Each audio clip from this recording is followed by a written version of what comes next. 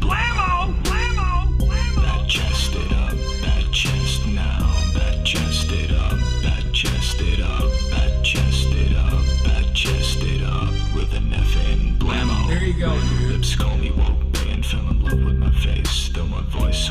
so I turn up the bass. Small head, bad takes, the haters said. Not as bad as their moms got it when I took them to bed. Getting shit on for trying to prove there is no schism between our capitalism and our imperialism. Screw it, I'm saying it. 24/7, here it comes. America deserved 9. Blammo! Blammo! Blammo! I said it. With the Neffin blammo. That's what that is. With the Neffin Blammo! Blammo! Blammo! With the Neffin Blammo! There you go. Back chest it up, back chest now. Back chest it up, back chest it up, back chest it up, back chest it up. With the Neffin blammo. Dating adult stars, breaking hearts, bending pans. With the dress sense equivalent of Comic Sans. Champagne, socialist, Porsche owner, HasanAbi. I've heard it all, even from the stands in my lobby. Single himbo leftist against a world of grifters. They try to cancel me, but only manage to lift us. Last bar's coming up, but you'll miss it. Don't be sour, cause we're approaching the ad break at the top of the hour. Segue. Blammo! Blammo! Blammo! I said it. With the Neffin blammo. That's what that is. With the Neffin blammo. What's going on, everybody? With the Neffin blammo. Blammo. What's happening?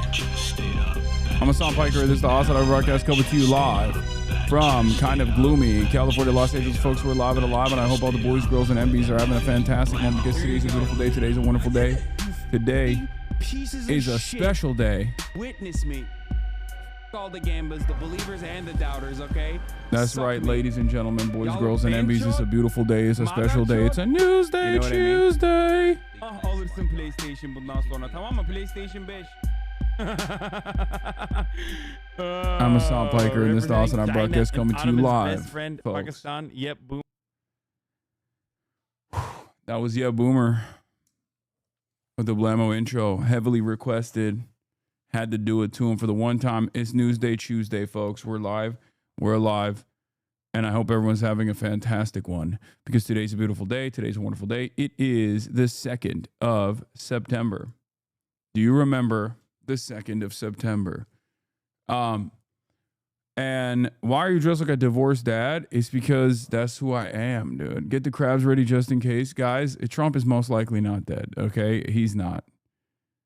I'm gonna keep it at $1.50. I'm gonna keep it at $1.50. Trump is not dead. I know. I don't want to.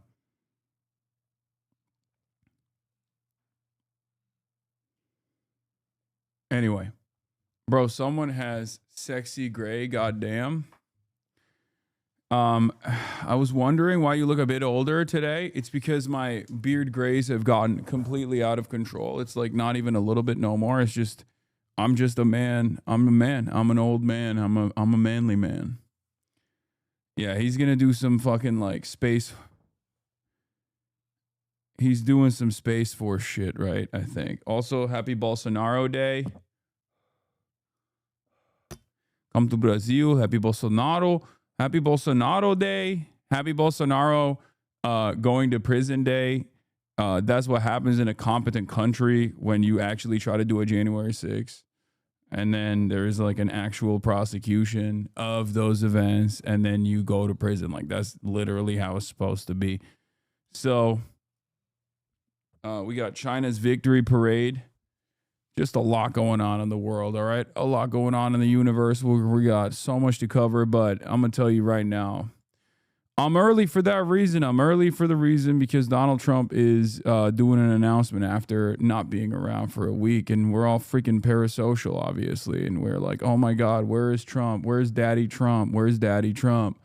We haven't seen him. It's like I kind of feel like I'm one of those.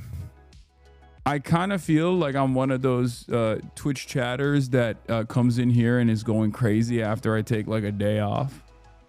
You know, it just feels the same, like this separation that is really beefing up the parasocial fifis that we have. Anyway,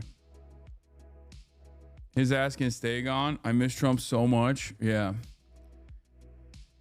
But anyway, folks, this is, before we get into that, this is the part of the broadcast where I tell you about my personal news about what's going on in the world of HasanAbi Piker in between the time period where I press the stop streaming button and press the start streaming button. So help me God, that's what I'm going to do. Okay, that's what I'ma do. That's what I'ma do. Let me tell you now. Let me tell you now. Okay. Just main stuff. Huge Bernie news. Oh my God. Wow. Bernie Sanders is eating the most ginormous lobster of all time. That is just main things. All right. I assume you saw that Glinner got arrested and had a panic attack so bad he got hospitalized. I don't know who that is. Speed went to jail, bail him out. I got him. What is this? Hey, Hasi, the talk of China using capitalism as a sleeve reminded me of this clip a few months back. It was a very good talking point that this chatter presented. Sure. Don't worry, all your trans chatters. Oh, Graham Linehan. Oh. As soon as someone said, don't worry, all of your trans chatters know who that is. Oh, of course I know who that is. Are you kidding me? Disgusting. One of the most repulsive looking freaks of all time. Have you guys ever seen what he looks like? It's kind of wild. I feel like the more hurt you look, the more transphobic you are. I don't know what it is, bro. There is something insane about the way transphobic, like these are photos that actually make him look good. I've seen like impromptu photos, like just casual photos like being taken of him in the wild, and he does look like a claymation model that just like melted.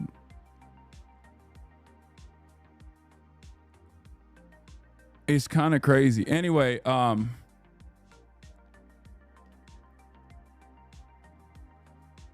bro, I'm ugly and not transphobic. No, I think there's something to it. Like, I think transphobia melts you. Like, people will be like, oh, I'm ugly, I'm not transphobic, how dare you? It's like, you're probably not. Like, because this is a unique looking individual.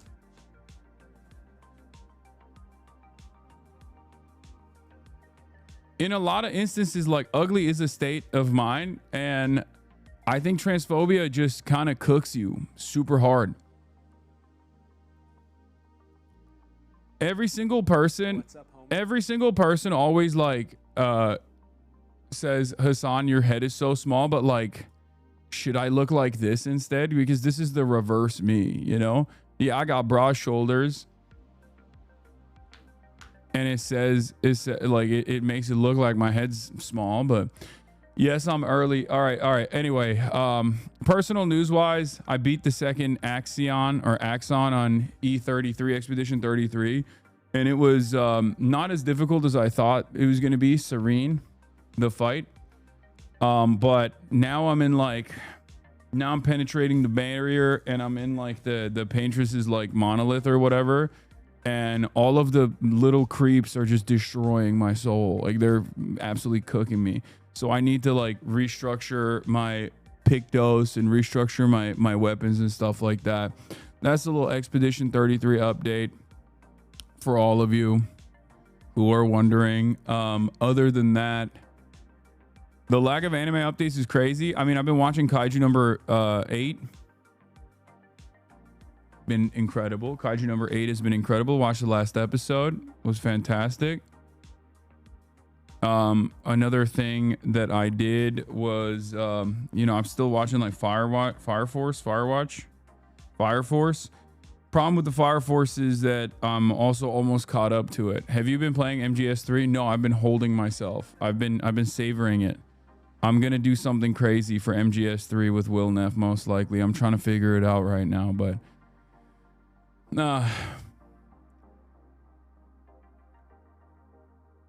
in any case, are you gonna watch a Demon Slayer movie in theaters? Sure. No One Piece updates. I've just been banking them. I've been banking the One Piece episodes for Egghead Island. Anyway, what was I gonna say? It's time for a thirst talk. Sure. Oh, I watched this yesterday. Or maybe you can. I mean, I'm not complaining. Actually, but that one stream where he's wearing the Pepsi top. Oh my god. We watched this yesterday. I reposted it too. Shamelessness. You already know. CutieCinderella at HasanAbi. That's crazy. Is she talking about this one? Should I bring the Pepsi top back? Is that what's going on? Why is Cutie in your 9/11 nachos? Do you want to talk about anything else? I'm gonna talk about 9/11. Oh, tell me. You remember the plane crash? Yeah. Wait, what the hell? What? Do you want to talk about anything else? Okay, listen. This is like if I start baking cookies or some shit, all right? Pepsi's not BDS, shut up. Also, it doesn't even matter. Even if I was wearing a fucking Coca-Cola shirt, like from a long-ass time ago, who cares? Ay, ay, ay. Anyway, listen to me. Listen to me. This is her encroaching on my territory. You know what I mean? I'm gonna say stay in your lane. Cause like this is, I mean, this feels like if I started baking cookies and like, you know, was a stan of Taylor Swift and also Chapel Roan or some shit. You know what I mean? And started doing collab streams with Vanilla all the time where I was baking stuff. You know, this is my territory. Like I have one thing that I'm known for, and that is 9/11. Okay, 9/11 is the thing I'm known for. It's like me and Muhammad Atta and Osama bin Laden, three guys that are known for 9/11. Okay, maybe Bill Maher too, early Bill Maher, but like, it's crazy that she's just trying to encroach in my space, right?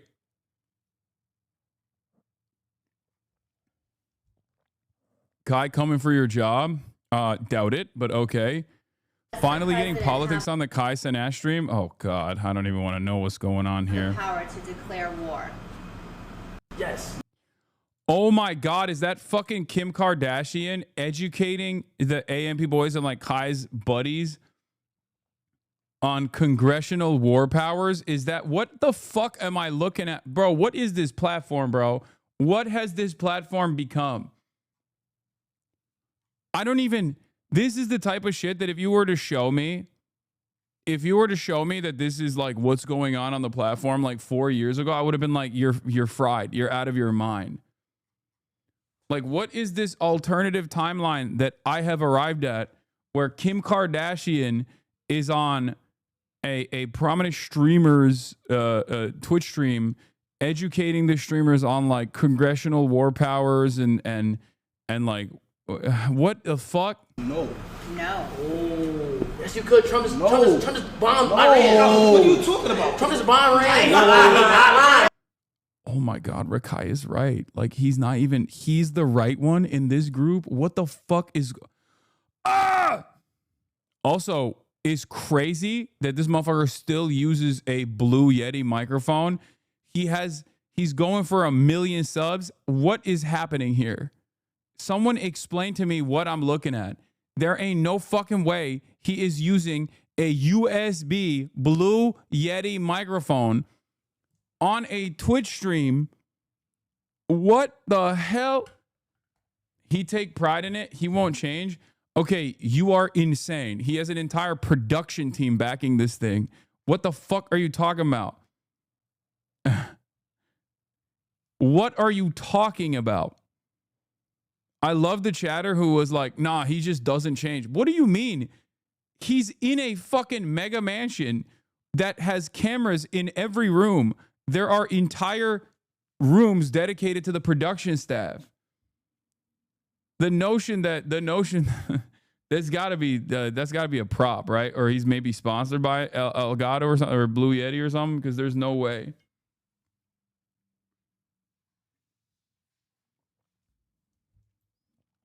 Says you, says me. My setup got to a certain point, and then hasn't changed since. I think I peaked. My setup peaked. Freak says hi and that you're so freaking hot. I don't know who that is, but thank you. It's purposely useful because it's the same model he used when he gained fame, same as his broken chair. Anyway, are straight men okay? You're featured in Alice's new video positively? Hell yeah. Alice Capel, are straight men okay? The answer is no.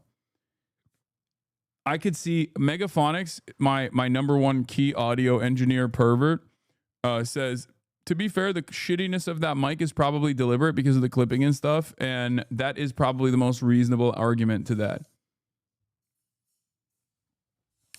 So, yeah, Haaretz dropped an insane article being like, October 7, the Israeli government knew about it, actually, and they let it happen. They knew the Nova Festival thing was most likely going to happen. It's very suspicious, and that's a doozy, okay? That's a doozy for sure, and I'll get to that. Haaretz expose. About an hour before Hamas attack on the Nova Music Festival on the morning of October 7, the IDF commander in charge, that one alien account that I follow that's like a bit of a parapolitics guy, is probably nutting right now. He probably has an aneurysm because he's like, I told you so. He's been Boltzmann booty. He has been actively on the ball on this from the start, being like, nope, this was an op, this was an inside job. Like, he has been saying that since like October 8, basically. That's like the New York Times saying Bush did 9/11. I mean, there are components to that argument, right? Like the what's the book, Burning Towers? Like, there's obviously a lot of suspicious things that took place in the process of 9/11 taking place, like in before 9/11 happening, that just does not make any fucking sense whatsoever. So, like, you know, when world-changing events like this happen, like, what did the intelligence communities know? I'm not a firm and committed believer that these guys are you know, they're all powerful or anything like that. These intelligence communities are all powerful and like they are the real movers and shakers behind everything that goes on. But like, there is this notion that, you know, there's this idea for a lot of people that terrorism doesn't simply happen. You know, it's mostly just like it's allowed to happen. Book is called The Looming Tower. Sorry. Yes, it's not The Burning Tower. It's The Looming Tower. There was also a Hulu series off of it as well. It's pretty good. My dad is a loose change guy. I don't know what that entails. Please explain. I'm not going to get into it right now. All right, so we got a Trump announcement coming up. Personal news-wise, I gave you all of it. I played ball this morning. I won all my games, so I feel pretty good on that front. I do feel pretty fat. I need to lock in. I keep saying I need to lock in, but I've just been like locking out, okay? Instead of locking in, I've been locking out over and over again, and I got to fix it. Let's blast off as we await in the next 20 minutes Trump's announcement that's going to start at 11, okay? But I'm live early. Happy Bolsonaro Day. No, get fatter. Okay. Lula shows competent government prosecution of insurrectionists in Brazil. Okay. Really? Trump's big announcement after a week of media blackout. Trump announcement is pre-recorded saying JD is now the president, calling it. No, that's not going to happen. He's just, shit like that is not going to come. That stuff will come out beforehand. You're out of your mind, I think. Okay, I'm live early. Trump's big announcement after a week of media blackout. Is he dead? Is Trump a socialist?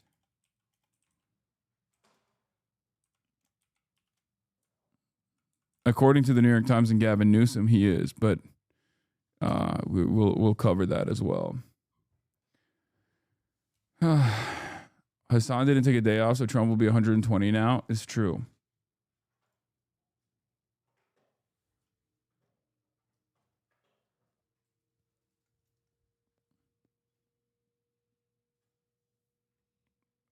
I'm praying for you, wrong like Ukraine, but for good this time.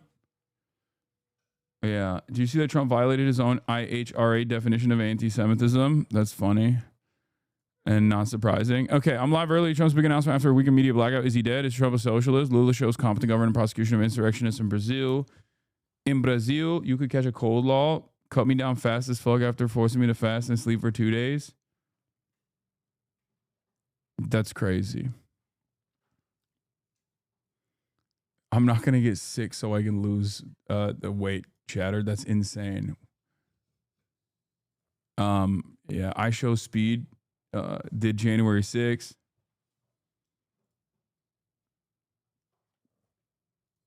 Okay, what else? What else? Bolsonaro, Brazil trial. Who has a good blast off meme? Let's do it. WATERPARK sim later. You look like my 60-year-old Trumpy grandpa. Good. Good. That's the goal.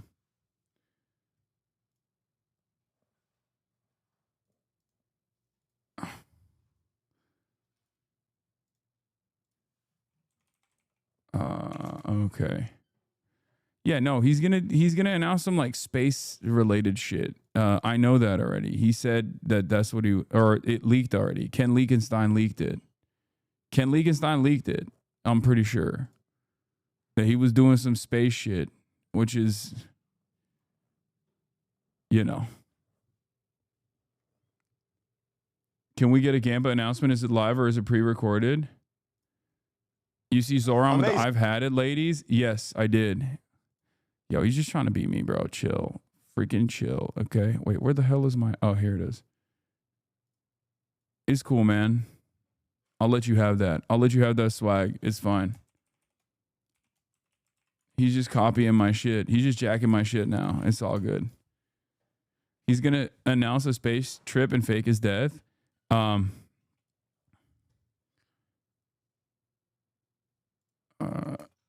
Elon going extra racist lately. All right, that's another one. Yeah, he's just trying to be me, bro. Look, even this. Even down to being funded entirely by the glorious state of Qatar, you know? He's just trying to be me.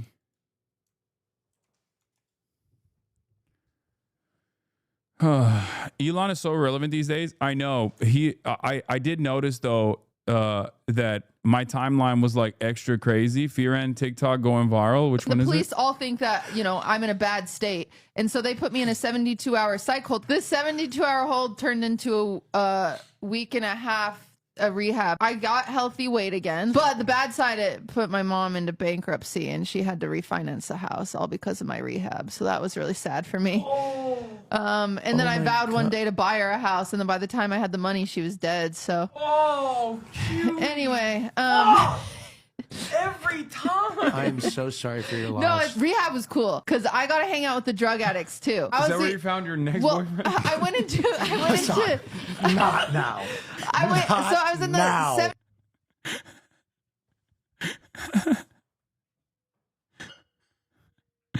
Oh God, I love Cutie so much. It actually shocks me how comparatively normal she is for her lived experiences. How do you feel like emotionally? You know what I mean? Like it's like that episode Loki broke my heart. It is crazy that she is just like alive. The way you think that this podcast is for shallow Hollywood people, and then you find out it's about America's biggest younger leftist political pundit, the most traumatized woman, a guy who makes animated series, and the straightest gay man alive. Hasan is so older brother coded. What was that response? That's lore. That's deep lore. If you know, you know. Fear End has been really good recently. I know we've been really peaking. We've been cooking extra hard. The dynamic is the best when we're all together. That's the thing. Like that is what it is. When we're all together and we're just like chirping into the wind, that is the best. It's good to have, obviously it's good to have like you know, guests on. It's good to have like cool stuff to talk about, but like it is great. I think everybody brings something except for me. I will admit, I feel like my balance on the podcast is basically just like making sure that nobody's politics go too out of whack. That's it. I just kind of stand there and every now and then try to course correct, and then everybody goes, ugh, boring, shut the fuck up.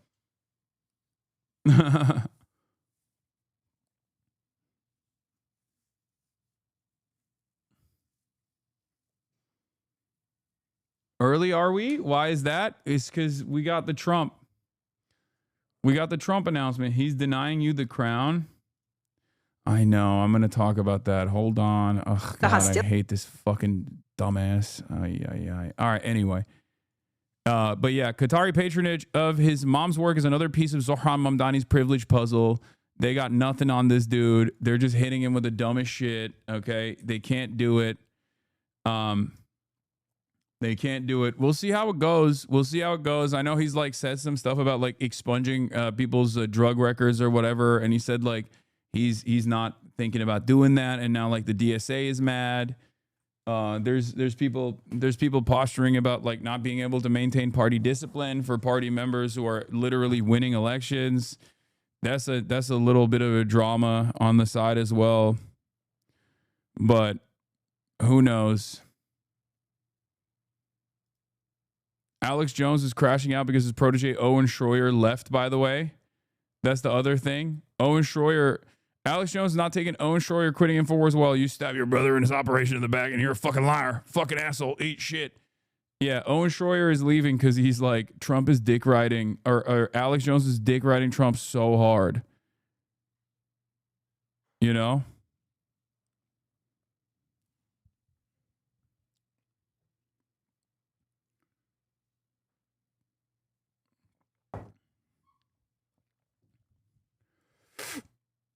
Anyway,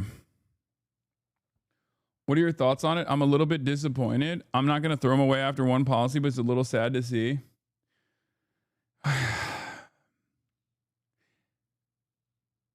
Once again, you just got to manage. You got to manage your expectations. Politicians are not your heroes. They're not your salvation.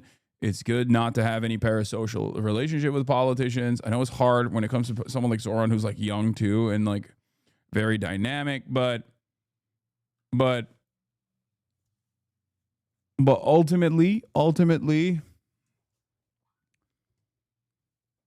it's just, you know, you just got to take the good with the bad, and hope for the best, and keep pushing your politicians to do the right thing. I mean, he's running for mayor. There's definitely a lot of limitations with that job. I mean, because he's not an American citizen, it doesn't really matter because he can't have like even higher office ambitions past that point. I guess like maximum you can be governor or, you know, a senator or something, but you can't be president anyway. So for Zoran, it's like they always say, you know, the mayoral seat, like once you get that, it's over, especially one that's like, that is as big a city, as important a city for national politics as New York. He's a citizen? No, sorry. I meant he's not a natural born U.S. citizen. He is a citizen. I apologize. He's just not a natural born citizen. He's a naturalized citizen, just like my uncle Shaky Gurga. And therefore he can't run for higher office past that point, you know? Maximum like Senate, governor, but never president. So anyway, someone posted this, said, I love the IRL streams. I got Dr. Peppered. It's amazing. How you doing? Target acquired. Oh my goodness. Yeah, we're gonna go shoot around. I thought you were leaving, man. I thought you had a... I did.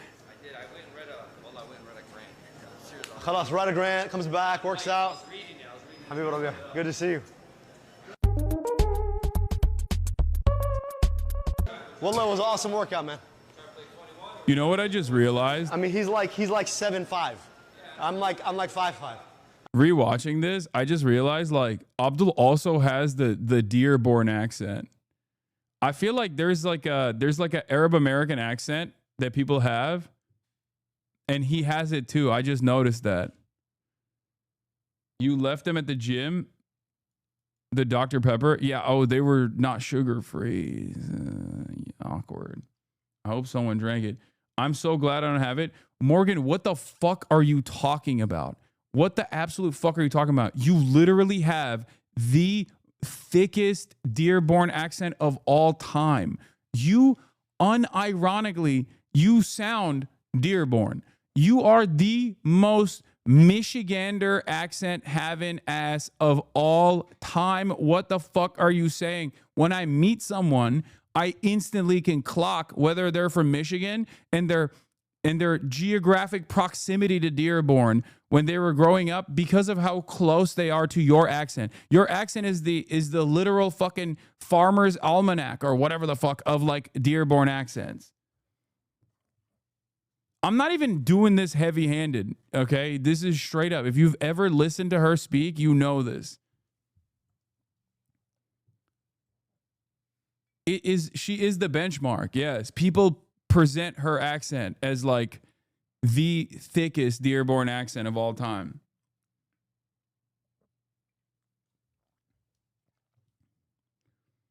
March airs out the laundry. What is this? And I was like, I texted him, I was like, yo, your key cards aren't working.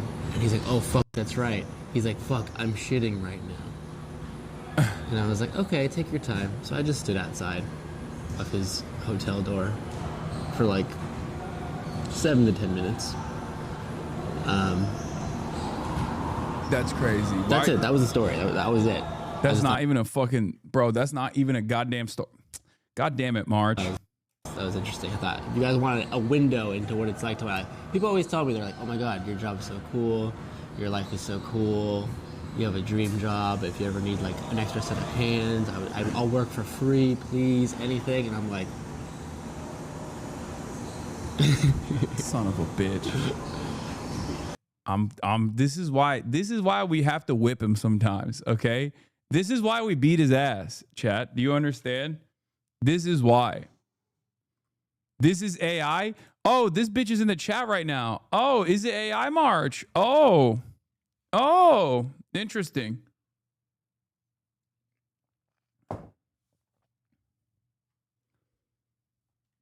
Lies, girls don't poop. Exactly. And I'm a girl and I don't poop either. Talks about uplifting the working class while abusing his own workers. Yeah, you already know what it is. That's an example of a story you could share on the pod, Lamount. That's true. Obama wasn't natural born and he was president. Hell yeah, brother. Obama wasn't even an American citizen, brother. He's Kenyan. He's a Kenyan Muslim man. What else was I going to look at real quick before we blast? I mean, we already blasted off and we're waiting for the fucking Trump announcement, but Daily Reporter Clankers meme. This is weird. Trump's favorite pastor, Pastor Mark Burns, is praying for you, President, at real Donald Trump. Not sure what that means. Obviously, it probably has nothing to do with the announcement, but just something to consider. Oh, I wanted to show this. Edgy humor fans, 0.00002 seconds after you make a joke about this. I love man carrying thing. Banger after banger, as always. Let's take a look. What's up, homie? Man, I thought that Uber driver was going to kill me. Not because he was Asian, but because he was a woman. He? Trans. Oh. You ruined the joke, but speaking of trans people, I'd rather they didn't. Not because I hate trans women, I just hate women. I don't like it when they speak. But I do hate trans people. Oh. Just kidding. Okay. Gay people overall, they're just super great. You know, great at kissing in public all the time. Like, do that shit in private, at home, where no one has to see that shit. Here's a list of minorities who I think get too much credit. People from El Salvador. We should deport them. Still workshopping that. What? What? You don't like edgy humor? Did you see people are speculating that Trump might be sick or something? Yeah, I heard about that. JD Vance, please work your magic. What is the implication there? Well, people think that he killed the Pope because he met him like a day before he died. So by working his magic, you imply that you hope he kills Trump. Yeah. All right, dude. What? I don't know. I don't get you people. The world is divisive enough. Is this even a joke at this point? Because this is literally what it is. Every edgy humor enjoying motherfucker will just constantly talk about like shit that's not even a joke at that point. Like they'll start off as jokes, but like another classic version of this is just like literally going, George Floyd, every time there's like a black character in like a video game or something. They just slam George Floyd into everything. And it's such a weird thing. Like, it's such a gross, weird fucking thing to do over and over again. And then the moment that you're like, oh, wow, this unimaginably powerful person who is a truly cruel, truly repulsive individual, a lot of people are celebrating his demise. You go, oh, see? The left is the violent ones. The left are the violent ones. Yeah, edgy humor enjoyers, when you bring up white people or Christianity or the president, then they lose their fucking minds. Don't you consider yourself edgy? I mean, sure. I think I do make a lot of I do make a lot of jokes that other people might consider edgy, right?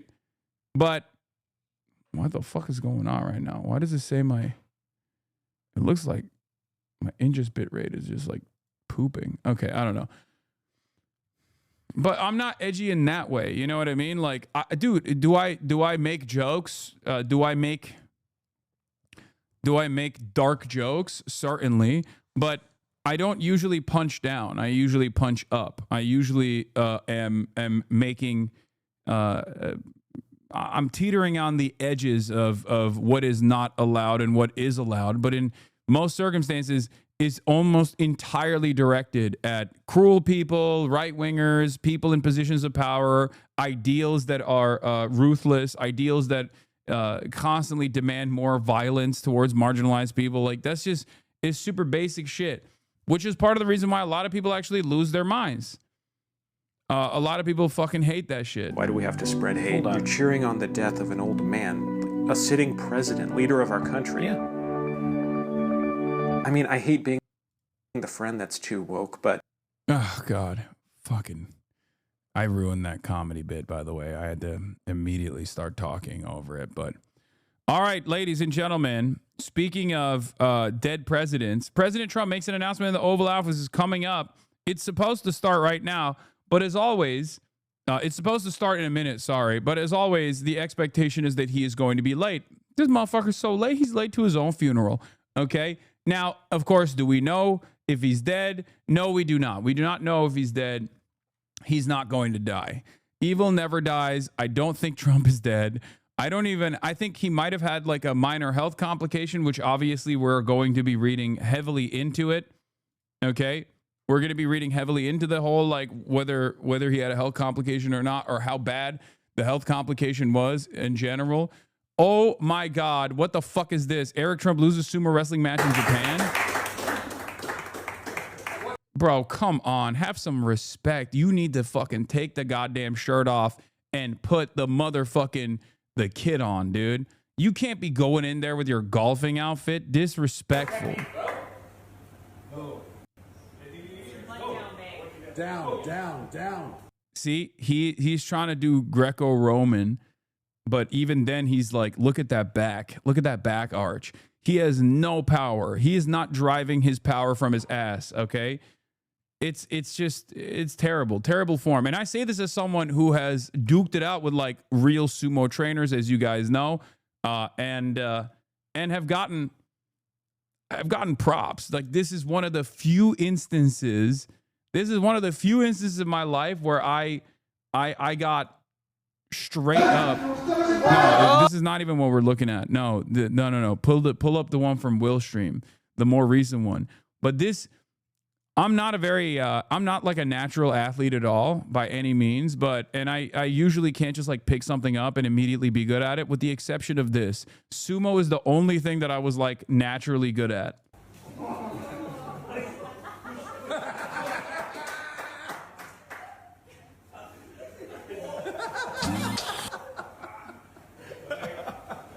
Zero chance. Yeah, of course he got his ass beat, bro. Come on. Shy Thembo. Oh, my hand was so fucked up here, I couldn't hit it. You're not supposed to go all the, like, you're not, are you actually, am I supposed to push you out? Yes. Okay. Just push it. So, Go, push, come on.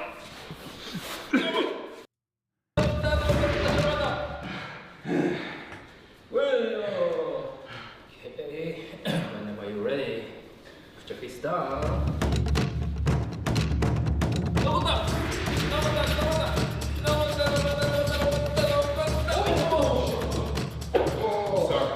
I'm good. You ready? Yeah. Oh.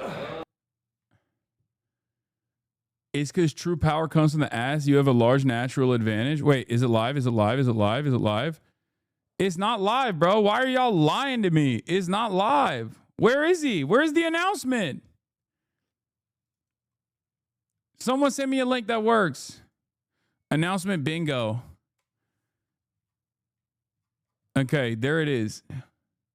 Where is it? Are you guys baiting me? Are you guys baiting me? Are you baiting me? Are you baiting me? Is he actually live? Or is he dead? I loved Sanctuary on Netflix. That guy, for the record, that guy that I'm training with in that video that we just watched, he actually was one of the professional trainers on Sanctuary on Netflix. Yeah, it's not live yet. Y'all are such liars, bro. Oh my God. Oh my God. Why do you do this to me? Why do you do this to me? I started early today because I was waiting for this. Okay. And I know it's going to be some random shit, but you know, this is a brief moment of hope and a brief moment of solace for everybody in this goddamn country. Ironically enough, just as is the case with everything else, of course, this would yield tremendous pain and would be far worse. Okay. This would yield tremendous pain. It would be far worse for the country overall, because even this one blip of goodness that many people are demanding, many people are desperately holding on to, make no mistake, would yield a full-blown Peter Thiel takeover. What do I mean by this? J.D. Vance is Peter Thiel's blood boy, okay? J.D. Vance is Peter Thiel's slave, okay? And J.D. Vance is not exactly a telegenic figure. He is not going to be able to, in my opinion, and perhaps I might be wrong on this, he is not going to be able to captivate the attention of the large swaths of the populist MAGA base in the same way that Donald Trump was able to command them. This means that the only opportunity for J.D. Vance, and by way of J.D. Vance, Peter Thiel, to actually directly take over the levers of power is if Donald Trump passes away. Because he will not win a popular contest unless the Democrats fuck the bag up once again, and they just might. You already know how the Democrats behave. So because of that reason, even though this is like something that we are all excited for, something that we're all waiting with bated breath, ironically enough, as is the case with every other damn thing in this goddamn country, Donald Trump's untimely demise, while expected and would cause jubilation, would still allow for worse things to come.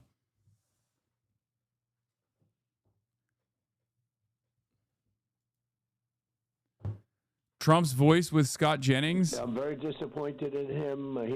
Trump's voice in his interview with Scott Jennings this morning, something's not right. No, he sounds like that on the morning calls all the time. And I always had a great relationship. I'm very disappointed. Thousands of people are dying. They're not Americans that are dying, but they're Russians and they're Ukrainians, and there's thousands, and it's a war that makes no sense. And it would have never started if I were president, and that's what bothers me even more, because the election was totally rigged, and it's a shame. We'll see what happens, but I'm very disappointed in President Putin. This is Donald Trump's IG voice, dude. You know how like I have an IG voice in the mornings and everybody always makes fun of me for it because like I sound groggy? but also I guess I sound sexy. That's what Trump's IG voice sounds like. That's what Trump's IG voice looks like. That's just what it is. I can say that. Yeah, C-SPAN is saying it got pushed to 230. Now, remember, he's not dead. Couple things I have to relitigate here. While I am memeing about Donald Trump's demise here, I hate to be the bearer of bad news for many Americans here that are tuning in to tuning in with the excitement. But he is not dead. Okay, he's not. And he's most likely going to be, announcing some lame ass bullshit. Ken Leakenstein claimed that it was actually the Space Force headquarters, like moving to Alabama or some shit like that. But having said that, we can still derive a lot of satisfaction by picking apart every little thing that he's doing in this announcement. Live, Trump announces Space Command is moving from Colorado to Alabama. So that's what it is. Oh my God, 40,000 people are waiting. Dude, I'm telling you, mad people are dude, this is like, it's gotta hurt. Trump is clued in on everything that's going on in the social media sphere. That's gotta be crazy that this motherfucker wasn't live for like 7 days. And basically everyone's like, oh, he's dead. And they're celebrating and they're excited at the prospect of his demise. That is crazy, bro. Look at this chat. Look at this chat. Look at the AP chat. 6-7, he died. Why is everybody spamming 6-7 now? 6-7. Release the Epstein files. 2 weeks, clots and prayers. I hope RFK Jr. is in charge of the health maintenance of the orange clown.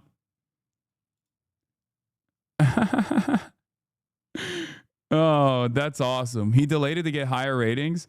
It's gotta, I'm telling you right now, it's gotta fucking hurt him at least a little bit that this many people are excited. This many people are this excited at like even just a crumb of hope that he might be dead is crazy.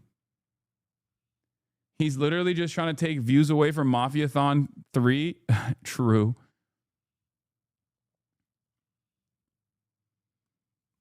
He delayed it to get high. Is there really anything Thiel could get Vance to do that couldn't already get Trump to do anyways? Yes. Yes, absolutely. I think Peter Thiel is even scarier in a position of that much power than even Donald Trump. Like Peter Thiel, it's hard to explain it because like Trump is such a major villain, right? He is such a massive villain. And I totally get that. I understand why people are, they pay close attention to what he's doing. He's the president and he is a horrible monster. Peter Thiel is even a level above that. Like it doesn't, like Peter Thiel is like literal Satan incarnate. I don't know how to describe it beyond the fact that he looked at his own, he looked at his own career and he was like, oh, I'm going to watch Lord of the Rings. What am I going to name my mass surveillance apparatus off of? The villain in Lord of the Rings. He drinks the blood of children. He literally has blood boys. Like, that's not even a joke.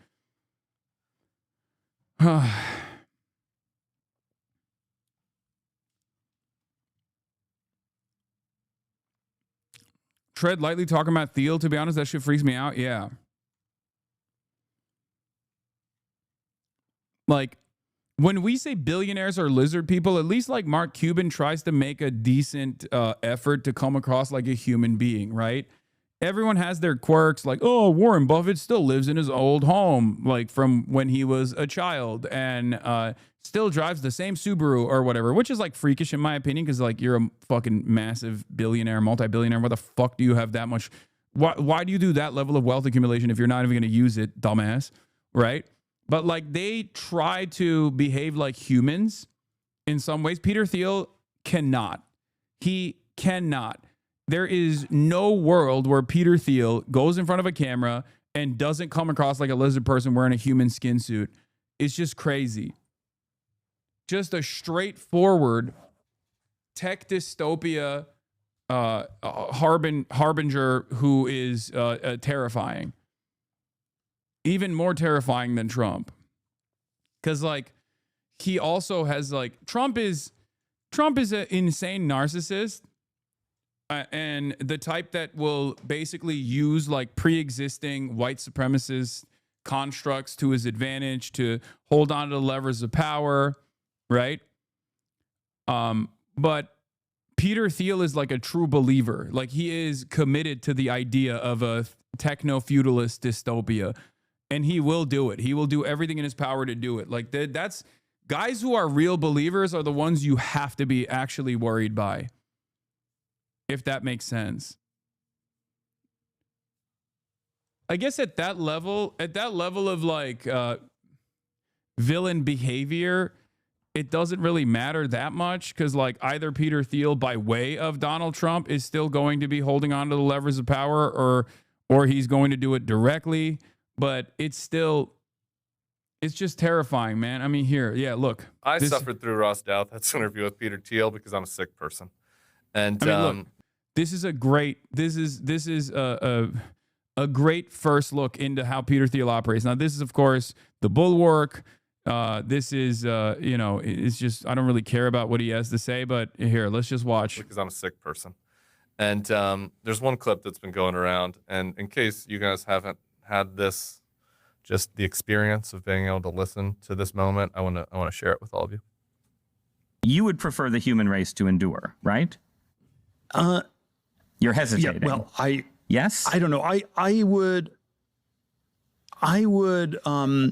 This is a long hesitation. This is a long hesitation. There's so many questions implicit Should in this. the human race survive? Yeah. Like that's a demon right there too. Like that's a straightforward war criminal, right? That's Bill Kristol. He owns the Bulwark, and like to get a better understanding of like how psychotic Peter Thiel is, like that's the type of shit that like other former neocon war criminals look at and go, this guy is a real scary guy. And he's not saying that because he's not saying that to present himself as woke or whatever. He's just saying that because that's how scary Peter Thiel is. Some really hard-hitting journalism from Ross Douthat there. Ross gets some slings and arrows around these parts, but he's asking the tough questions. Do you want the human race to endure? Peter Thiel. It seems like basically the answer is no, but he doesn't want to say it. So he comes around to yes after 30 seconds. This is the man that made it, that set the vice president in place. From the GOAT, Nathan J. Robinson. What is this? Peter Thiel presenting an autobiographical lecture series. You are warmly invited to a series of 4 lectures by Peter Thiel addressing the topic of the biblical Antichrist. Yeah, he's just going to sit there and talk about himself. I am the biblical Antichrist. Hello. Welcome. I want to bring about the demise of the planet. Like, Peter Thiel is the type of motherfucker when you watch like an anime or when you watch like a movie and you're like, this villain's entire ambition is to destroy the world and it doesn't make any sense. Like this is like a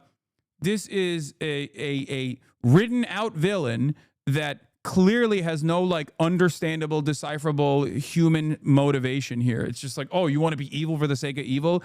Peter Thiel is the closest analog to that in the real world. Like the type of villain that you say is unrealistic and just like simply wants to destroy the entire planet for the sake of destruction alone is something that you would look at in a comic book and go, this is kind of stupid. Like, what is the motivation here, right? Like, there needs to be something more here. Peter Thiel is the guy who, unironically, is the real world example of that. It's pretty shitty. It's pretty terrifying. Yeah. He's live, is he? It's 11:15. He's supposed to be live at 11:30. They pushed it back 30 minutes. Alex Karp as the new VP pick when Vance takes over. Alex Karp is another one of those like tech dildos that I just despise. God, I have so much hatred in my heart for these guys. They're so goddamn annoying. They are so unfucking bearable. Speaking of which, by the way, sometimes the administration that absolutely sucks can get something good. Okay. It turns out digital content creators are among the dozens of occupations that the Treasury Department is deemed eligible for the no tax on tip deduction. They explicitly name streamers, influencers, and podcasters as illustrative examples. Produce and publish on digital. Dude, Donald Trump's big, beautiful bill, no tax on tips provision, straight up is a tax cut for some of the biggest fucking dildos in American society. People like myself. What the fuck are we doing here? What are we doing? This is insane. It's actually fucking insane, dude. It's actually insane. View count high. Are you botted? Yes. I'm botting myself. Or because this is a day of celebration because people think Donald Trump might have died. Who knows? I mean, if you look at the number of chatters in here, you will realize that there is 40,000 active chatters in here. So probably not.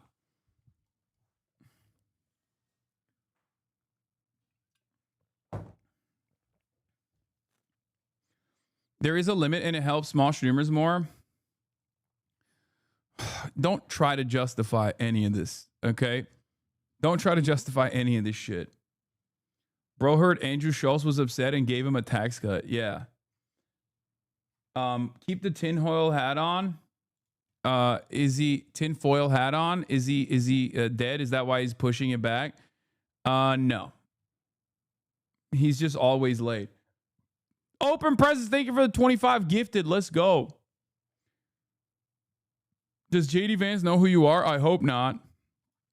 Anyway, this would be funny.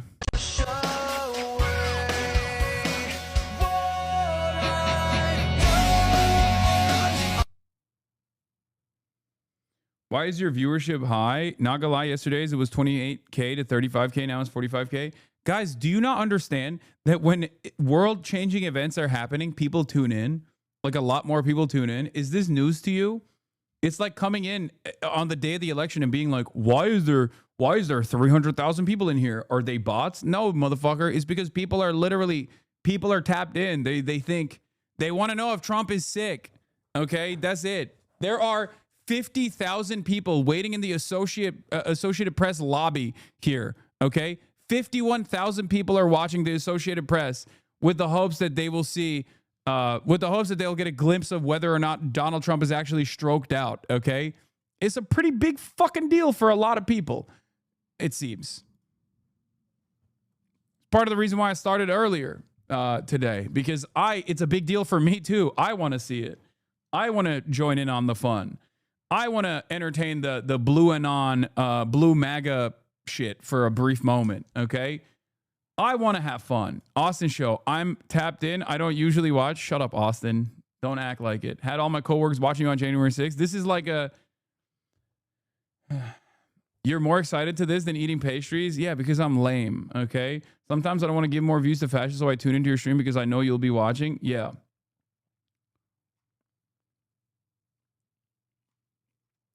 He went to heaven yet? I don't know how to tell you this, but if Donald Trump is going somewhere, it is certainly not heaven, okay? Let me tell you, I don't think if heaven and hell is real, I don't think Donald Trump is going to the good one, okay? He is definitely not going to the good one. Yeah. He's going to like the lowest layer. If he's going to the bad one, he's definitely going to the bad one, and he's going to the lowest fucking layer that you can go to.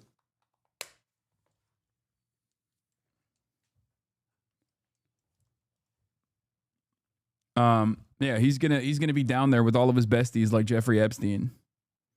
Your breakdown of these as they happen are also why people tune in. Yes, unless he has said the Shahada and found the light of Allah at the end of the tunnel, and he will be going to Jannah, but I don't think he did. I don't think he could get it out of his mouth. Ashhadu an la ilaha illallah wa ashhadu anna Muhammadan Rasulullah. That's right. May Allah awaken the people to the evil doings of Israel and the United States of America.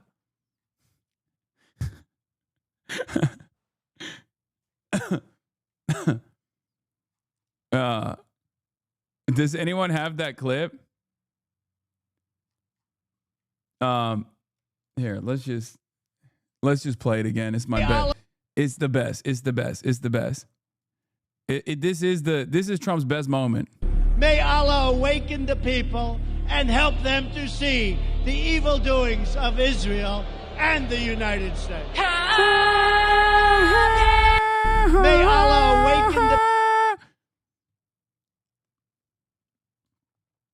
the richest 1% account for more than 1/3 of all unpaid taxes. I shit you not. It's just the least surprising bit of information I've gotten in this chat. No AI used, by the way. Yeah, no, he did say that. Like, that is real. He did say that.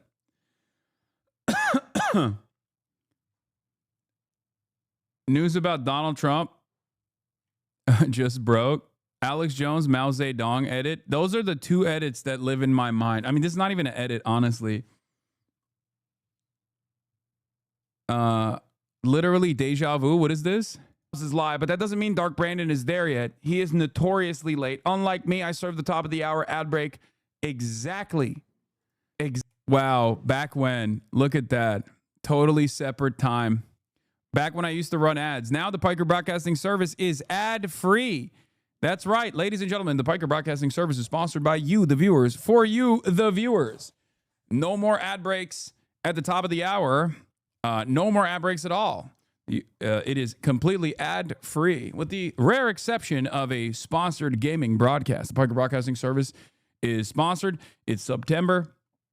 If you guys would like to subscribe and support the show, you can for $6 or for free with a Twitch Prime. Twitch Prime is free.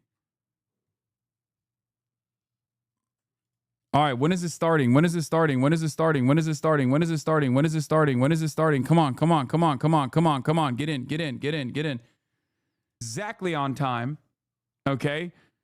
Right on time, right on cue at the top of the hour. There's a 3-minute ad break. If you want this uninterrupted Biden special, okay, then all you need to do is subscribe for $6 or for free with the Twitch Prime by connecting your Amazon Prime account to your Twitch account, where you get 1 free Prime subscription a month. You can use it on your favorite broadcaster. Hopefully that's me. He was almost an hour late to his 3-minute speech this morning. Yeah, he's never on time. He's so fucking gross. Like, he is so notoriously late all the fucking... This was me talking about Brandon. Time, dude. It's crazy. Amira Links, thank you for the 10 community gifted subs. Oh, my fellow Americans. Oh, he is on time. 3-minute ad break now. Twitch Primes are free. My first time in the chat, but I watch you on YouTube. I was wondering if you've heard about the AI 2027 article. I watched the video and I'm curious about your opinions on the geopolitical implications. No, I have not watched that video. Will you watch the 10 p.m. China Victory Day parade? Is it at 10 p.m. Pacific? If so, no. The answer is no. I won't be live at that point. That's crazy. I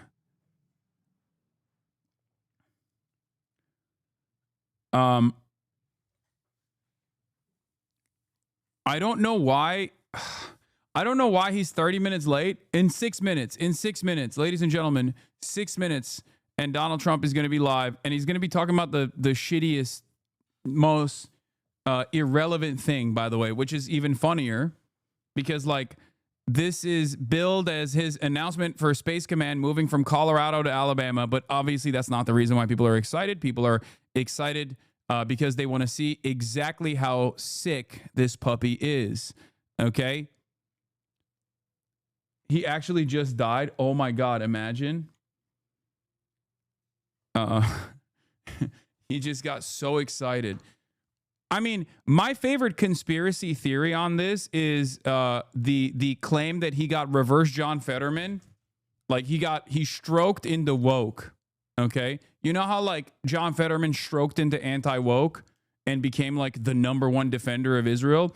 I feel like the stroke just like reverses people's brain a little bit. And Donald Trump got stroked into woke. And now people are, now all of the people around him are panicking because they're like, He just keeps saying, we're going to end Israel over and over again. He keeps saying he wants to seize the means of production. It's actually very odd that they shut down Pennsylvania Avenue in front of the White House. That's not normal. Can see it in the AP feed. Street is only clear with Secret Service vehicle in it. Is that normal? Is that abnormal? I feel like they do that shit all the time. It's DC. People were talking about how abnormal it is that like around Walter Reed is actually blocked off or something, and it feels like this is just a normal part of it's just a normal part of the process, right? Like that's just how it is. They just do that sometimes. They be doing that sometimes. Am I wrong? I hear on the streets that he's planning on introducing the Order of Lenin medal. Yeah. Yeah, we got memes for days, though. Trump's team today. Guys, he says he still needs to make his speech. What do you think? Can he do the speech? Can he do the speech? The demented fucking piss-mad king of England? He could say anything. He could tell everyone he's Barbara Streisand. No, I think we have to drop it, right? Okay. But at the very least, he should be on stage. It would be great to get the body up there. Okay, we push it as late as we can, and maybe if we just get him on stage, that'll be enough. Oh yeah, sure. Maybe send him up through a trapdoor surrounded by dry ice. Guys, he's. Stroke the woke, please. Oh my God, that'd be so sick. Because he does have an incredible command over the American economy and has a tendency to just like bully corporations into doing his bidding in a way that I wish the Democrats would do. And I am going to kind of talk about that a little bit today. The White House right now.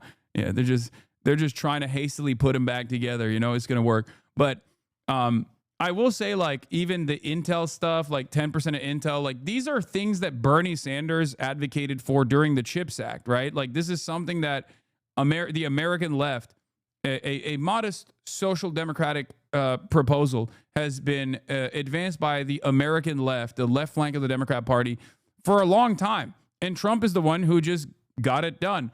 No questions asked. He just straight up went to Intel and was like, you're giving us 10%. All this grant money that we're offering you is it amounts to 10% of Intel. It's ours now. And the reality of the matter is stuff like that is not socialism necessarily, but it is actually a higher degree of socialization. And it's one that honestly the Democrats and the Republicans would pounce on if it was actually any Democrat doing this. If it was Joe Biden doing this, they'd be calling for his assassination. But when Donald Trump does it, it's fine because Donald Trump just does things, right? And this is why I constantly go back and forth on obviously being incredibly angry at the horrible things that Trump has brought to this country, while also simultaneously feeling incredibly jealous because, like, he gets to do this shit that I wish, you know, a competent left leadership would be able to do. He gets to move and shake things, oftentimes in the direction of not an overall common good, but usually in the direction of just making things worse. But of course, in that process, you got people like gruesome Governor Gavin Newsom. We got a minute out. We're a minute out from the Oval. We're a minute out. Wait, they pushed it back again? Or is it live? Hold on. Watch this. I'm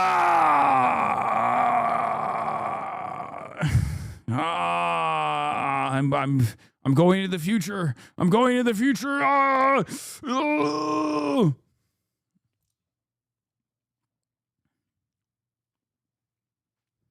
Okay. It's not, it's just, okay, Psycho Mantis, chill. No. Can you take us through what the first 100 days of a JD Vance presidency would look like? It's just death, destruction.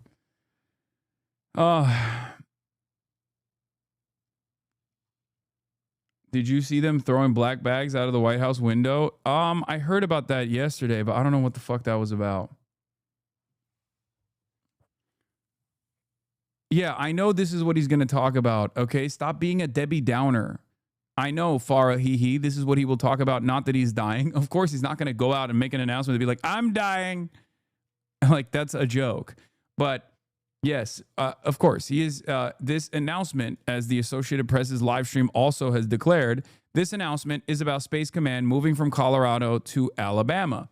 Having said that, however, the reason why a lot of people want to see Donald Trump after 7 days of media blackout is because they think he is dying, and this is a way for people to figure out whether he's actually dying or not. That's it. It's that simple. Updates. Trump expected to make an announcement on moving Space Command. The latest on the tariffs. Trump is likely to be asked about last week's U.S. Appeals Court ruling that found most of his tariffs to be illegal. The court allowed tariffs to remain in place. And also on top of that, his military conquest, his domestic application of military as a domestic policing force was also found to be illegal, specifically in California. So there's that too. So there's a bunch of stuff that he's like pissed off about. Postponed again. Stop.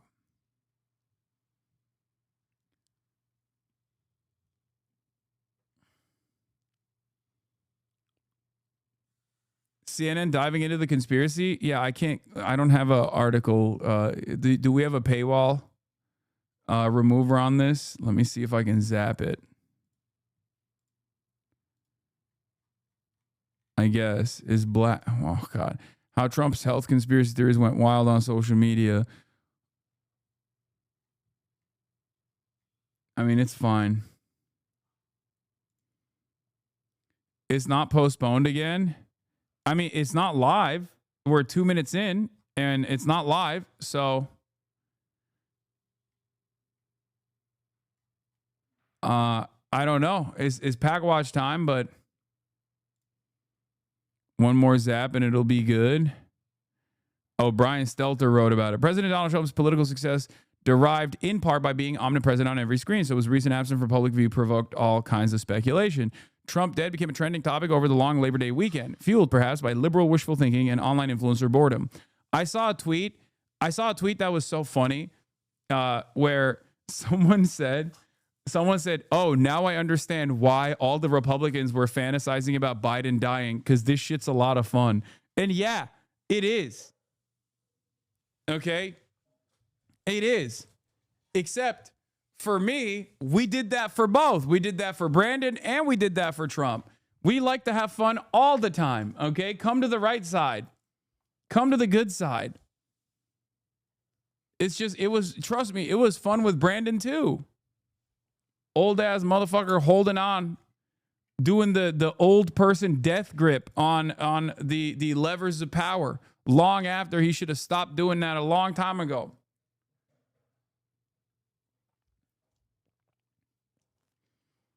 Okay.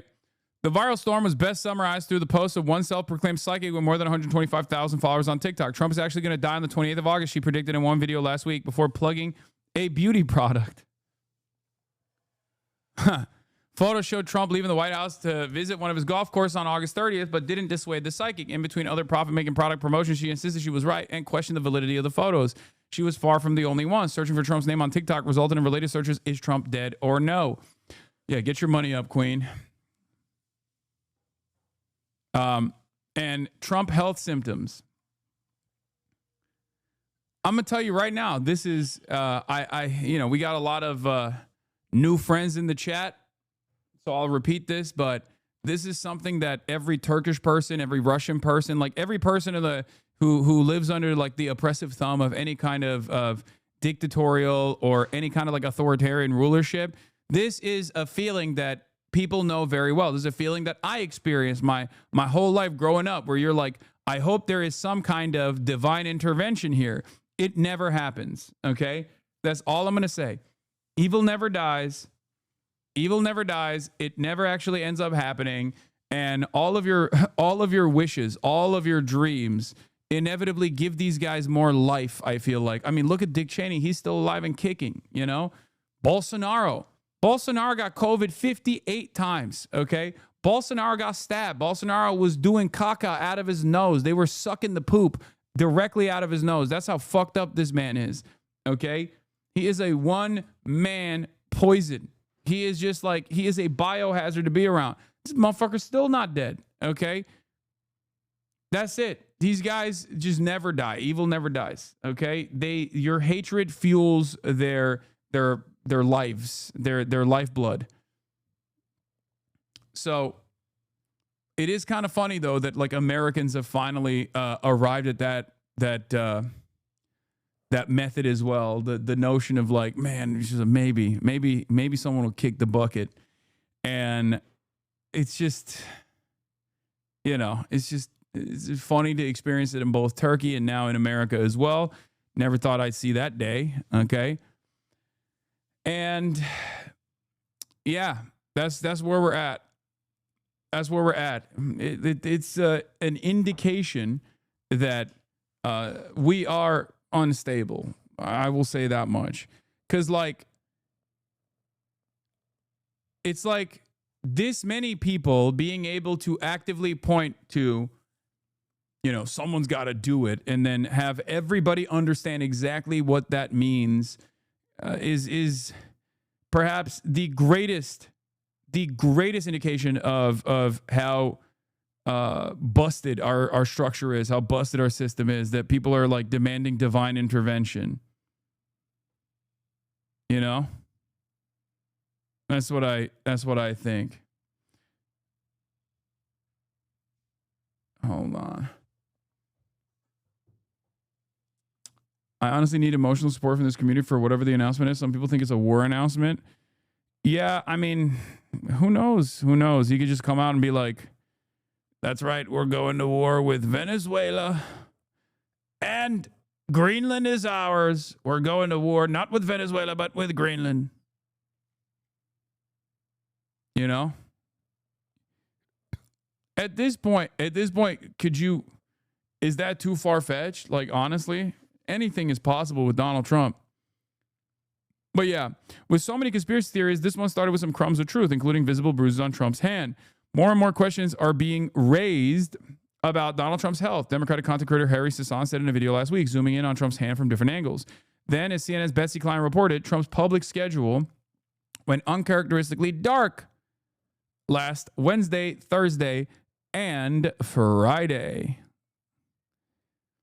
Some Trump opponents turned into investigators, posting unflattering photos of the president, highlighting his recent comments about wanting to get to heaven if possible, while advancing a theory that he was secretly sick. What happened next is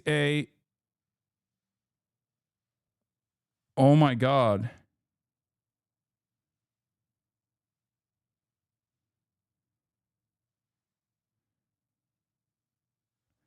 What happened next, it was a snowball effect. Sorry. I just got a text message from my travel agent guy who said that they found my rings at the hotel I stayed at a long time ago in New York. And I've been looking for them. It's so irrelevant to everything else. I know I can't be saying, oh my God, in front of 60,000 people like that while we're waiting for Donald Trump to be potentially found alive in the White House. I know. I'm sorry. I got excited for something good to happen in my life for once. Okay. No, it's not a scoop. I'm not farming. Shit. Abi bizi siktin 10 saniye. Okay. Yeah. Okay. Anyway. C-SPAN pushed it back to 3 p.m. now? Wait, what? They pushed it back again?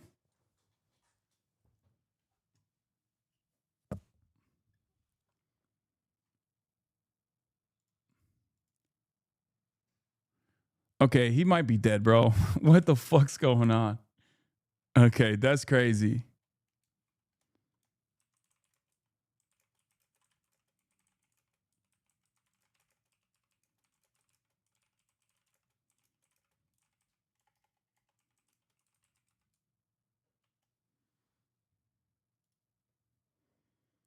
Oh my Lord. Not enough makeup on the body. How often does he delay his speeches like this? Often.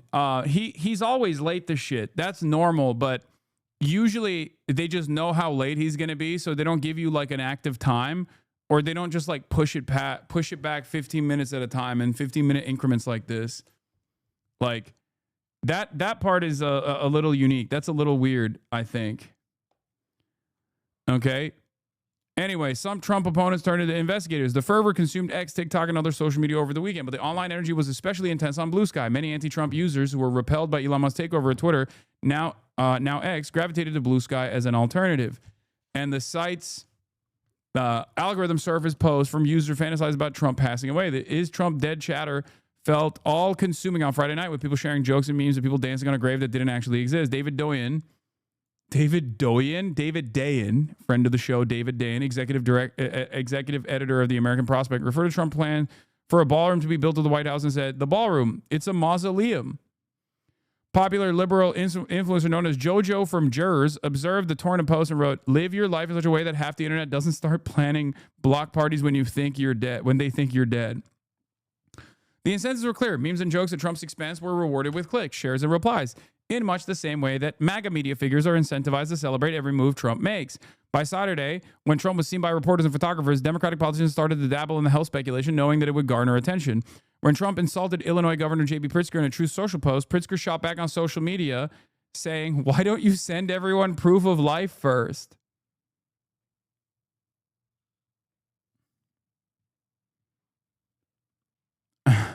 Conservatives on X criticized Pritzker for doing so, citing the assassination attempts against Trump in 2024. Oh, God, conservatives are so fucking annoying. They're such smarmy little crybabies, bro.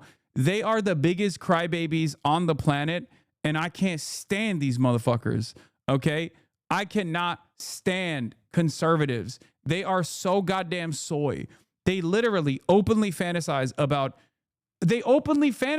killing not only like Joe Brandon, kidnapping Joe Brandon. Some of them actively actually engage in the process of trying to kidnap or assassinate politicians, like that one conservative, David DePipe, that tried to kill Nancy Pelosi and then ended up fucking hammering Paul Pelosi in the head. Like, they do all this shit. They do January 6th. They do all of this stuff. And then the moment that a liberal goes, "Hey, man, I really don't like the president, and if he's dead, then, like, that's a cause for celebration," they go, "Whoa! Whoa, whoa, whoa! How dare you? Sir? Sir? Excuse me. That's an old man that's a grandfather. That's a grandfather with grandchildren. Oh God, typical so-called liberal woke leftists once again. So much for the tolerant left once again. It's like, dude, shut the fuck up. I see what you're posting yesterday. I see what you're posting today. Half of your policies revolve around like making up made up fucking enemies in your mind, and then somehow looping it back to killing Guatemalan migrants. And you're over here complaining that people are celebrating. Shut the fuck up. Shut up. Jesus Christ.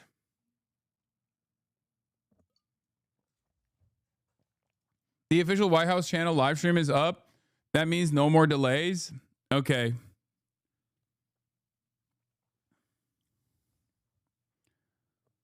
I just don't understand like how these guys can behave. How these guys can behave like this. It's just so annoying. It's just so goddamn annoying. Anyway, over the weekend, as online sleuths scour photos of Trump for evidence of any frailty, the political scientist Ian Bremmer pointed out that obsessive scrutiny of a leader's health is a hallmark of authoritarian countries. I mean, it's true. That part is true, by the way. It's just something that I have experienced, and I never thought that I would experience it here in the United States of America. Like, when I was growing up, this was the meta, and it still is in Turkey. It's just so funny that now I'm 2 for 2, man. I'm 2 for 2, man. Grew up in fucking Turkey, saw this shit with my own 2 eyes. Now I'm experiencing it again. It's crazy.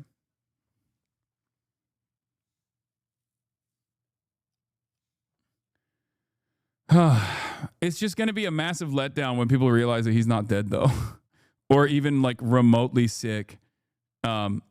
People will still probably lean in heavily on the conspiratorial side. I've seen like Blue Anon go crazy over it.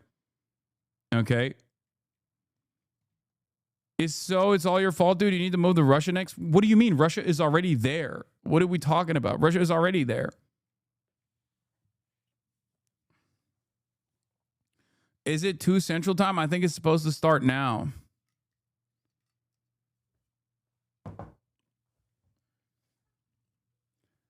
Yeah, people are going to be fantasizing about like a body double type situation. I can see that. I can see that being like an angle here. I mean, I am noticing that this happened suspiciously close. Trump's sickness is suspiciously close to his close and personal limousine ride with a notorious poisoner, Vladimir Putin. It did happen like basically what, like 2 weeks ago? A little bit of Novacek, who knows? A little bit of fell out of the fucking natural cause of death, fell out of the window. Fell out of the third story window type shit, you know? That's me. That's my blue and on. Blue and Abi. That's my blue and on conspiracy. Okay. That's the one I'm going with. Agent Krasnov has been terminated. His contract has been terminated.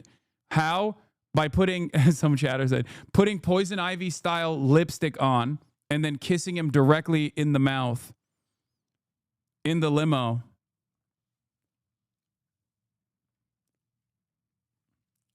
That's what he did. He put polonium on his lipstick and gave him the kiss of death. Natural defenestration. Yeah, sometimes when your contract is up, when you're a contracted hitter and your contract is up, they burn you, you know? They don't want you to be out there as a liability, revealing information about like your allegiances to KGB, to FSB. Also, there is a Gamba. Will we have a new vice president today? Thank you very much. It's a very important day and an important announcement with great friends of mine. I think I can say he looks so healthy. This group is every one of them. I rate a 10.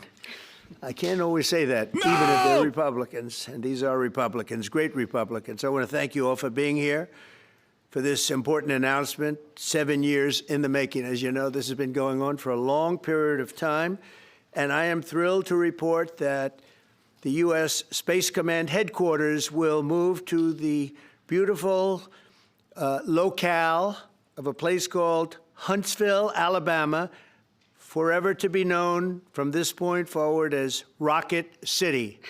Okay, so Huntsville, Alabama. God, we love he's gonna Alabama. live forever. I only won it by about 47 points. He's gonna live forever. I don't think that influenced my decision, though, right? That didn't, right? But we had a lot of competition for this, and Alabama's getting it. Huntsville in particular. So congratulations, everybody. Katie, congratulations. This will result in more than 30,000 Alabama jobs and probably much more than that, and hundreds of millions of dollars of investment, and that's billions because it can't be millions, it's billions and billions of dollars. Most importantly, this decision will help America defend and dominate the high frontier, as they call it. I want to thank Secretary Pete Hegseth. He's doing a fantastic job. And Secretary of the Air Force, Troy said, I hate modern medicine. This sucks. Great job you're doing, Troy. It does. This is such a big deal. This sucks. is one that everybody wanted to know. What are you doing? I also want to thank Senators Katie Britt, and I want to give my condolences. Your grandmother, her grandmother just passed away. She was 100, right? 100, and she loved you, Mr. President. Well, and she was very proud of you. Thank you very much. Very, very proud of you. So thank you, Katie. What are the chatters saying? He's not doing a Must have been fantastic to produce job. you indirectly. Yes, he's healthy. I can tell you she had to be. Tommy Tuberville, who's a great coach, and I won't say anything about what happened with Alabama football this weekend. Let's leave that out. But you're not used to that, right? You're not used to that. But Tommy, Auburn won, that's right. They did. So you're happy. Tommy's been a great senator, as you know, and a fantastic guy all around. Everyone is on cope mode. They're like, oh, this must be pre-recorded. Oh, this must be. He's reading. He's sticking to the script. That's unique. No, man, this is just great, Mike.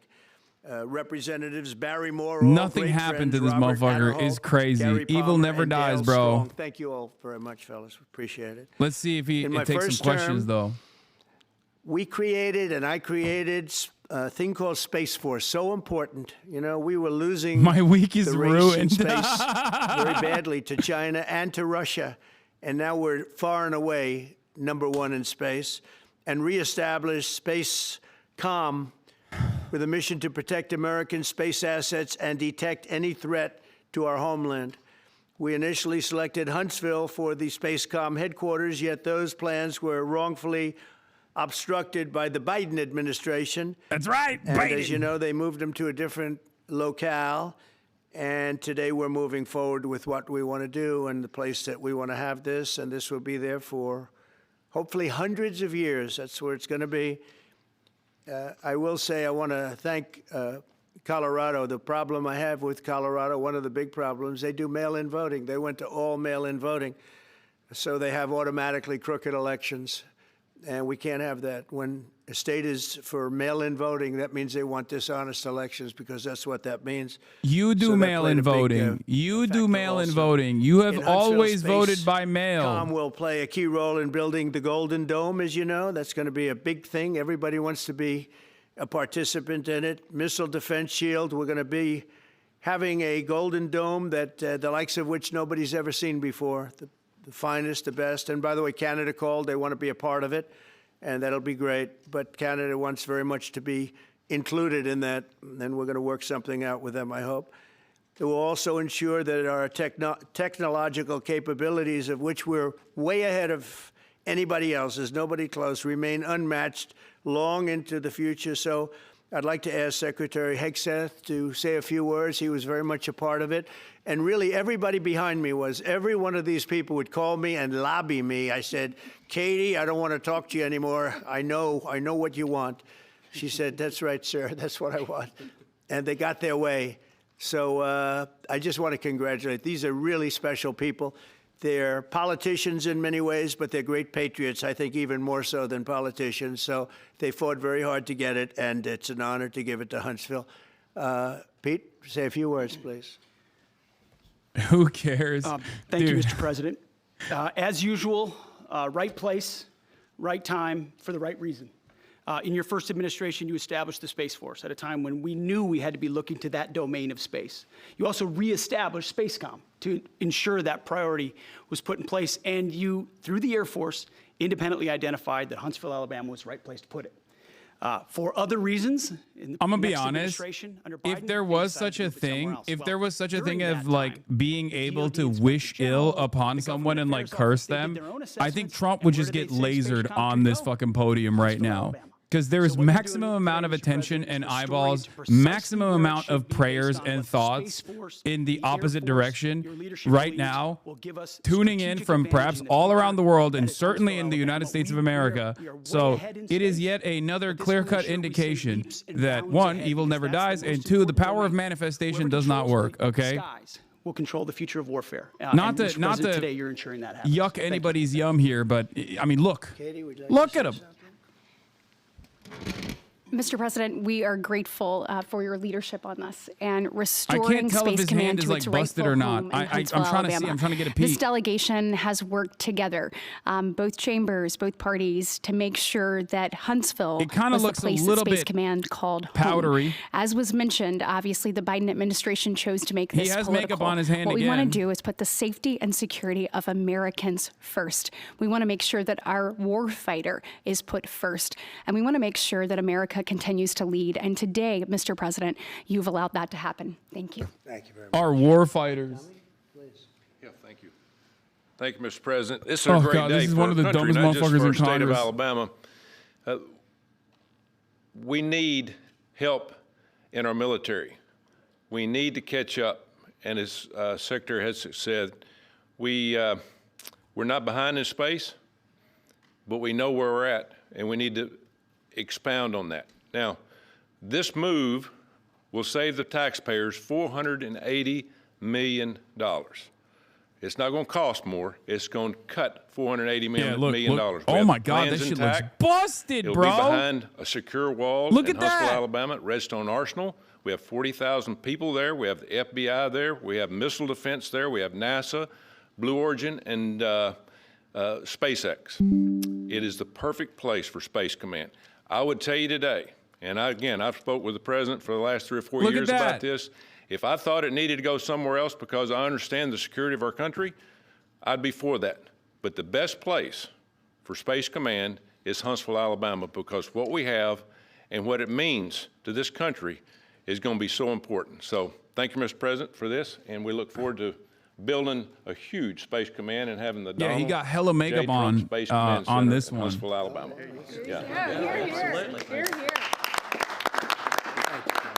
JD, would you like to say something? Sure. Fake rubber hand, you got it thank you. I'll be amputated? very brief here.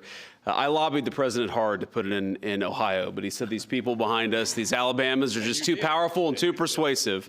And so it's in Alabama, but as Tommy said, this is exactly the right place for Space Force and Space Command. I think Americans ought to appreciate the fact that you can't win the battle of the future unless you control the skies.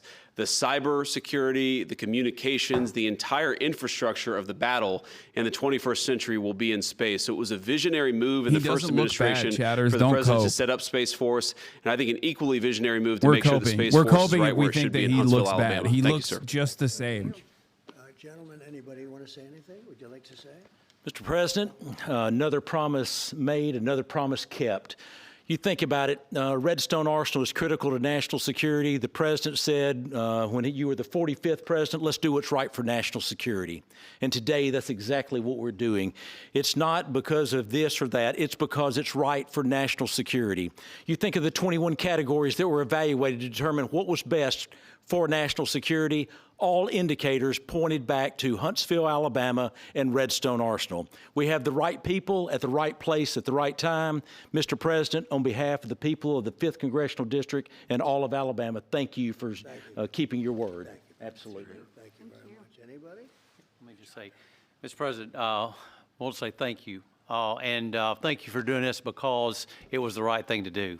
When they looked at all the numbers, Huntsville was the place to go, and like you say, it was unfortunately pulled out, but you made it right. So I want to just say thank you again for a grateful nation, and to the state of Alabama, we're very grateful. Thank you, and God bless. Thank you very much. Thank you very much. Now we got Thank the you, Mr. glaze President. sesh. Throughout history, militaries has always understood that whoever could hold the high ground held the advantage. Space is the ultimate high ground. And what we're doing with moving the Space Command to Space Huntsville is the ultimate high ground. It's very far up there in that sphere. And it goes hand in hand with what we're trying to do with the Golden Dome and missile defense to defend against anyone else who tries to enter that sphere. So thank you, Mr. President. Yeah, everyone is on board with the same meta. Look. Thank you, Mr. President. You can still see that there's major discoloration on Trump's right hand. Yeah, I mean, we're kind of coping a little bit. Was number one, and for political reasons, it was moved out of our state. But Mr. President, thank you for making priorities the defense and the warfighter and the safety of this nation. And in the big, beautiful bill, that Golden Dome will be built in Huntsville, Alabama, and we're grateful for that. Thank you. Listen, as chairman of the Armed Services Committee, I care very much about what's most important. Bro, that is the craziest hairpiece I've ever done seen in my life, dude. The president dude. held a nationwide competition to determine where we should have this command. Like, you ain't fooling nobody. Y'all remember at the end of that competition, this right here is a typical Southern dandy lad who's like, I don't know what his name is, but I assume this is the classic like Southern dandy who has a woman's name and might actually be, in the closet. Many such cases. That decided to make it political. Many such cases. This is a staple. This is a Southern staple right here. Fair competition, and it should be in Huntsville. So I want you to know I appreciate this president standing up and being strong and saying he's going to make this right and put it where it right. Yeah, motherfuckers named like Peyton, Ashley, Lindsay. So thank you all very much. You are going to leave me alone now. You're not going to call me anymore and talk about this subject, right? You promise?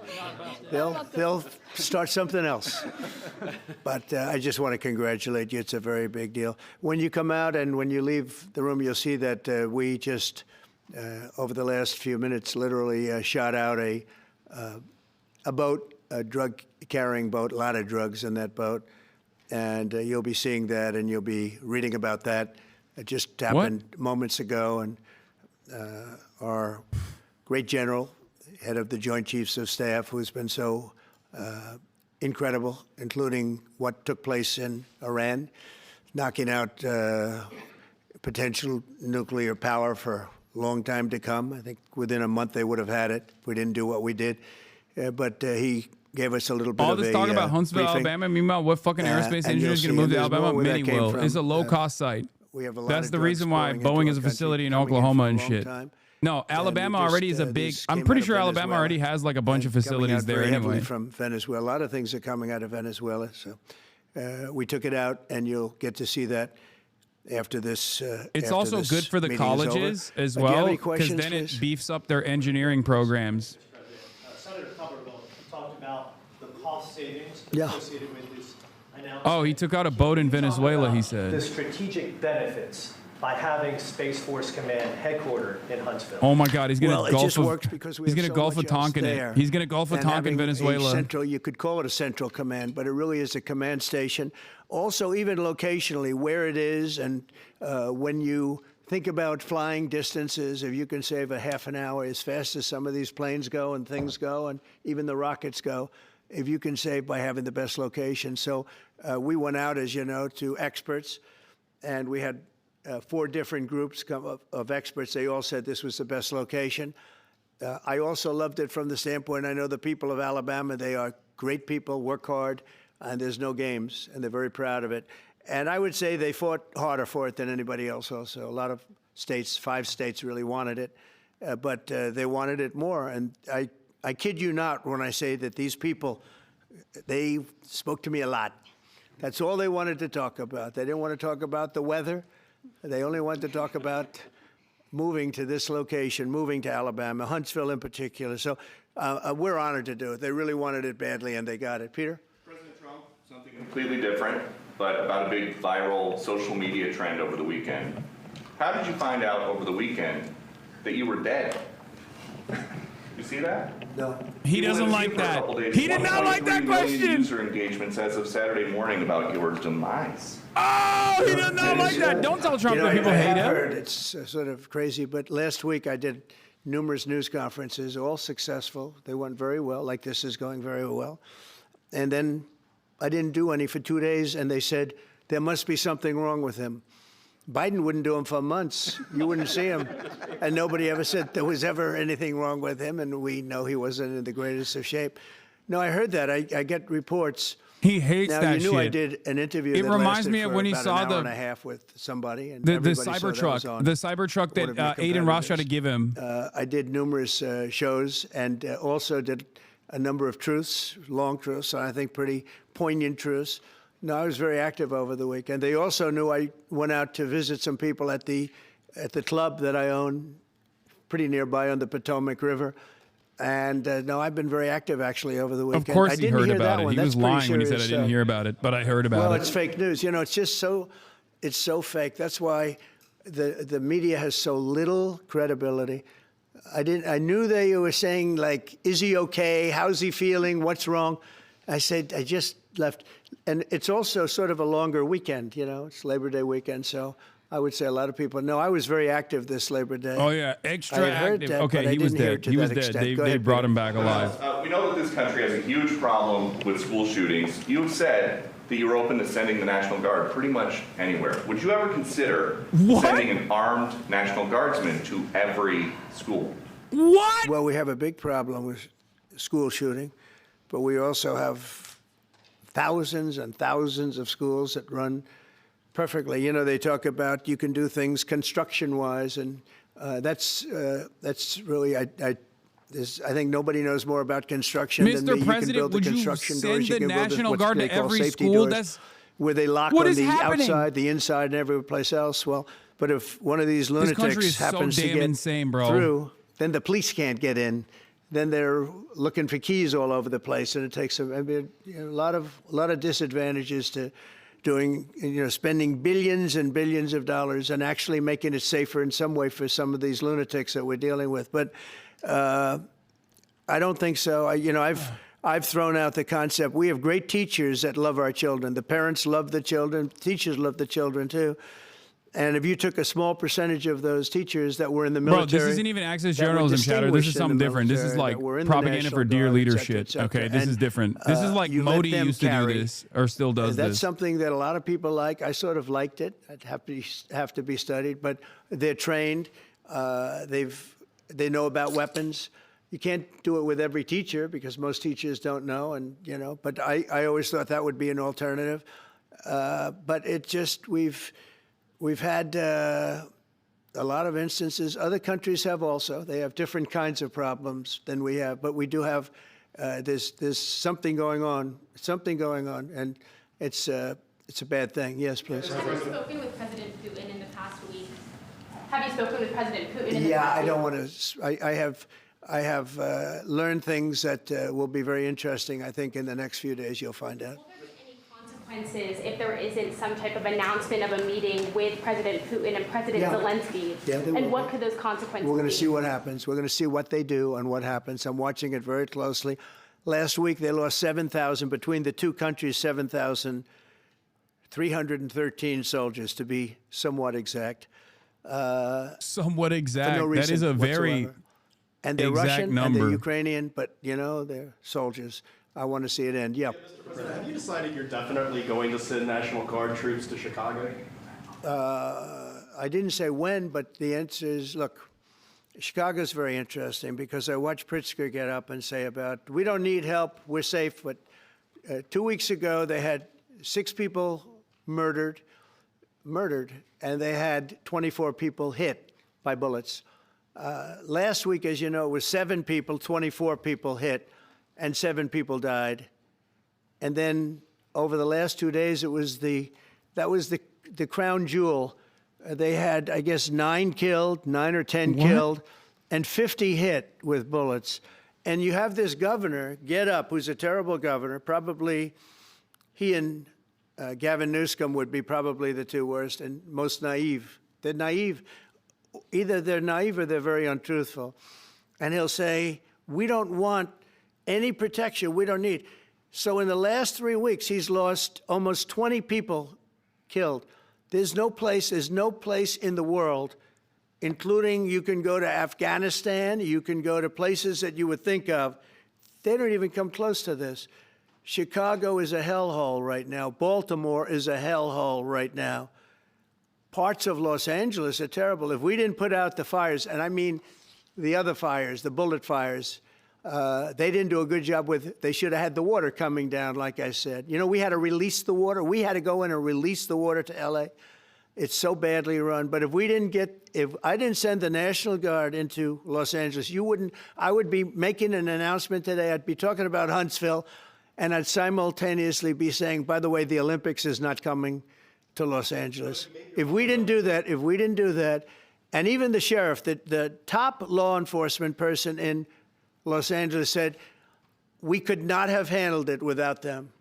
So that's what he said. Make your mind up on Chicago, though? Well, we're going in. I didn't say when. We're going in. When you lose, look, I have an obligation. This isn't a political thing. I have an obligation. When we lose, when 20 people are killed and 75 are shot with bullets. So let me tell you a little story about a place called D.C., District of Columbia, right here where we are. It's now a safe zone.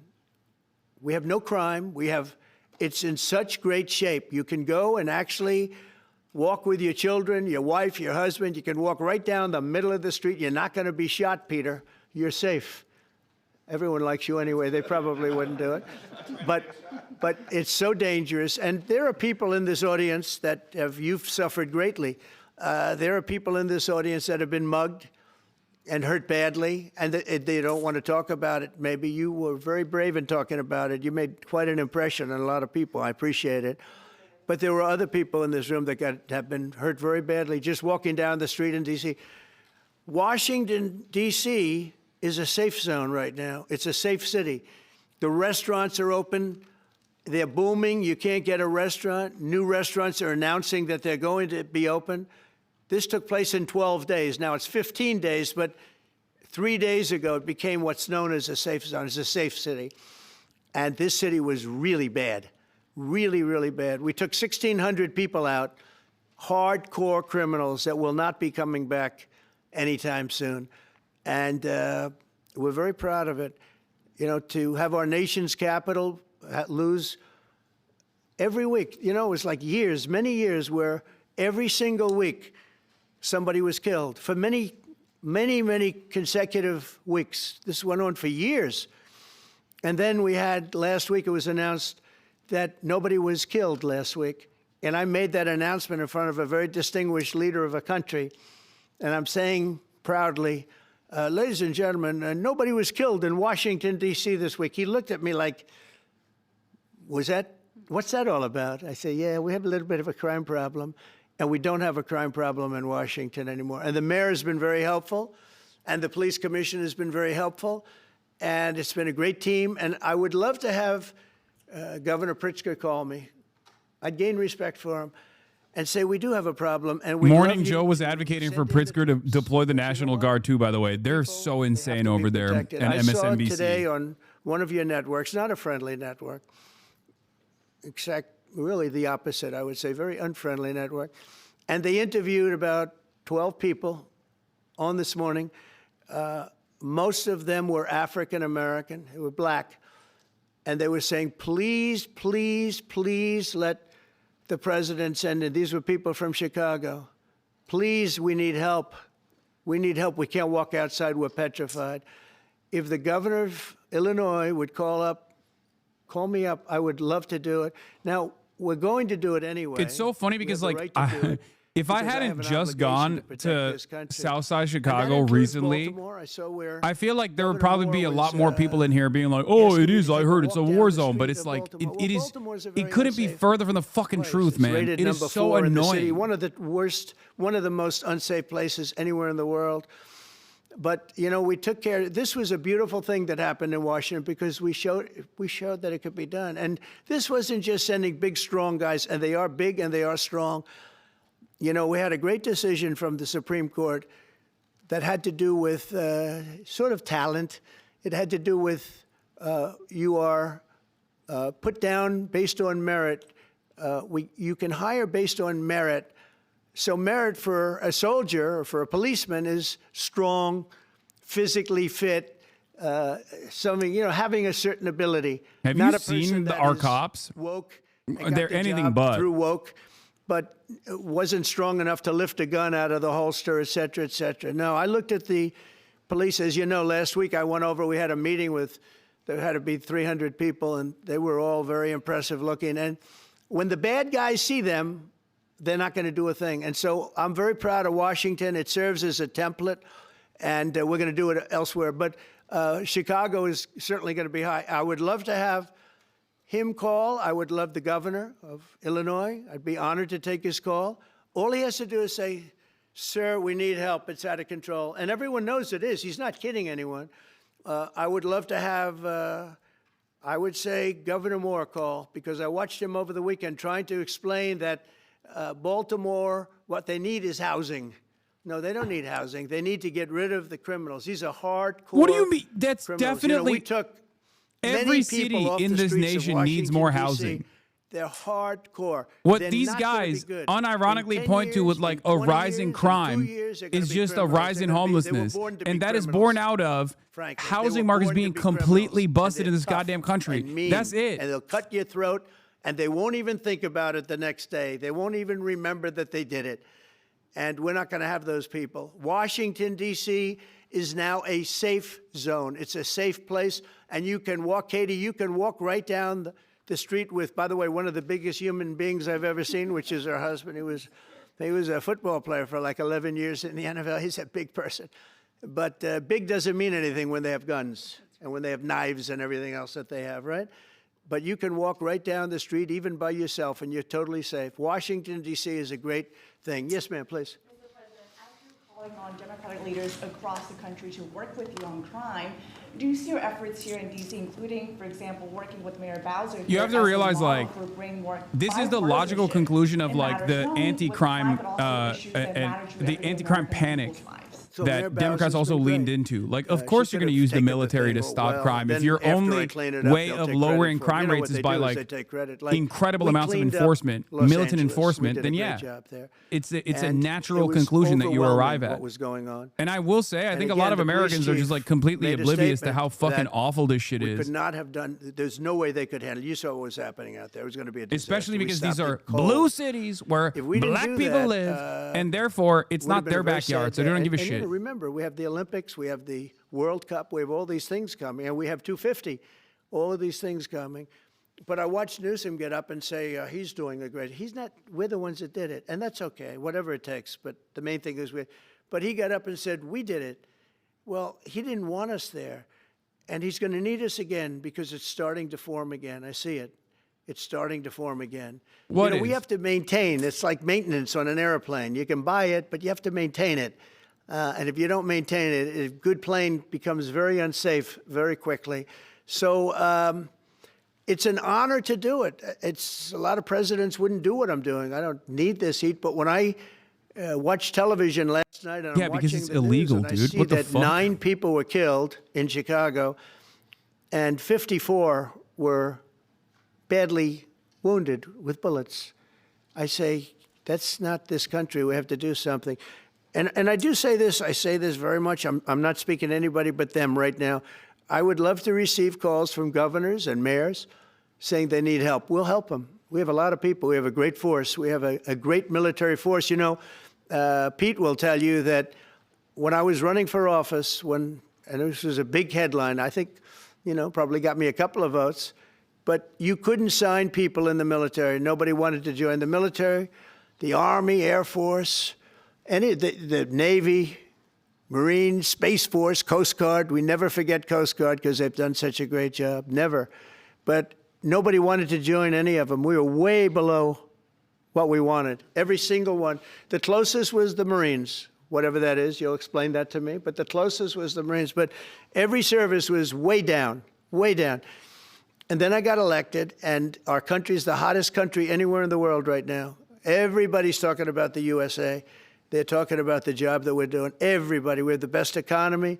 We have a very, very important decision being made by the Supreme Court because our country is the richest, the strongest, the most powerful. But if for some reason some liberal court, I'm talking about the court that just ruled, where even an Obama judge voted in favor of us, which I gave him a compliment yesterday, as you know. I said that took great courage.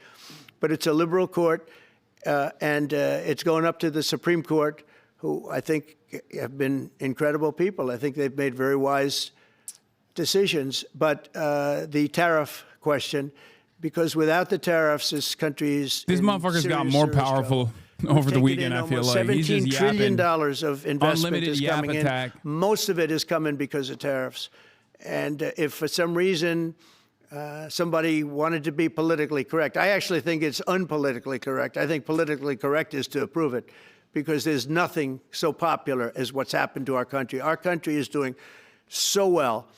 But we had a liberal court gave us a very shocking ruling, and that ruling is basically saying that the trillions of dollars that are pouring into our country, putting us in a position like no country is anywhere in the world, that they'd like to see us that taken away. By the way, a lot of the people behind that lawsuit, that particular, are from foreign countries. I might add. There's a video that is circulating online now of the White House where a window is open to the residents upstairs and somebody is throwing a big bag out the window. Have you seen this? No, that's probably AI generated. So Actually, you can't open the windows. You know why? They're all heavily armored and bulletproof. So that's a fake video? Well, it's got to be because I know every window up there. The last place I'd be doing it is that because there's cameras all over the place, right? Including yours. No, but every window, I've never seen a window that's, in fact, my wife was complaining about it the other day. She said, love to have a little fresh air come in, but you can't. They're bulletproof. And number one, they're sealed. And number two, each window weighs about 600 pounds. You have to be pretty strong to open them up. No, that has to be, where was the window? Let me see.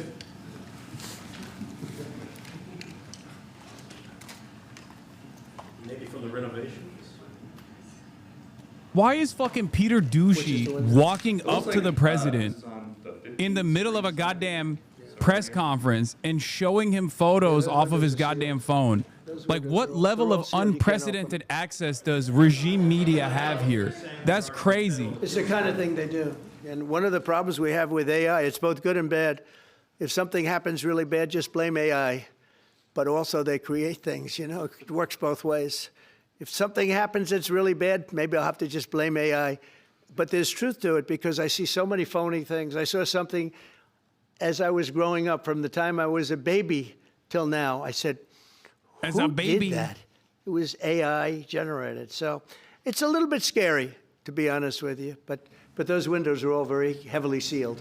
Thank you, Mr. President. I want to follow up with what you were saying regarding that federal appellate court that ruled against you and your administration as it relates to your ability. Well, they ruled against our country, the court, and they ruled against us before. It's a very liberal court. You called it highly partisan in your Well, it social certainly media is. It certainly And in is. fact, it was along ideological lines, 7-4. Well, except that we actually got one of the Obama judges that was appointed by President Obama voted in favor of the tariffs because he felt it was imperative for our country to thrive and survive even. And I gave him credit. I said, you know what? That took a lot of courage for him to do it because you don't see that often. So my question is, I suspect you're going to appeal that all the way to the Supreme Court. Well, we already have, yeah. In fact, we're doing something else. We're going to be going to the Supreme Court, we think, tomorrow because we need an early decision. I mean, look, the financial fabric of our country, we're a rich, incredible country right now. And we're able to, you know, other countries use tariffs on us for years, and we never did. I did a lot during my first term, but then we had COVID and we had to focus on other things. You couldn't be tariffing Italy, Spain, France, as they were dying by the thousands and millions. But we did with China, and China paid us billions and billions of dollars. And I started the process, but then I had to end it a little bit because of COVID. We focused on that. But no, it's a very important decision. And frankly, if they make the wrong decision, it would be a devastation for our country. We've taken in trillions Trump of dollars. was shown by Douchey.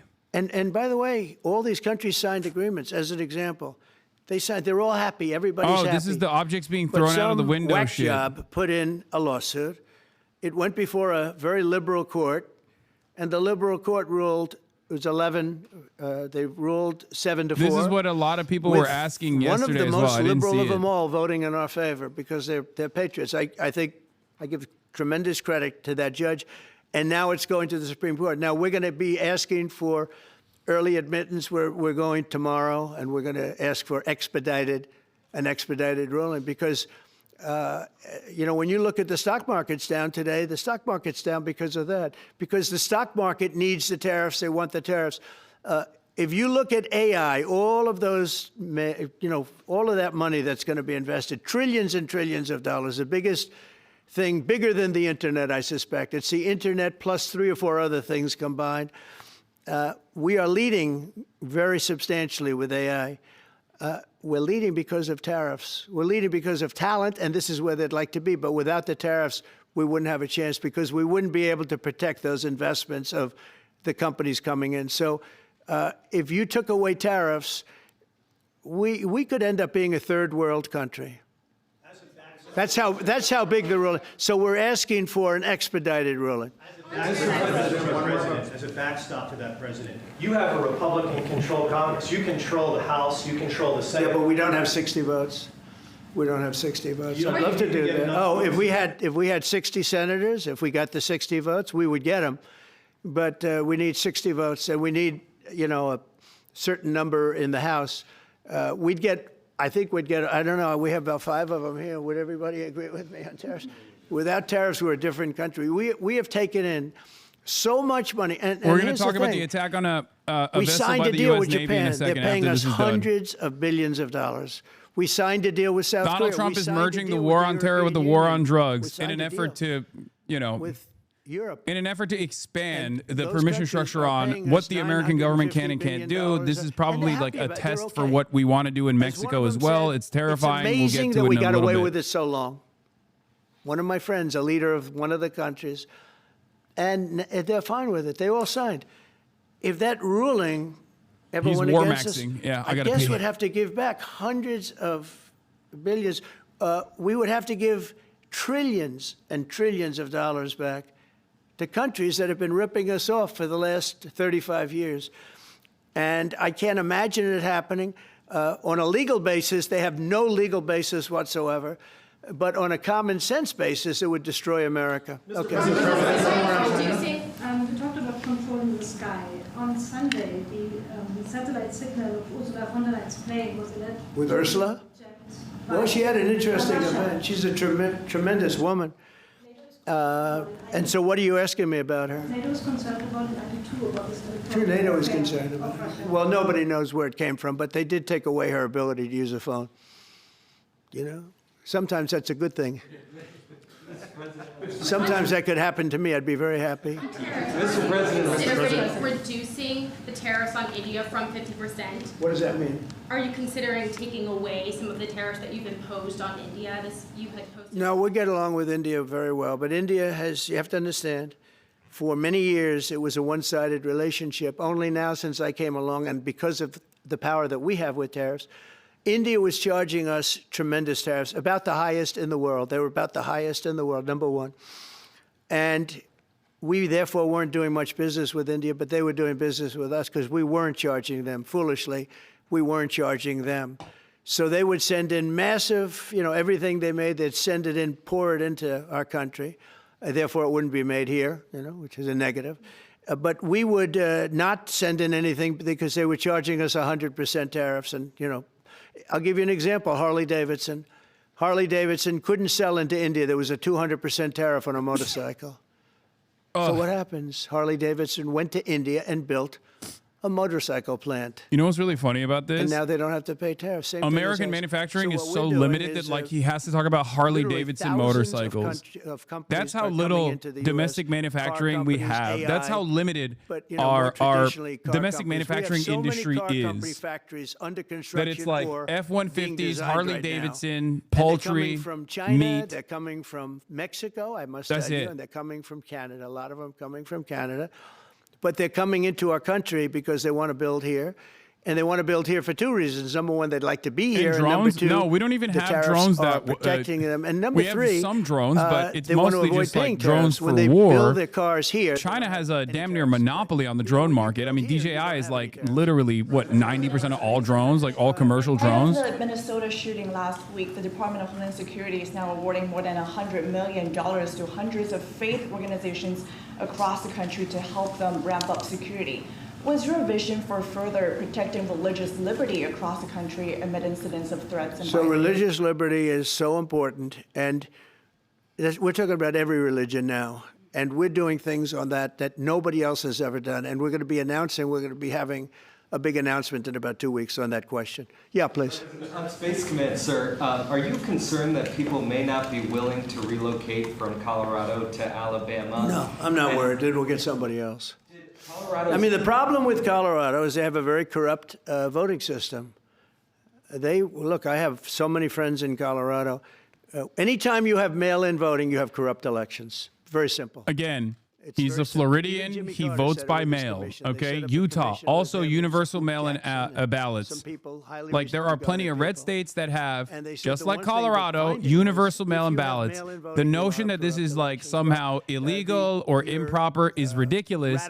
He has voted by mail virtually every fucking election. I am losing my mind. Why does no one turn around and go, Mr. President, you vote by mail all the time? Mr. President, there are plenty of red states that also have universal ballot access and vote by mail. They're no good at government. Are those states where there's just no fraud happening? Is it only the blue states where fraud is happening? What's going on with this? Obviously, this is a big win for national security, moving this to Alabama. We've all can agree with that. Big. Is there any idea of the economic impact this has on the state and on that local area?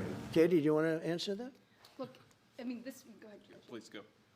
This is going to be tremendous. I mean, the state of Alabama, what we've seen through this process is the worst of Washington. We've seen politics get in the way of what is best for the warfighter, what's best for national security.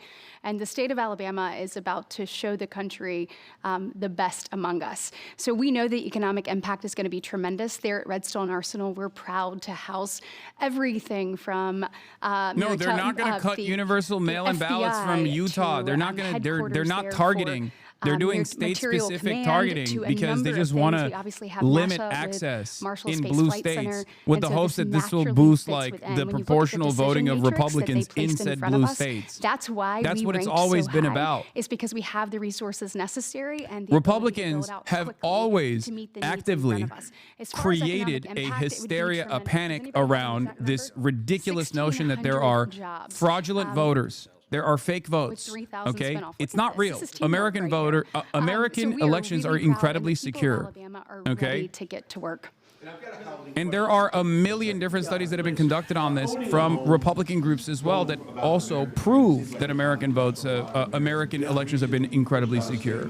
About addressing an emergency. But as is the case, with everything else, they just like make shit up. Well, we need a they little lie, help from the they Fed. create panic around it, and then they have to solve it by Jerome Too Late Powell. shutting off access to voting, making it as difficult as possible. And the economy is so strong that it's pushing through that. Normally, it would have been much tougher, but we're doing so well that we're pushing through it. But it makes it very hard for people to get mortgages because too late is too late.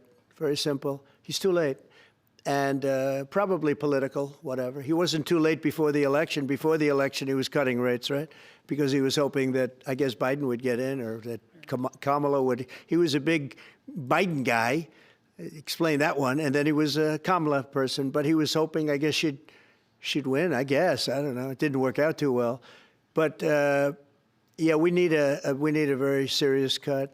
You know, I think that if you look back many decades ago, the United States was always the lowest, even if they were doing badly.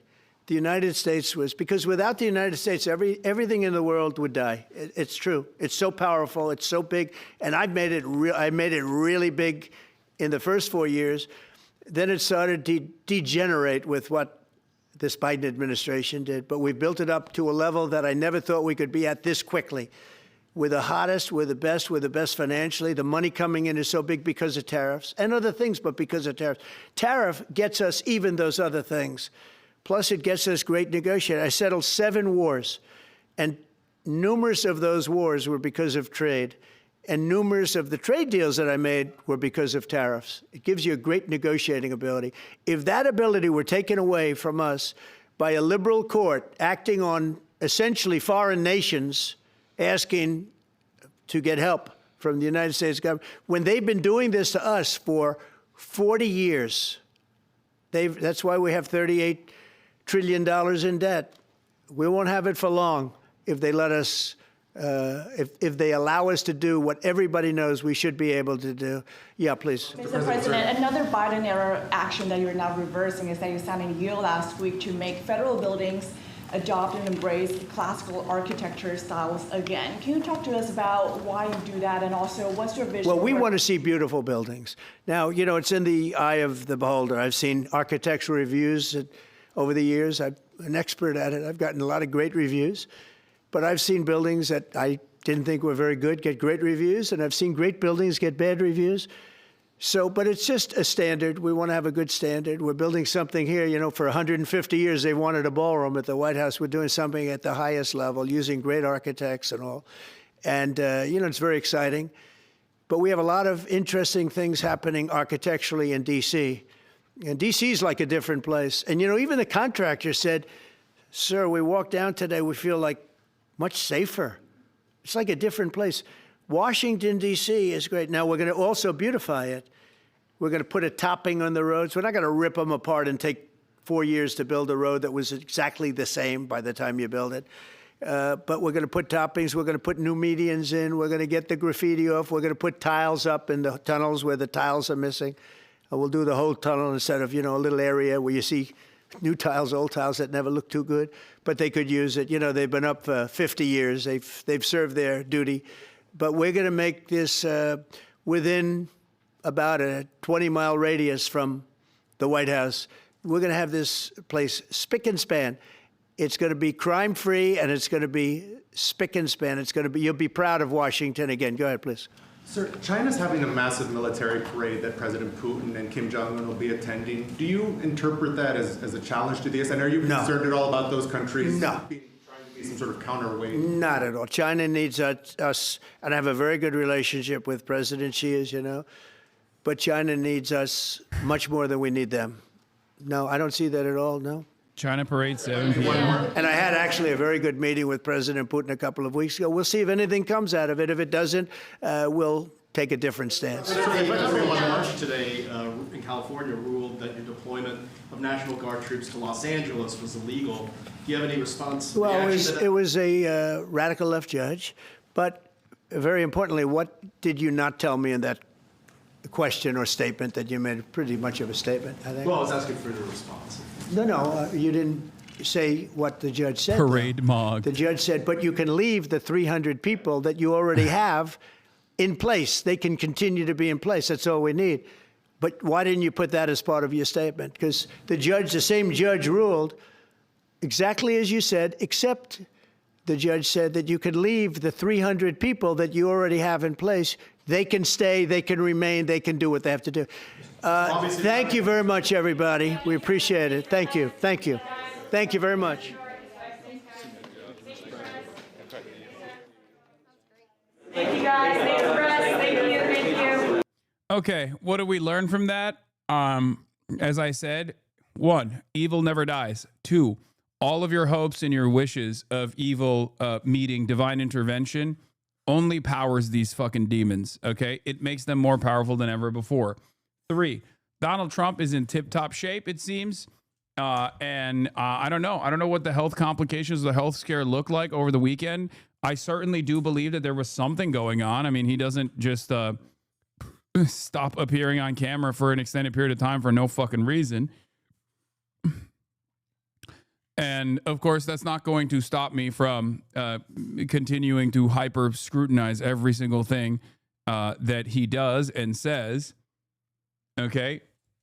15,000 people left after they saw him be alive. Yeah, I know. People came in, they thought they were going to see a clone of Donald Trump. When they saw that it was just Trump, they left. They were like, this fucking sucks. Or taking questions from reporters. There's been a lot of questions out there swirling around. I'm doing a favor for those who voted for the president. We'll get into the politics and the national security. He talked about interest rates. He talked about tariffs. He also talked about the National Guard on the streets of Los Angeles. You know, we've talked about that lawsuit where a federal judge. Fox News is live. Let's take a look at their live reactions to Donald Trump being alive and well. They're probably doing victory laps here because the bar is very low for Fox News. He also talked at length in his comments at the top, and then he went back around to this issue as well with regard to D.C. and the crime crackdown. With regard to Chicago, he said, we're going in. He said, we have every right to go in. He didn't say when that would happen, but he said. I do think it's messed up that when Donald Trump says he's going to do something, he usually does follow through on it, no matter how far-fetched it comes across as initially. And things that were simply ideas or jokes even a couple months ago become reality. Military deployment was something that a lot of people said would be unconscionable, illegal, unconstitutional. Now it's happening all around. It happened in the Capitol. Now he wants to do it in Chicago. Okay? This spells trouble for some of the other things that he has mentioned, like being a dictator, for example, or even joking about with Vladimir Zelensky, even joking about like, oh, you don't have to have an election if you have a war. That's good to know. Ha, ha, ha. That type of shit is not just like something that Donald Trump is just throwing out there for no reason. Okay? It means that there's at least a little bit of ambition in that direction. It's terrifying to think of, but, you know, something that you should expect. So I'd say about 50 minutes. It started about 10 minutes before we came on the air here. So let's bring in Joey Jones, retired Marine Corps Staff Sergeant and Fox News contributor. Tommy Lahren, host of Tommy Lahren is Fearless on Outkick and a Fox News contributor, and joining us right now. Thank you very much. Joey Jones, Tommy Lahren, and Jose Aristimuño. Good to have all of you with us. Joey Jones, let me start with you, if I may. You know, we're just getting a few little details about this Venezuelan operation, but we knew that there had been U.S. presence in the area and that the goal of that U.S. presence was to disrupt drug cartel activity coming out of Maduro's Venezuela. So what's your reaction as we start to get a little bit of detail on what happened here with this drug cartel boat that's been hit by U.S. forces, according to this? Of course, my first reaction is obviously that's not a president that's sick or dying like we've heard for a couple of days. He's got a lot going on, and he just told us about it. No surprise there. If he took a half a day off, it's like, where is he, right? Oh, there must be something wrong. And as he pointed out, Biden would be missing in action for days and weeks. He's so old, though, even with good health. Has he even got a full 10 years left? Dude, what do you mean? These guys literally lived to 150, okay? I understand. This man has only lived on a fucking diet of Diet Coke and McDonald's burgers. His arteries are just lard. It's more lard than there's blood pumping through his fucking veins. Okay? I don't know how it works, but it works. This man unironically thinks he has a finite amount of energy in his body. He believes in the battery principle, that the human body is like a battery, and every single exercise that you engage with is actually shortening your lifespan. That's how insane he is. That's how unimaginably dumb this man is. That's how little he cares about his own personal health. But it doesn't matter, okay? It reminds me of my grandfather, who obviously wasn't an evil man like Donald Trump is, but he smoked cigarettes, drank alcohol every day, and ate the worst food known to man. He lived till 92. That's just how it is. For some people, they just don't, they just kick the bucket at like 92 plus, even when they do all of the wrong things, okay? And it seems to me like Donald Trump is one of those guys. He just has that, Then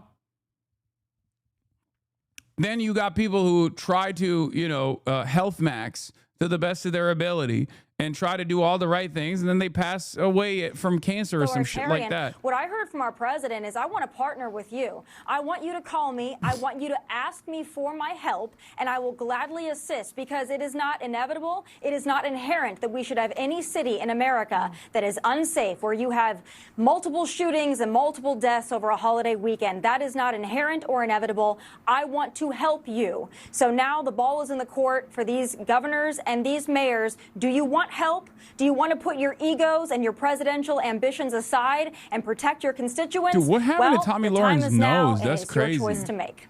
Jose, it's so politically what a career fall off. This back and forth. Tommy Lauren was like the top conservative pundit back when I was blowing up by actively criticizing all the dumb shit that she was saying in the first Trump administration.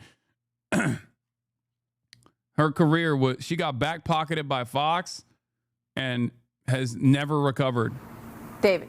Look, I agree. Now, let me just quickly, before I jump into the crime issue, what's happening in Venezuela as a Venezuelan American, I got to say I applaud the president in taking the leadership. Maduro is killing our American children because of the amount of drugs that's coming in from Venezuela. So I invite the president and the Congress, Democrats and Republicans, we should up the bounty reward from $50 million to $100 million. And I think that would expedite, how fast we get Maduro out of Venezuela. So I applaud the president. On the crime issue, I think that's I got to tell you, Martha, it's a losing issue for Democrats, because crime is a bipartisan issue. If there's crime, we should admit it, and we should work with the president. If the governor of Illinois takes up the president's word, what he just said, and said, look, Mr. President, come to Chicago, come to Illinois, let's work together, and he denies it, then it's a whole different issue. But this is an issue that Democrats need to come up with solutions. Instead of being against something all the damn time, be for something. There are issues that I disagree with the president, but this is not one of them. I find what you just said very interesting. What do you disagree with the president And I wonder on? if Governor Pritzker You're on a Fox will News take him panel. It can't up be on much. this option to go to the White House or to invite him to Chicago to, get a look at what's going on and say, look, if you have fewer people shot, I think we can all agree that that would be a good thing. I mean, let me just go back to you, Joey Jones, on this, and then we're going to go to Peter Doocy at the White House. He has laid it out. Politically, it's very, very savvy as well to say, look, I want to help you. And then if they say no, you've really got an issue to run on there.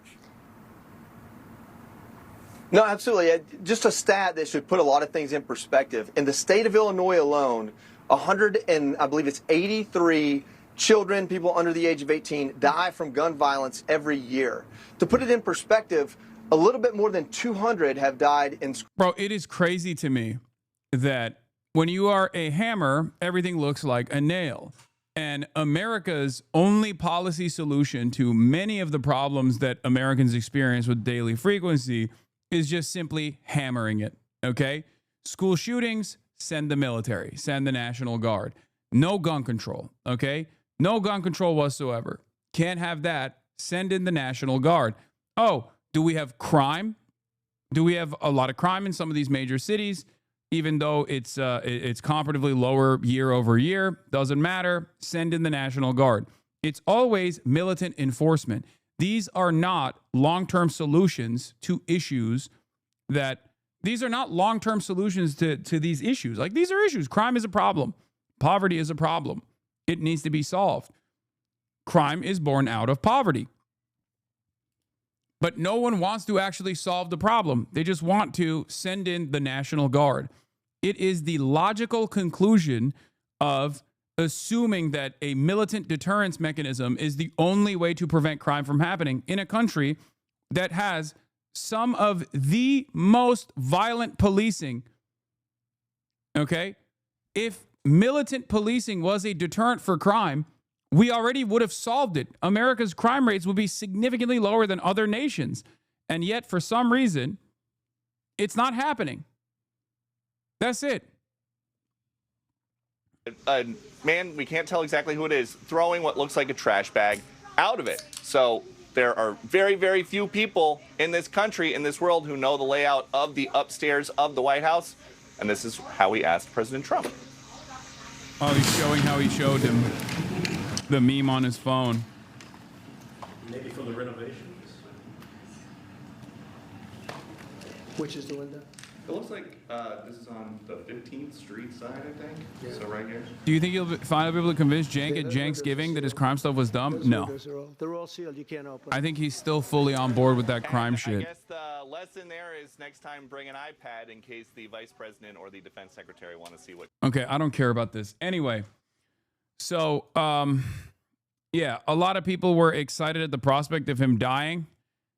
It seems it's understandable that people feel that way. It's like a hallmark of countries that have repressive regime control. It's literally just a thing that I have personally experienced in my life, something that I felt in my life coming from Turkey.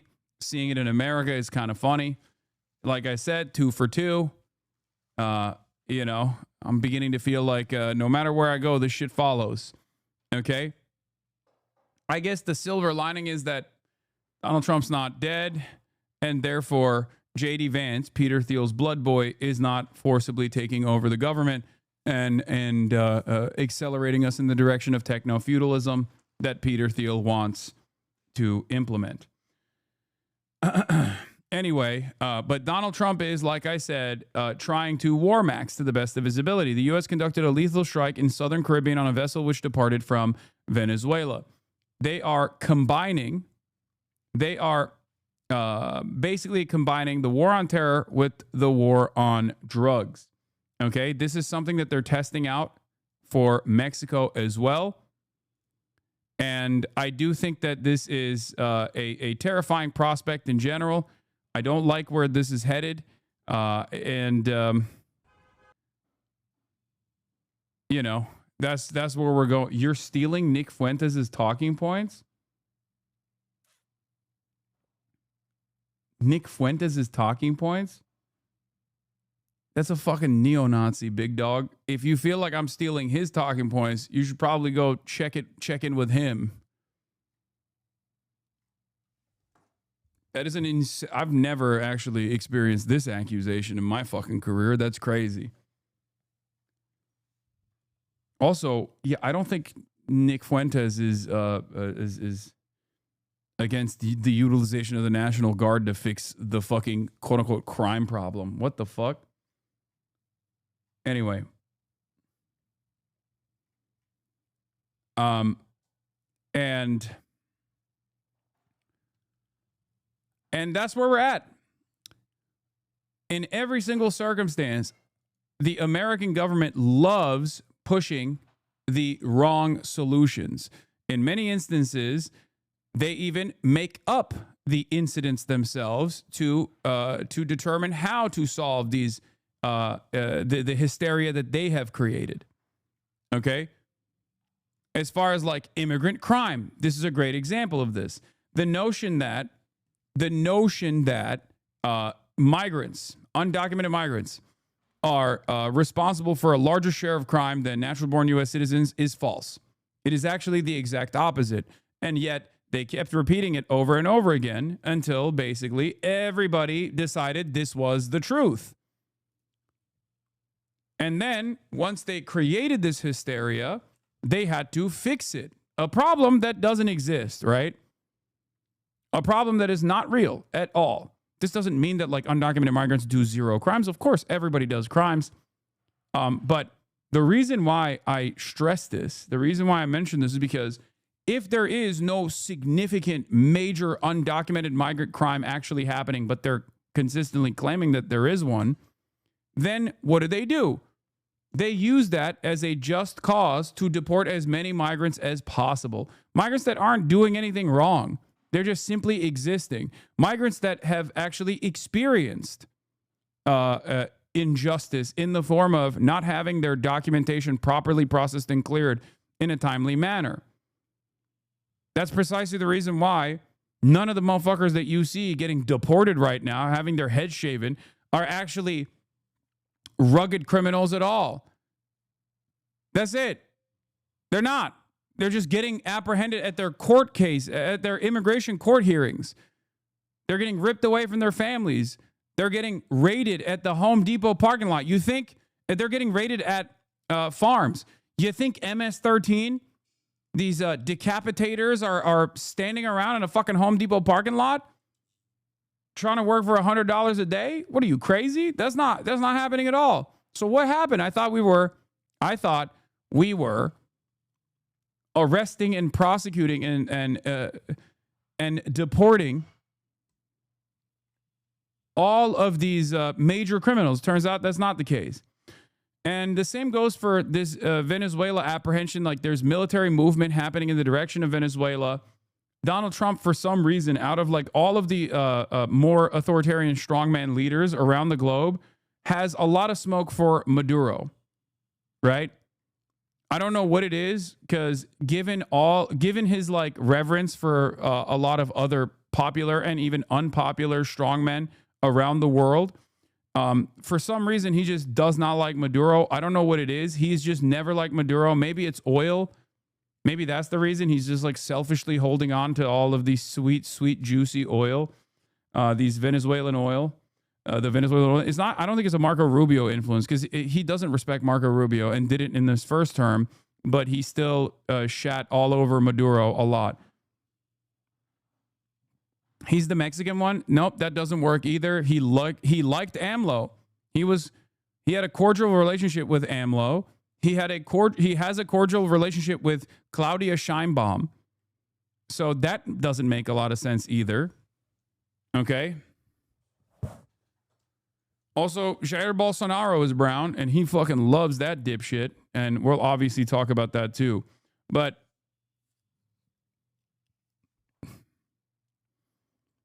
for some reason, they've been egging on this war initiative, rolling out a war initiative against Venezuela. And Rubio just put this out from Phil Stewart at Reuters. The U.S. military conducted a lethal strike in the southern Caribbean against a drug vessel which had departed from Venezuela and was being operated by a designated narco-terrorist organization. As far as I understand, Venezuela is not a significant hub for drug trafficking. Maybe I'm wrong about this, but I've never really seen Venezuela be a significant hub for drug trafficking from Southern America. The continent, are there a lot of drugs there? Certainly. Do they make their way up to North America? Certainly. But as far as like Venezuela being like a narco state, that's not exactly the case. So I think it's just a pretense that they're utilizing.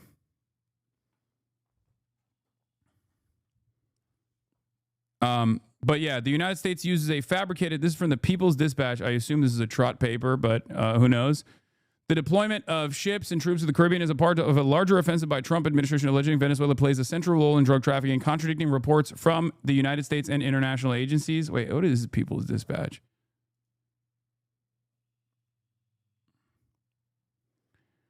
In the last year, United States government agencies began to repeat the name Trendaragua as if it were the new Al-Qaeda.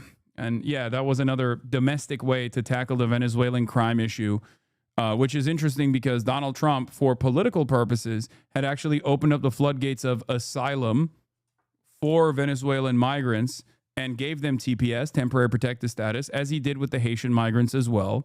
And what's interesting about this is that despite the fact that he did that and also continued the temporary protected, he extended the TPS provisions for Venezuelan migrants even on his way out, he then turned around and used the existing new wave of Venezuelan migrants to claim that all of the Venezuelan migrants were actually now a part of a new criminal enterprise, one that is similar to MS-13, Trendaragua. Trendaragua, as far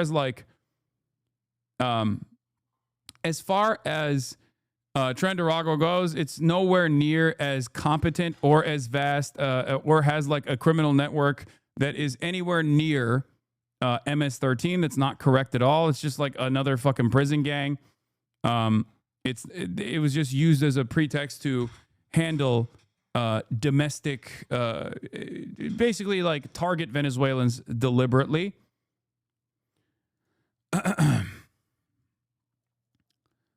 But they declared Trendaragua then, in January 2025, a foreign terrorist organization. And in March, the administration invoked the Alien Enemies Act to warn against the invasion of the United States by Trendaragua.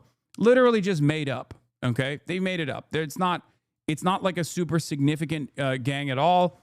It's just this isn't to say that there aren't gangs, like gangs that revolve around the narcotics trade, gangs that have actually collaborated throughout history with the American State Department as well, both in like opening up logistics, supply chains or supply lines that go directly into the American markets in exchange for weapons usually.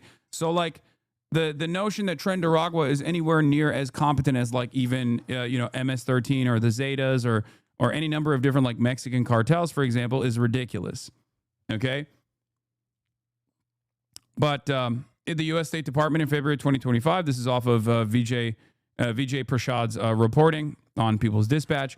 The U.S. State Department in February 2025 had declared that Trendaragua was an international drug cartel on par with such already recognized cartels as Mexican Las Zetas, now known as Cartel del Noreste, Sinaloa, and Jalisco cartels, as well as the Mara Salvatrucha, MS-13, that was formed in Los Angeles and has now taken root in El Salvador thanks to a decades-long U.S. deportation policy. Unlike Trendaragua, these other cartels are well known and their work has been frequently documented by the DEA. The most recent DEA report for 2025 confirms several facts about the drug cartels that traffic vast amounts of drugs, from cocaine to fentanyl, into the United States. Salvatrucha? Did I say it wrong? Okay, whatever. It's MS-13. It's MS-13. Chucha? Salvatrucha. Okay. Sorry. I've been reading too much Hebrew names and shit. So I'm hitting the Salvatruch Hamas. Okay. In any case, since 2019, the DEA and other agencies have tracked the movement of lethal drugs being carted via the Caribbean and Central American landline to the Pacific Ocean route.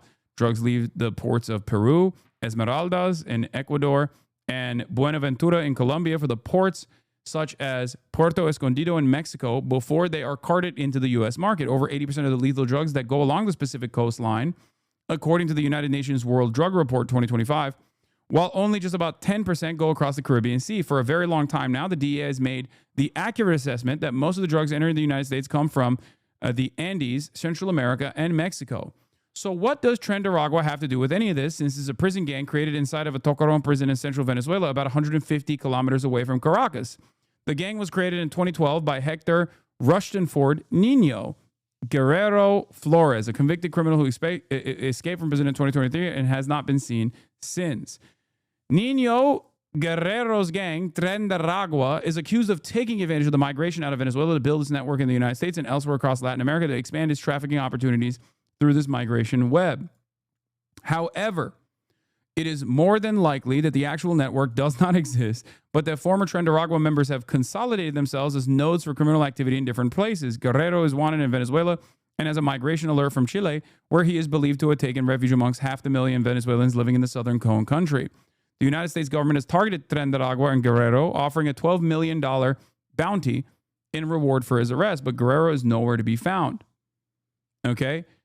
So how does the United States government go from a legitimate concern for the entry of drugs in the country to sending 7 U.S. warships and 1 nuclear-powered submarine to encircle Venezuela for an enhanced counter-narcotics operation? It is basically building a mountain out of a molehill by packaging up real existing criminal networks of drug trafficking as a just cause to encircle a foreign adversary with juicy, delicious oil, with natural resources that we would like to extract with foreign corporations. Okay? That's it. That's it. Every single thing that the American government does, and you've seen this with Israel, you've seen this with Iran, is basically a relitigation of the weapons of mass destruction in different formats, okay? That's it. The actual goals that they have in mind are a regime change and extraction of natural resources in the hands of foreign profiteers, but the way to do that is by war. The way to do that is by military occupation. If covert destabilization initiatives fail, and they have failed time and time again, Maduro has been able to withstand all of these foreign interventions in spite of his own personal unpopularity in Venezuela due to his mismanagement and his incompetence and his brutality as well, alongside the choking of the Venezuelan economy, a deliberate attempt by the Trump administration at Trump 1, and then continued along with the Joe Biden administration's implemented sanctions regime. Hasan, look at this. Hank Green talk about you. Let me be the... What? Okay, we're not going to do that right now. We'll do that later. So, ultimately,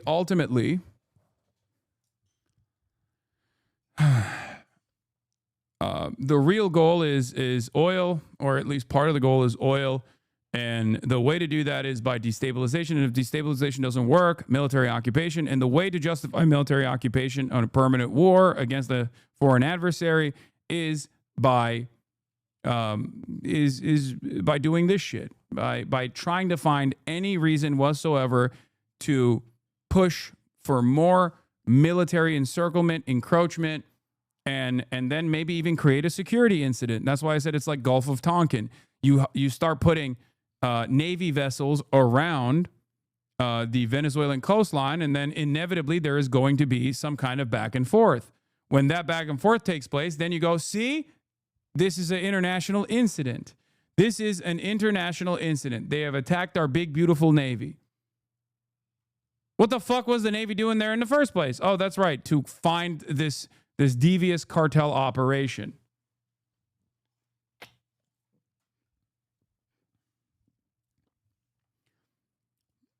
How will these warships, which are just outside the Venezuelan sea boundary, do anything to either catch Guerrero or stop Tren de Aragua or prevent cartels from carrying drugs to the United States? Guerrero is most likely not in Venezuela. His gang operates across Latin America and in the United States, and most of the drugs are carted through the Pacific Ocean and not the Caribbean Sea. So what are these warships doing off Venezuela's coastline, even though the U.S. says that they are on an anti-cartel mission? In April 2025, the United States increased its awards for the arrest of Venezuelan President Nicolas Maduro from 25 to 50 million. The reason given for this increased bounty is that the U.S. accuses Maduro of being the leader of the cartel of the Suns, Cartel de los Soles.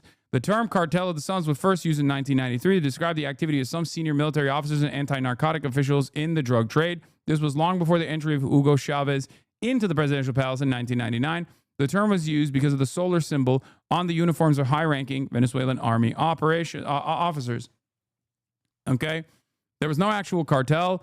After Chavez's death, several exiled Venezuelan journalists wrote books picking up on Marcano's observation about the Suns, but now arguing that there was an organized cartel and not just some corrupt officers.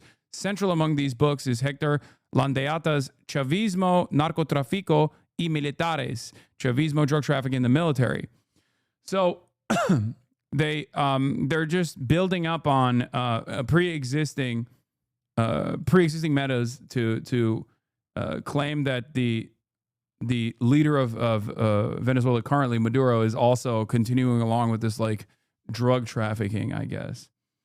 But ultimately, there is no evidence whatsoever that has been presented that Venezuela is a major hub for drug trafficking. And this is coming from the DEA's own assessment and coming from international organizations that actively look into where the known networks of drug, known networks and known supply lines for drugs actually exist. So that is where we're at.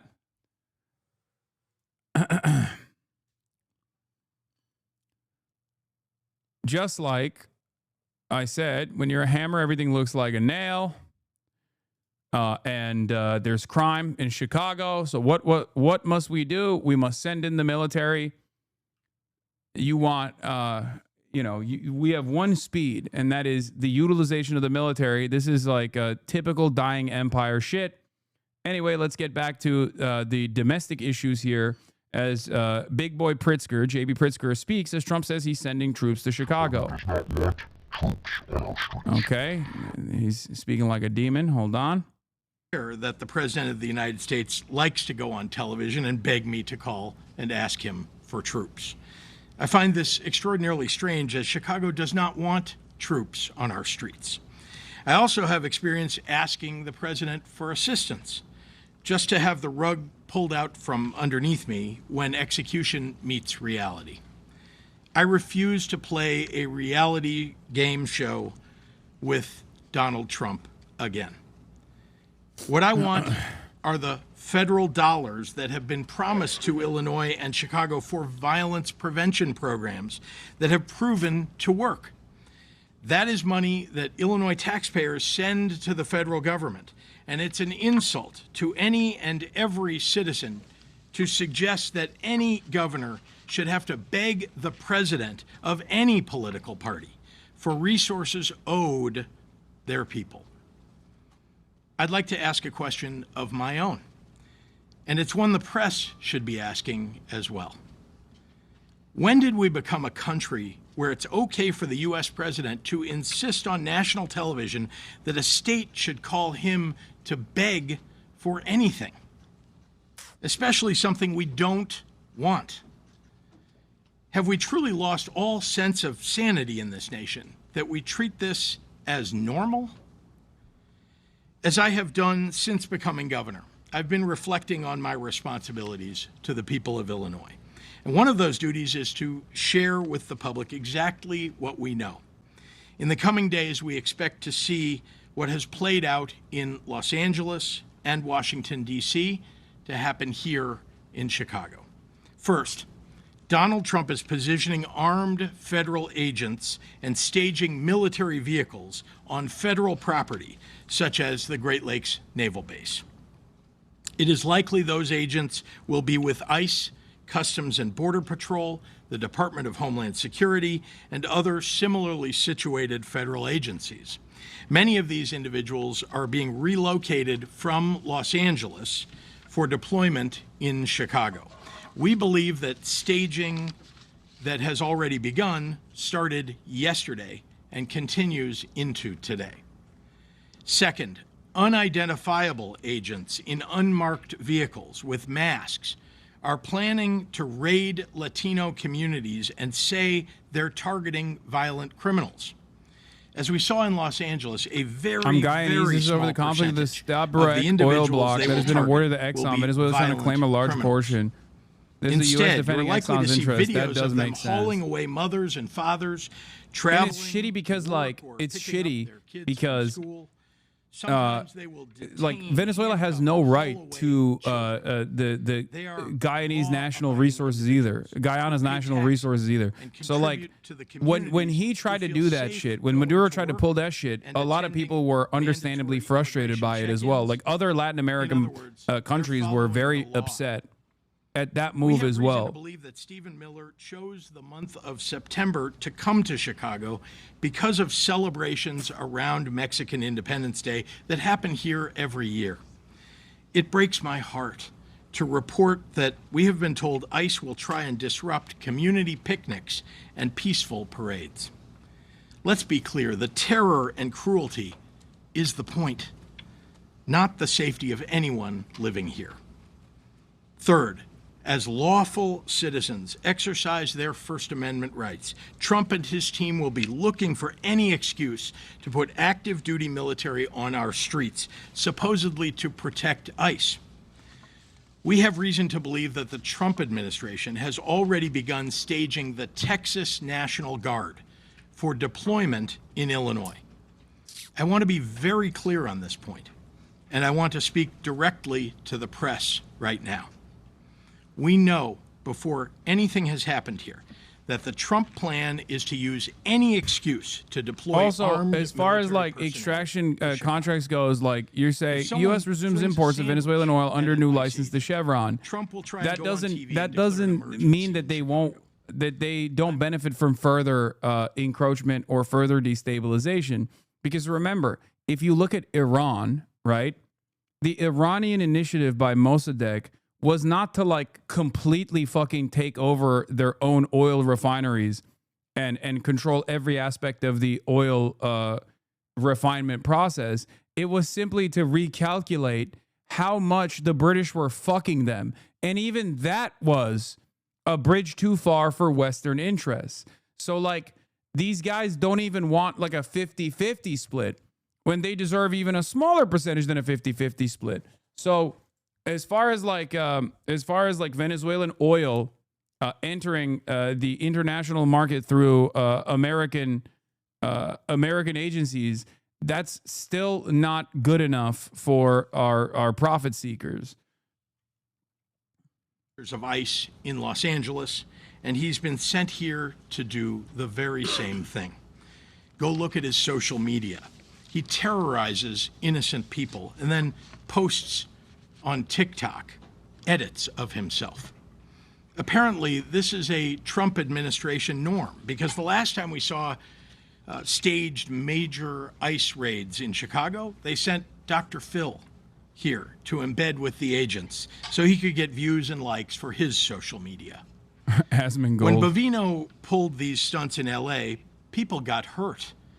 2 innocent people died trying to flee his masked agents.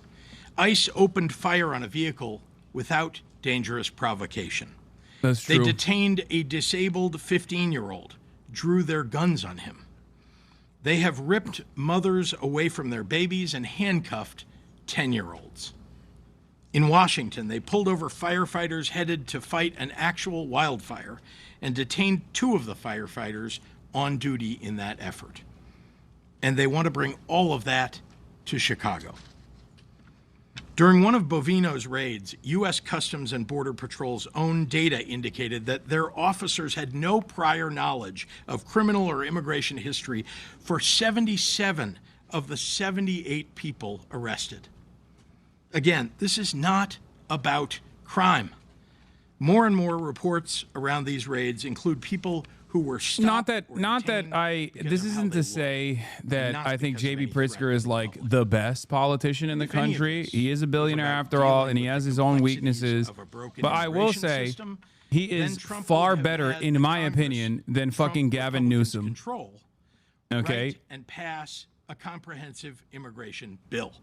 I don't know. Maybe it's because I live under the... Maybe this is like a West Bank versus Gaza opinion on Hamas leadership. Where, like, because I live in California under the oppressive thumb of gruesome Governor Gavin Newsom, I look fondly at J.B. Pritzker as the governor of Illinois. Maybe people in Illinois could tell me that he's actually worse, but I promise you, he is I can't live in. He is better than Gavin Newsom. Gavin Newsom has set a very low bar to begin with, but J.B. Pritzker clears it. I have to deal in facts, and here they are. Crime is down in Chicago. Murders are down by almost 50% in the last 4 years. Shootings are down 57%.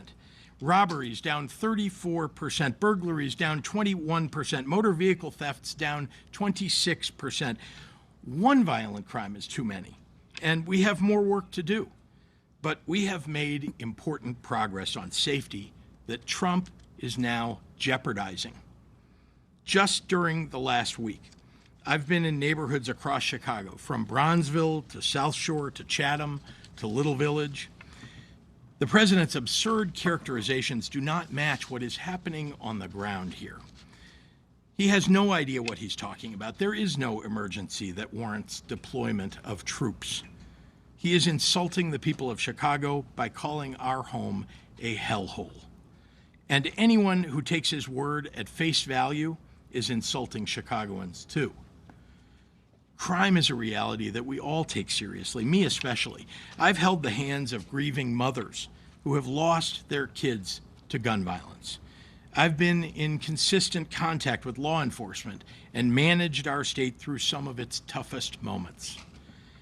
That has informed our comprehensive, evidence-based approach to crime, hiring more police officers and giving them more funding, gun and drug and gang interdiction, investing in community violence intervention, mental health supports, more substance use treatment. Those programs have shown real progress. Then you know what happened? Donald Trump and his Republican allies in Congress cut those programs because they are unserious people who seem to know nothing about fighting crime.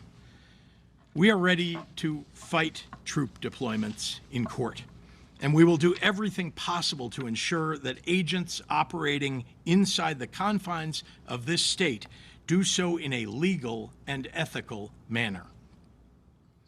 To Chicagoans, what you can do is look out for your communities and your neighbors. Know your rights. Film things that you see happening in your neighborhoods and your streets and share them with the news media.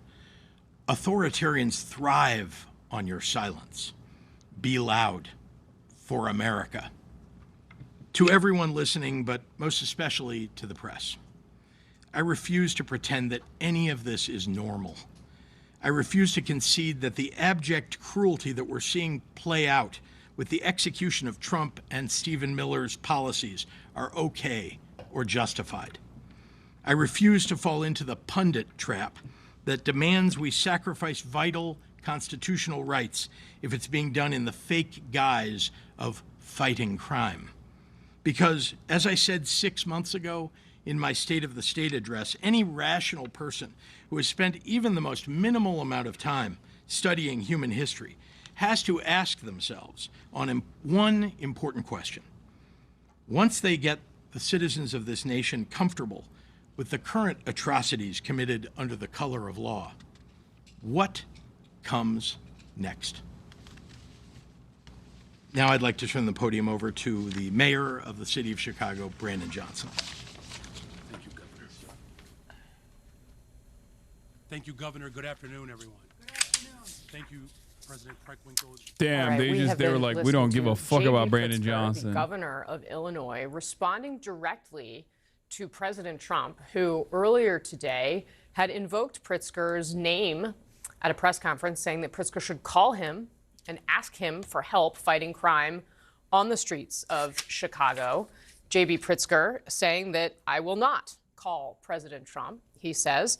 He said that Chicago does not want troops on our streets. That, of course, in response to what the president said.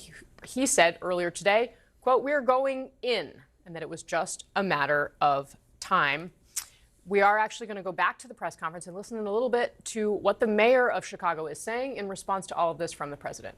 In our city, we need the federal government to stop the endless flow of guns into our state and into our city. Chicago police officers have taken more than 24,000 guns illegal guns off the streets of Chicago since I've taken office. Over 24,000 illegal guns taken off the streets of Chicago since I've been in office.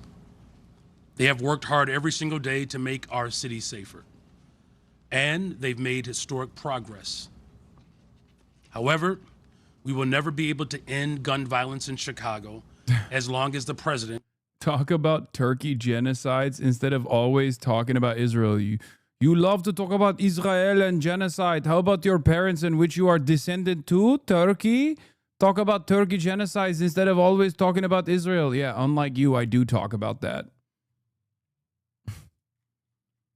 Not that, you know, that has anything to do with the ongoing live streamed Holocaust that Israel is committing with my tax dollars. They are coming from Louisiana. And that is the harsh reality, whether Republicans like it or not. Occupying our city will do nothing to solve this problem.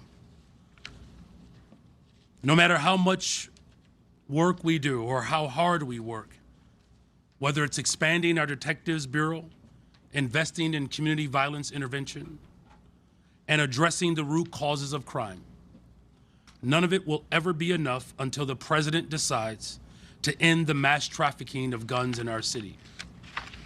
For every gun that the Chicago Police Department fights to get off the streets, 2 or 3 more new guns come into our city. Chicago will continue to have a violence problem as long as red states continue to have a gun problem. Shootings will continue as long as this presidential administration continues to put politics over people. We have sued Glock over their semi-automatic guns that are easily converted into automatic weapons. Okay, I'm done with this. Bro, what is this hand? I already showed you this. We already clocked in on this too. He's not looking too great, okay? Yeah, he still has that fucking bruising. And it's clear that it's like not just a handshake bruise, right? It's just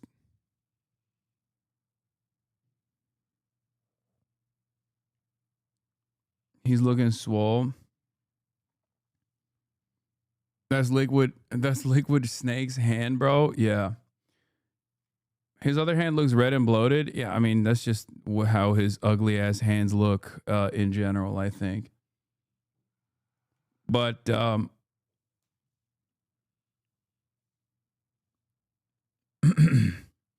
why can't he afford a proper makeup artist? I think with that level of scrutiny, it doesn't matter, right? Anyway, this is also another thing that the media is doing. 54 shot over the weekend in Chicago as governor rejects Trump's threat to send in National Guard. This is ABC News, right? ABC News is revealing this information. Like it's newsworthy to talk about 54 people being shot over the weekend in Chicago, right? It's a very there's a lot of gun violence that takes place. But packaging that as though the only solution to this is Trump's ridiculous threat to send in the National Guard to Chicago, as though that's the only solution, and that the Illinois governor, J.B. Pritzker, is actually refusing to take on this solution. Well, that's editorializing a headline, okay? This basically is stating, 1, crime is completely out of control in Chicago, and 2, isn't Trump right about wanting to solve crime with the National Guard?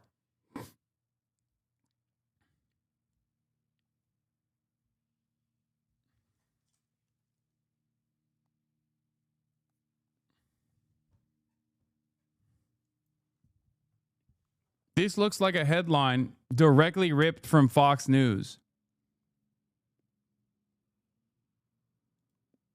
They updated the headline. 58 shot over Labor Day weekend in Chicago as governor rejects Trump's threat to send in National Guard. Trump continued to criticize the governor's handling of crime. This is consent being manufactured in real time to deploy the military. Okay? Now, is is, especially like weekends such as this one, like long weekends such as this one, are they particularly bloody? Absolutely. Okay. Is this a major issue? Yes. No one's going to sit here and be like, no, that's normal. It happens. Okay. It's literally lower than previous years, but it doesn't matter. That's still a fucking issue, right? That's still a major issue. But the idea that all of these people that are living in these neighborhoods are like begging Trump to send in the National Guard is ridiculous. The idea that like Chicago is a crime-ridden hellhole. The idea that Chicago is a crime-ridden hellhole, it's on fire, is also ridiculous. Okay?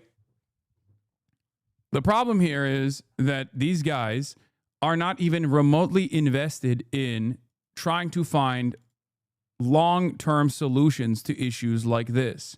And instead, they focus on what an immediate aesthetic solution would look like, which is further military encroachment, utilizing the military as a domestic police force, which is unconstitutional in and of itself, and also more like a more militant response. If a militant response was successful in curbing crime, in stopping crime altogether, or even lowering the rate of crime, then the American police force, that is the most militant police force on the planet in all of the developed nations, would have already eradicated crime. That's it. But here is Morning Joe, once again, never Trump Republicans, not a real constituency at all, representing an outsized voice within the supposed Democrat Party's base, and talking about how it's actually a good thing that Trump wants to send the National Guard. Let's take a look. See this, as you say, we've been reading about this for years now. Every weekend, and maybe crime has gone down. But, you know, we had the mayor of Chicago on last week saying, oh, we don't need any more police officers. Police officers aren't the answer. No police officers. You know, I think he said no 5 times. You look what's happening. No police officers is not what any mayor has ever said in the history of mayors, okay? The notion that, like, a mayor in a major American city would say, we don't need any police officers, actually. We don't want any cops whatsoever is so fucking stupid. It's insulting the intelligence of the 78-year-olds that are watching right now. This weekend, you look so... You know, I actually think that J.B. Pritzker should do something radical. I think he should pick up the phone, call the president, and say, you know and I know you don't have the constitutional authority to deploy the National Guard here and to police my... You can do that in D.C. You can't do that in Chicago. But let's partner up. These are the most dangerous parts of my state. We would love to figure out how to have a partnership that's constitutional, that respects the sort of balance of federalism between the federal government and the state government. And let's work together to save lives. Because right now, just hey, nothing to see here moving along. No problem here. Hey, Donald Trump, we don't need you. And, you know, the mayor talking about we're going to protect people's dignity in our city. Well, protect their lives. That's protecting their dignity. You know, it would be radical for us to figure out a way to actually do what I've been saying from the very beginning on Washington, and that is seeing Yeah, Morning Joe, remember, was calling him a fascist in the lead up to the election, saying how dangerous fascism would look like in America, only to, in the immediate aftermath of the election, go to Mar-a-Lago and kiss his fucking ring. So obviously, we already know that these guys are entirely compromised. Highest gun violence stats per state, 1 Mississippi, 2 Louisiana, 3 Alabama. It don't matter, because the solution there isn't also to go there with the military and have a constant presence as the military. That's not a solution at all. That brings in additional complications. These guys are not tasked with domestic policing, okay? They're not. They don't have the proper tools. Like, our current existing police force is barely competent, and I would say incredibly violent and incredibly incompetent when it comes to domestic law enforcement. Now you got a bunch of National Guards people who don't have any training whatsoever, just walking around with lethal weapons, automatic machine guns on the fucking streets of major American metropolitan areas. Like, it's just, is crazy.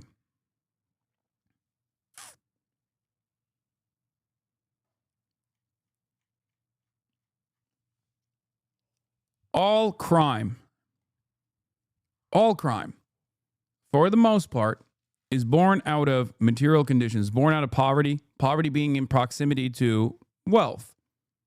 That's how crime happens. And the solution to that is to cut down on the poverty, to improve people's material conditions. That's how you're supposed to do it. I mean, obviously, with like more militant enforcement, you can put a dent in the crime rate, right? But that's not a consistent way to deal with the issue. And it's not a real holistic way of dealing with the issue at all. It's no different than just like brushing it aside. It's no different than like, instead of homelessness, for example, instead of tackling homelessness at the root cause, which is an unstable, increasingly costly housing market that is pricing people out of their homes and forcing them into homelessness, instead of fixing that issue and building more housing, building free housing, public housing, right? What we do is more militant enforcement against the homeless, camp clearances, taking away their shit and discarding them, or just like pushing them beyond the city limits, right? But the problem doesn't go away. You just don't see it as much when you do that, right? We just arrest them, we throw them in jail, and we just hope God sorts it out. That's not a solution. You didn't solve the problem at all. You just pushed it away. You just made it somebody else's problem, as a matter of fact. And this is exactly the same shit. This is exactly the same thing. And in some instances, the military's utilization is quite literally to pack up the homeless as well. It's very frustrating to have to deal with this over and over again, and to look at like a short-term limit on I don't know, murders in like a 2-week period or something, to be like, oh, see, it succeeded, it worked. Politicians creating partnerships that protect their people. Leaders in Chicago. But unfortunately, because a lot of these fucking dipshits are rich assholes, they don't think about it. They don't think about like the real ways in which crime manifests. Okay? And a big component for why the National Guard is being deployed, or why the federal police is operating in these cities, is to literally terrify the migrant populations as well. These cities are run by said migrant populations. Instead of giving them the proper authorization to exist on U.S. soil, as they have for decades in most circumstances, we're just ripping them apart. We are just trying to pack them up and deport them expeditiously. It is incredibly cruel. It is incredibly fucked up. And the only reason why Trump is even attempting to do this is so that he can satisfy his white nativist base of support. Some of the dumbest, most racist fuckers out there are cackling like hyenas, demanding more of this kind of enforcement. It makes them feel good. And for Trump's purposes, and for like Republican purposes, and even sometimes Democrat Party purposes, this makes people feel like at least some of the things that they're demanding, they are getting. That's it. Human beings, and the cruelty that they experience for not having the proper work clearance or the proper documentation in this country, is like this violent enforcement against them is simply just a talking point for a lot of these people to satisfy their fucking needs. Okay? To satisfy their appetite, to make it seem as though the Trump administration is doing something. When in fact, if they were to actually tackle the issue of affordability, or if they were to actually tackle the issue of the housing crisis, well, one, they would also end up successfully having to deal with the housing market that creates more homeless people anyway, and also simultaneously alleviate some of these pressures that many Americans experience in this day and age. But that's too difficult to do, because this entire nation is designed to protect the interests of capital owners. And home ownership is a mechanism for that. Home ownership is seen as like the only way to have a nest egg, the only way to have some kind of capital that you can give to your next of kin. It's too powerful of an interest for the American government to actively undermine. So instead of doing that, we just keep packing up homeless people, moving them elsewhere, and we keep packing up immigrants and making it seem like the government is actually doing something that they promised that they would do. Meanwhile, none of this solves the issues at hand. The problems persist.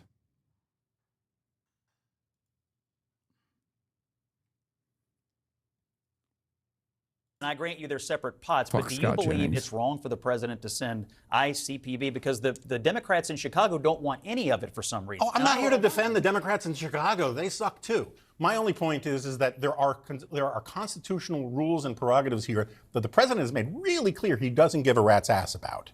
And neither do a lot of the people who just simply say because he wants to do it, therefore he should be able to do it because he's declared a crisis. And as the president said, I'm the president of the United States, I can do whatever the hell I want. That is not what we have in this country. Well, he is saying that he believes it is his responsibility when there is an emergency in the country to try to respond to that emergency. And what he has also said is that these Democrats should be asking him for help. And by the way, what's happening in Washington right now, I think, shows what could happen when some local person, even a Democrat, says, actually, you know what, this is a good thing. So, but I stipulate he has the constitutional authority to do it in D.C., right? He doesn't have the constitutional authority. Why would a Democrat resist? That's a different question. That's a fair question. No, here's the question. How is it an emergency when you have people who are showing up for legal hearings to adjudicate their status and about their citizenship and their ability to stay here, and they are being grabbed out of hallways and taken to rooms where people don't know what's happening to them? How is that an emergency? Well, it is an emergency that we have millions upon millions upon millions of illegal immigrants in this country that were let into the country through open borders, and now we have to try to get them out. It is, I mean, our view is it's absolutely an emergency. I don't know. I have a friend who has on her wall her great-grandfather's emancipation papers from the 1850s. And he had to carry those papers around because at any point he could be picked up because of the color of his skin. You're comparing slaves to illegal immigrants? I am saying, when you watch some of the video of people being taken down on the streets of Washington, D.C. and carted off, which look an awful lot like this is just happening from people because of what they look like.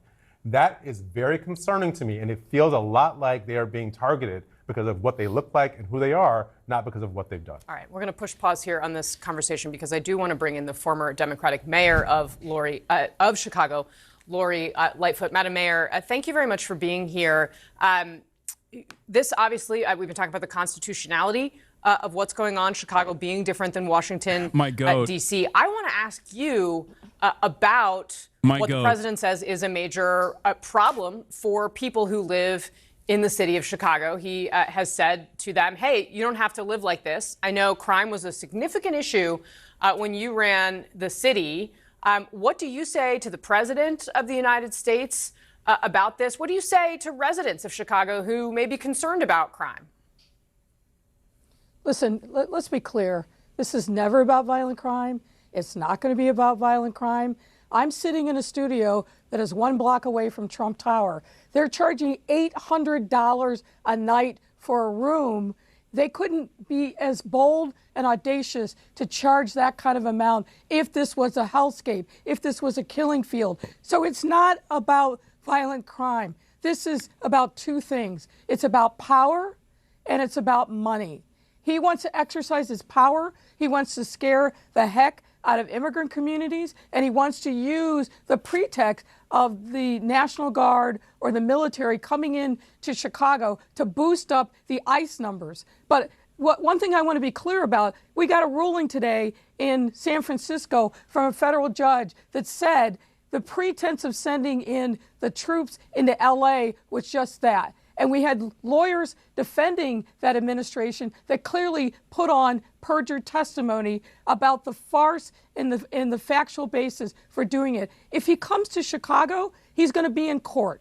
And he's going to be sued by the state, he's going to be sued by the city, and I believe that there will be private interests that also sue him. This is not about violent crime, and I don't think we should pretend that this manufactured crisis and his attempt to provoke people in Chicago is legitimate exercise of power. It is not. Coming into Chicago I already covered the Venezuelan drug situation, the carrier strikes against the drug cartels. Okay, stop spamming it in the chat. If he really cared about violent crime, go after the gun manufacturers who are just mass producing these weapons and have no liability or accountability. Go after the gun stores that know that they're selling to straw purchasers that flood into our city. Pass common sense gun reform that we have been begging for decades. Those are the kinds of things that actually would make a meaningful difference in violent crime. He's not talking about any of those things. He will not do any of those things because this is not about violent crime. It's about something else. Before I let you go, Madam Mayor, I know we've obviously taken up quite a bit of your time as we watched that press conference together. But I think I would just ask you, I take your point that for the president, you believe he has many other reasons, here for doing what he's doing. The crime rate in Chicago remains what it is. The crime rate here in Washington, D.C. Remained what it is. What is the answer to getting that crime? Why can't local officials get that crime rate down? I mean, do you need more cops on the streets? Listen, the crime rate has gone down. You heard the numbers of this is it. This is the reason why Americans are so excited at the prospect of like militant enforcement. Okay, that's it. Because a lot of liberals in positions of power also do believe that like the only way to eradicate crime is by promoting a more militant solution. Okay. So if the left flank of the media is also doing this shit, then why wouldn't Trump escalate? Why wouldn't Trump use the military? It makes total sense. If you believe that the only way to stop crime, if you believe the only crime prevention, the long-term solution to crime is more violence in the hands of the state, then of course you're going to say the military is a good thing. It doesn't make any sense. Like, why wouldn't you? And what's interesting about it is that, like, while they are creating the permission structure for these kinds of actions, they're also simultaneously trying to criticize it from some fucking shaky constitutional basis. Nobody gives a fuck about the Constitution anymore, okay? Trump gets to do whatever the fuck he wants. He already said it. I'm the president. If I want it, it's going to happen. And there is nothing you can say about it. Coming into our city and telling us how to police our neighborhoods. If you want to send more resources, great. Send more money so we can hire more cops. Do more to shore up the federal law enforcement efforts to interdict guns and gun trafficking. Absolutely, we'd welcome that. But that's not what he's talking about. All right. Former Chicago Mayor Lori Lightfoot, thanks very much for joining us today. I really appreciate your time. Sure. All right. Coming up next year. Do you guys understand, though? Do you understand the issue here? It's because liberals also kind of want like more militant enforcement. And this is a byproduct of having two right flank parties, basically, as this person jokingly puts. American politics is just two right-wing parties calling each other communist.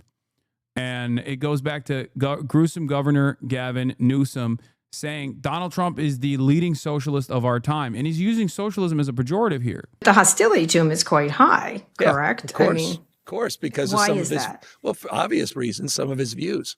And there's a lot of anxiety around those views.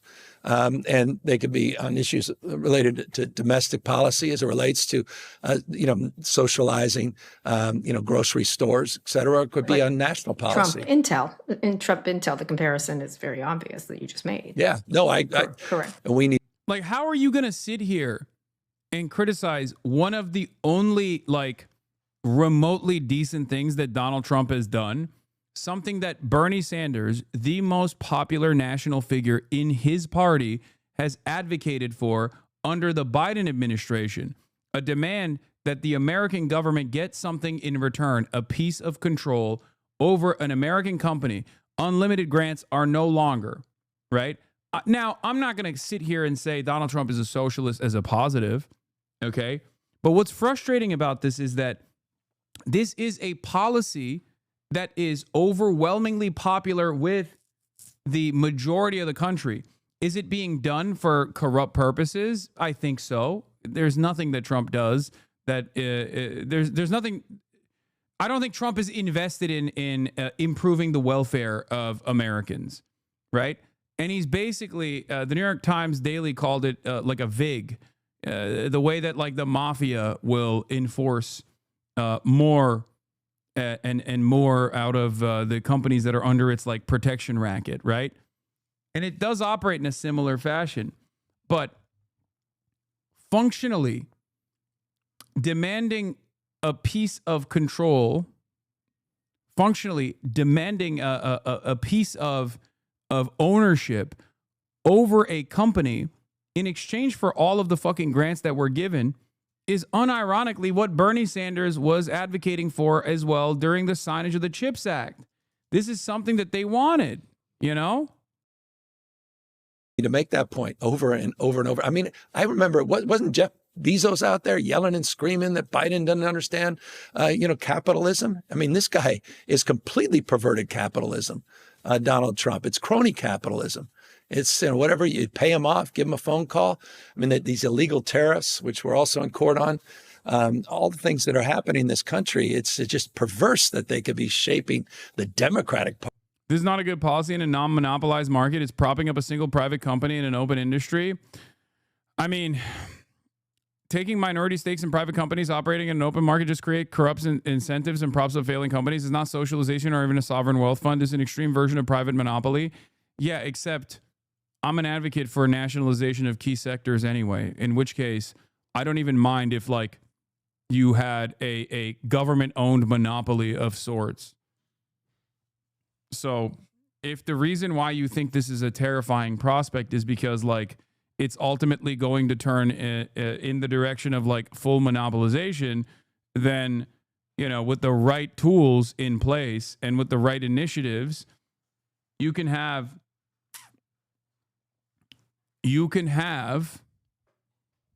the right leadership quickly take over the remainder.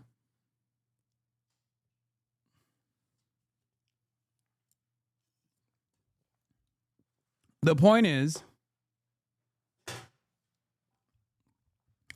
the point that I'm making is that this is not one of the those initiatives that Trump has taken that's like that's genuinely a bad move. It's a move in the appropriate direction, especially because it's one that like popular politicians in the Democratic Party have also advocated for. When you maintain an open market such as chips, but the government props up one actor, one who is not doing so well, by the way, it only creates a corrupt alliance between capital and government. But the corrupt alliance between capital and government already exists. This is just the government picking a winner. And what it will do with the additional influence that it has over said private company, it remains to be seen. But the notion that the government is not already picking and choosing winners is wrong. I mean, it does exist, whether it be by way of government contracts or whether it be directly through grants and all these different subsidies that we offer every single key sector in this country in an effort to engage in some semblance of price controls, in an effort to make sure that like our agricultural outputs, for example, are kept as cost-friendly as possible. The government picking a winner is no different than never enforcing antitrust. If we believe antitrust, this is bad. In the absence of moving in the direction of antitrust, I'm just saying that this isn't as bad as a decision, and it's also not even like an overwhelmingly unpopular move as well. I would go so far as to say this is actually an overwhelmingly popular decision that Trump is making, that a lot of people in his base and even beyond his base will look to and go, that's great. Why is that great? Because it's something that I've also advocated for, something that Bernie Sanders has advocated for, something that many people have talked about, which is that unlimited subsidies should be accompanied with like some kind of ownership. I said this in the aftermath of Boeing and a bunch of like national airliners actually falling apart during COVID, and we just kept these companies afloat with the money faucet. If we had gotten something in return for that money faucet during COVID, I think that would have been beneficial.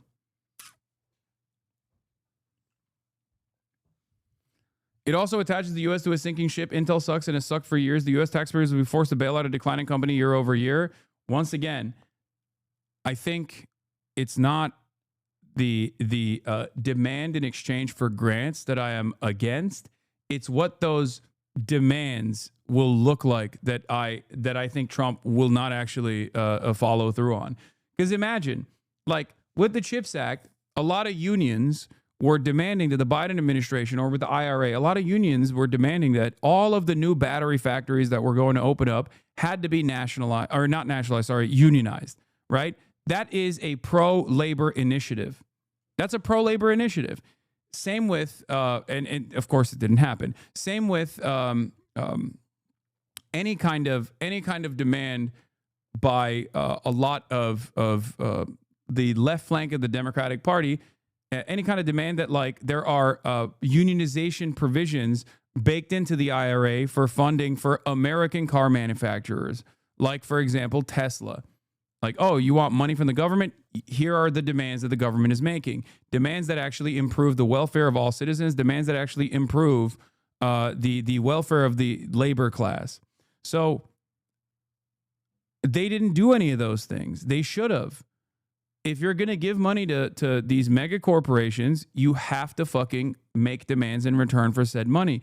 For far too long, these companies have actually taken unlimited funds in the exact same not really so free market style that exists already in the United States of America, without any sort of noticeable blip that ends up helping the people that are playing a formative role in the productive process, in the production process.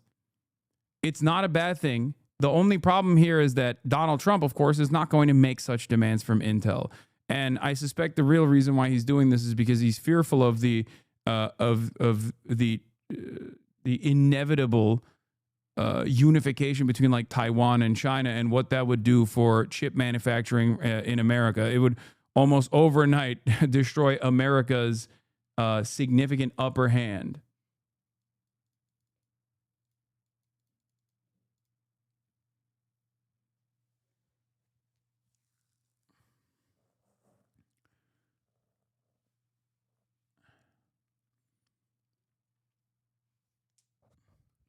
I'm simply stating that this isn't the absolute worst thing that the Trump administration has done, and could be used for a decent advantage down the line. I don't think that Donald Trump has any sort of positive ambition here with respect to like the acquisition of 10% of Intel. But ultimately, I think Trump's real reason for doing this is a national security fear that he has, and that they want to basically boost like chip manufacturing in the United States. Who knows if this will be successful? But regardless, making these sorts of demands is going to be a necessity, no matter who the fuck is in charge. Like, if you think a socialist leadership is not going to, let's say magically we have a socialist leadership, it's not going to happen. But like, if you think that they wouldn't also make these like threatening demands that go against the interests of capital owners overall, and that out of real fear that they have that like the government has awesome power and can wield it in their direction and just like shutter their operations if they choose to do so, they just play ball. In the same way that like Donald Trump is capable of bullying corporations. If you think that like a socialist leadership wouldn't do that, you're wrong. They would. All right, so I really, really want to talk about this. I think it's important and could possibly lead to something even more important in the future. So maybe you've heard the news, but the United States government, through Trump's deft negotiating hand, has taken 10% ownership of Intel, the largest American chip foundry. Historically, this is pretty rare. This has only happened previously in times of emergency, like the 2008 financial crisis, where America got percentage stakes in some of the major banks they were bailing out, then eventually would sell those stakes. But this is kind of an uncapped, no emergency situation. We're just taking a large ownership stake with the government in a private company. And I want to talk about what that means. I want to talk about why it happened. I want to talk about where it's going forward, okay? First, we got to talk about chips. These kind of chips, not the kind that you eat. Very, very important. Now, this is kind of a base primer. You might already know this, but it's worth saying, okay? Some people, like Jensen Huang and NVIDIA here, design the chips, and some people, some companies, make the chips. It's like TSMC in Taiwan. They have these big, gigantic foundry clean rooms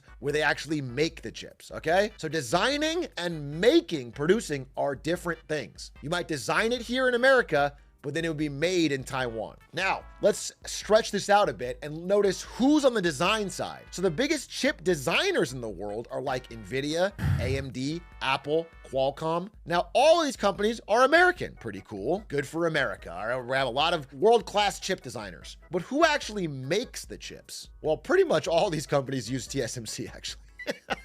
If I'm using specific examples, pretty much all these companies use TSMC. TSMC has a massive market share, so it's all made in Taiwan. But behind TSMC, you might find companies like Samsung in Korea or SMIC in China. And then way down the list, not able to make the latest and greatest chips, not even able to make very good chips, to be quite honest. Really bringing up the caboose, the rear, is Intel. That is our American version of a chip foundry. This is not ranked top 4. Intel is even farther down. Intel is the biggest American chip foundry that can actually produce chips. They've had a very rough past few, honestly, decades. Since their peak and their prime, they've been on a slow but steady downward spiral. They've lost engineering leadership. They no longer can design the latest and greatest. They have process errors. They're late to new technologies, and they've slowly but surely been losing market share, losing customers, getting worse. And they've fallen behind, the world leaders in being able to create the great chips. This is a problem because being able to make the chips is probably, in the world we're heading towards, even more important than being able to design them. The ownership of the production of the chips is very, very important. Like, for example, if TSMC were cut off to the rest of the world, it would cripple all of these companies. It's very important for national security reasons to have some ability to create your own chips within at least your sphere of influence. So both presidents of the recent last 10 years, Trump and Biden, have known this. It's not a one-sided Republican or Democrat thing. Both political parties in America have recognized this. This is Joe Biden stunned. Taiwan is just America, yes, but also no. In the sense that, like, it's while it is an island designed for American interests, it can very quickly no longer be as dominated by American interests, especially as like global instability and America's influence around the globe waning. I think a major issue that these guys see, that's why I brought up the national security part of this puzzle. When you look at China's rise as a superpower, you realize that, like, maybe the situation is not so great. Maybe the situation is not so sustainable. Like, all of those factories could one day very quickly be factories that are under the protective banner of the People's Republic of China. He's seeing the face of God as he looks upon these. When you say Intel got $108 billion in stock buyback since 2005, like, this is exactly the type of shit that should be made illegal, is my point. TMSC has fail-safes where if Taiwan is invaded by China, they destroy the equipment China would want. Yeah, except who's to say that this will happen at gunpoint? You know what I mean? I think that's another real thing that the American the American State Department is worried about. That's why the U.S. tariffing Taiwan and stuff like that is actually being done so that they forcibly switch production to U.S. soil.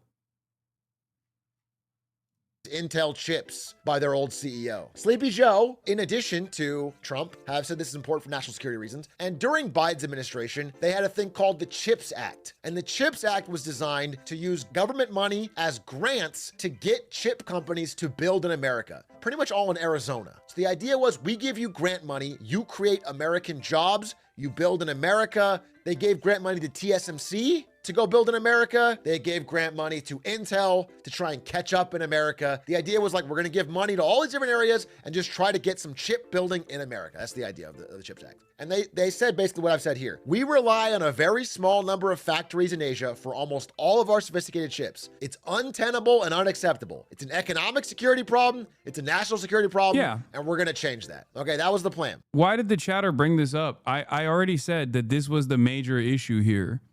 You made it seem like I would be in disagreement with Atriok so far, and this is exactly what I said so far. And there was some success. This is a TSMC plant in Arizona that I believe just went operational this year, or maybe it's just about to go operational this year. However, don't get me wrong, there's still problems. They were able to use the money to convince them to build here. The problem that TSMC says is that Arizonans don't like to work as hard as people back in Taiwan. They've had a lot of logistical challenges, but the main part is that I don't think this is also accurate. I mean, this is like, bro, this is literally, no, stop. This is Orientalism through and through. I think, no, they just don't have the proper training. Like, that's it. It literally is law. Stop. No. It's literally just the notion that like the Oriental mind, the mind of those from the Orient, is actually more servile and better at building chips. They have tiny fingers. Like, that's all bullshit. It's just it's a matter of training. I think it's overall a good explainer on the situation. He's saying that's what the TSMC said, by the way. Later on, it gets into the Trump aspect. Yeah, I know. So far, I'm in agreement here. I don't have any disagreement here. But yeah. Americans don't like to work as hard as any other country. It's not Orientalism. That's the whole point of the U.S. economy, is to extract so they don't have to work.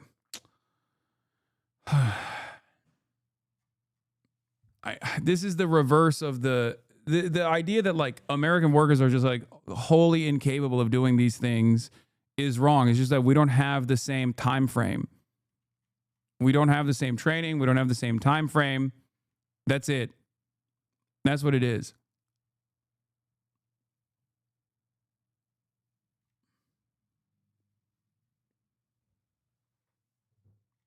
Like, you don't have the same technical, precise manufacturing training necessary.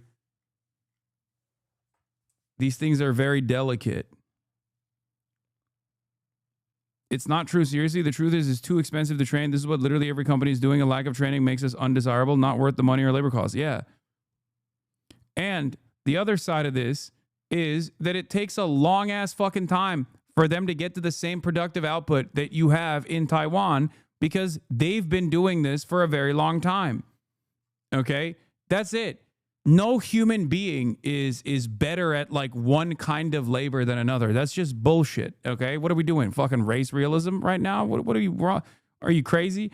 And it's not even a byproduct of like people's material conditions or something. It's just simply not enough time, not enough experience, because like ultimately, these are incredibly precise machines that you need. This is high precision manufacturing. Okay? This is something that Tim Cook has talked about with respect to utilizing Chinese factories as opposed to like bringing production all the way back to the United States of America, especially at a time when like Chinese manufacturing is also costly, right? It's no longer like as cost affordable as an alternative as it once used to be. But the reason why Tim Cook says we'll continue to do this in China as opposed to the United States is because the amount of training necessary until you get to a competent level in the American workforce takes time. Okay? That's it. It takes time. It's too much time. And there is going to be a runway where there is too many points of failure in that process. Because when you train a new labor force to be able to do high precision manufacturing, the first couple of years, there's going to be a lot more failure than a labor force that has been doing this and has been trained for the past couple of decades at this point and have actually improved their productive output as time has gone, as there are new methods that are being implemented. It's that simple. it would require almost a decade to catch up. Do you understand?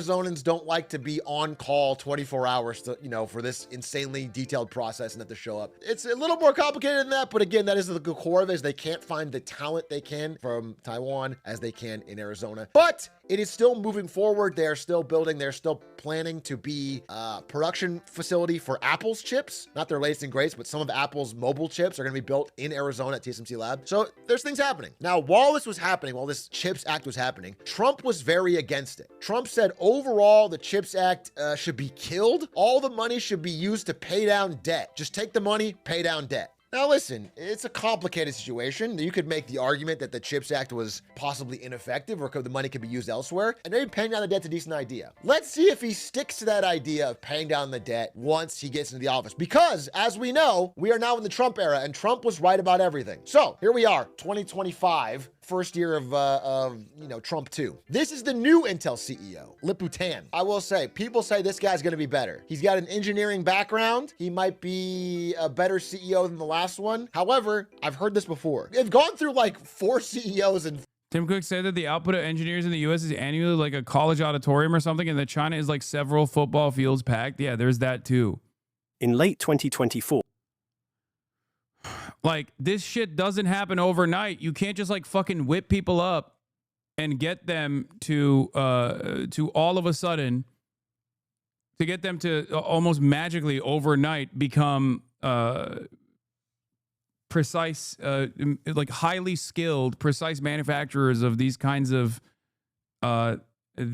chips. 5 years or something. The last guy was also from an engineering background. They said the same thing. He's going to turn it around. He's the new engineer that's going to come in and fix Intel. Intel's in a really bad spot. There's a deeper rot at this company than just swapping out a new CEO. But this is the new Intel CEO. Yeah, it's not just training, it's expertise. No, that's what I'm saying as well. Yes, I'm couching that under training. But that's my point. Exactly.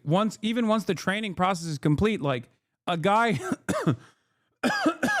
a guy who has been working at chip manufacturing at a manufacturing plant for fucking 5, 6, 7, 10 years is going to be infinitely better at doing that than a guy who just got trained and has been working on the job site for a year.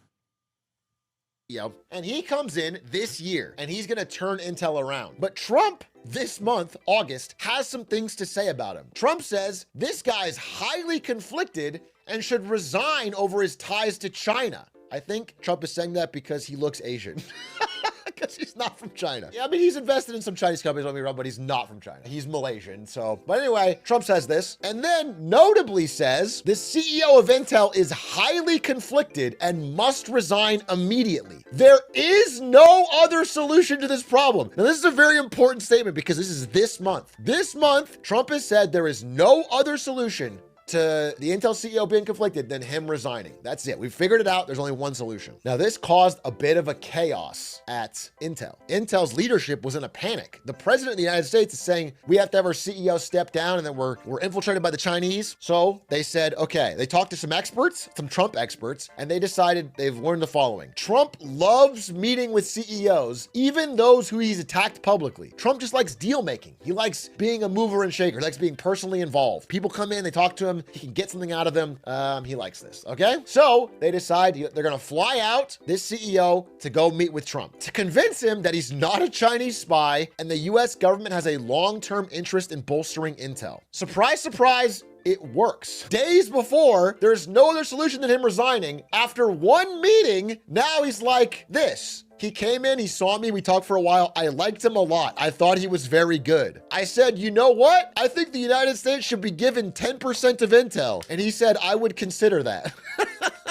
So a massive pivot. From a few days ago, you're like, he's got to get out. And so now you meet him once. Oh, you know what? I love Intel and you, and I want 10%. Between this calling him to resign and this meeting, there was one middle part where Trump said, hey, what if we got TSMC to buy 49% of Intel? Because TSMC is good and Intel is bad. So we'll just sell 49% will force them actually to buy 49% of Intel, and they'll make Intel good. Now, the problem with this, I mean, there's a couple. One of the main ones is that TSMC has zero interest in doing this.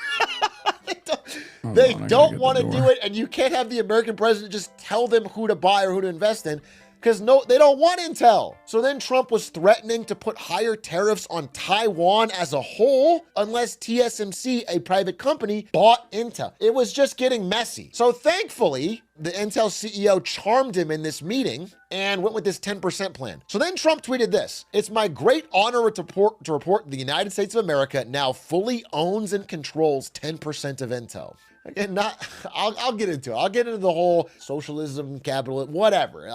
People have got so many things tied into that. I'll just explain why I think this might be a bad idea, okay? A great American company that has an even more incredible future. I negotiated this deal with Lip Bhutan, the highly respected, by the way, this is weeks after saying he was a Chinese spy that needs to step down. He's actually the highly respected chief executive officer of the company. The United States paid nothing for these shares. Now, I highlighted this part in red, and we're going to skip ahead real quick. This part's highlighted in red because it's called a lie. The United States bought these shares.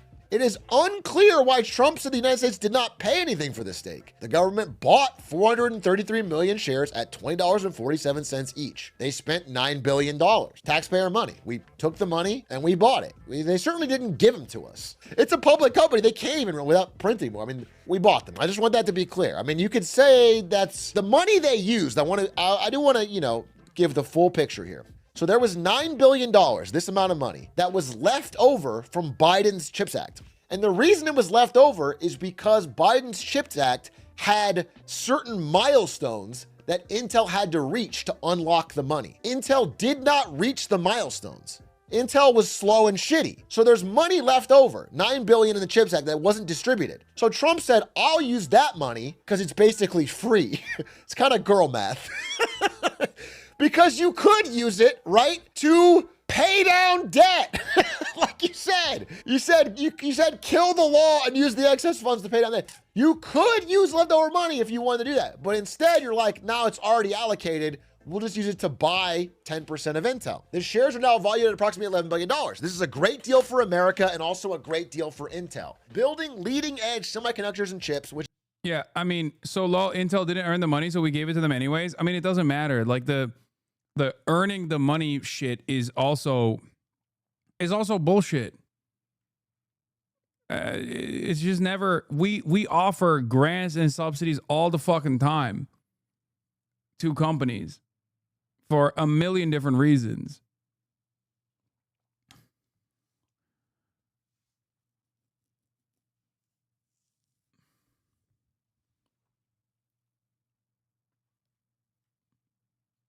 I'm not making an assessment about like Intel's stock performance or Intel as a company. I'm not saying that at all. I'm simply stating that the way that Trump is dealing with this issue, or rather, like on principle, the notion that the American government demands more in exchange, demands ownership stakes in exchange for grants is not a bad thing. I don't think it's a bad thing at all. And ironically enough, I think there needs to be more of this, but also with like follow through, with real follow through on reasonable provisions that are implemented that improve, that create good paying jobs, for example. Okay? The notion that like, yeah, you're going to get training, you're going to have, you're going to subsidize people's housing, like adding that into the contract as a part of that ownership stake would be, in the perfect scenario, in the perfect world scenario, would be the good thing. What is happening? Is there like an actual F, or are people freaking the fuck out for no reason again? I can't tell when there's like only a couple people that just like immediately spam Fs. When there's like a baby blip on the fucking, like a hiccup on the stream.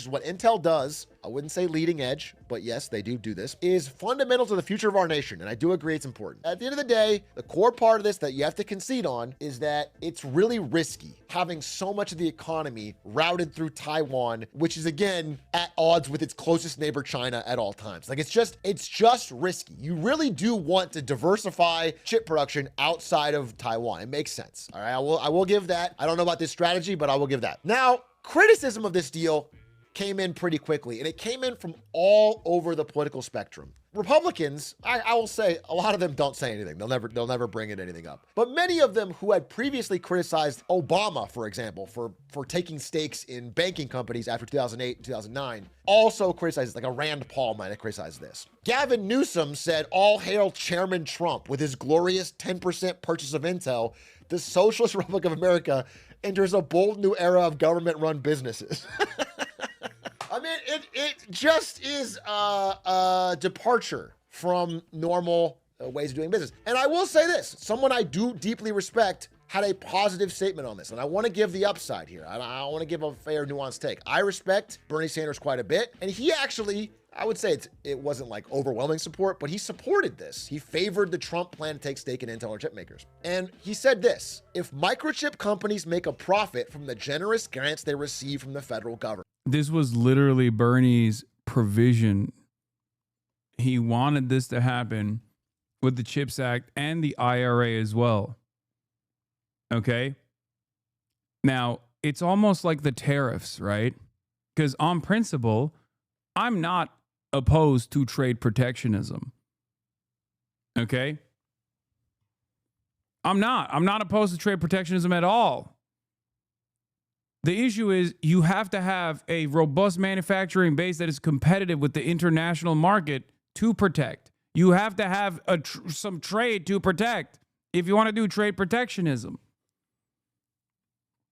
So Trump's execution on the international tariffs, using tariffs as a tool to wield to, I don't know, demand that European countries put a higher percentage of their GDP into like purchasing American weapons under NATO security contracts or all this other shit. Like, it's been idiotic. It's been fucking stupid. Especially when there is a clear-cut absence of trade to protect in the United States of America. Without building out a manufacturing base, you can't just like start demanding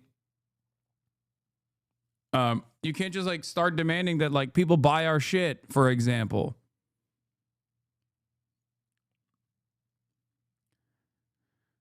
So I see this in the same vein. As far as the method, I do not have an issue with the method. I would love to see a competent Democrat leadership do this exact same thing. Having said that, however, do I think that Trump is simply going to use his ownership stake to not really add necessary provisions for labor protection and to create good paying manufacturing jobs in the United States? Of course, I don't think he's going to do that. He is a fucking real estate developer.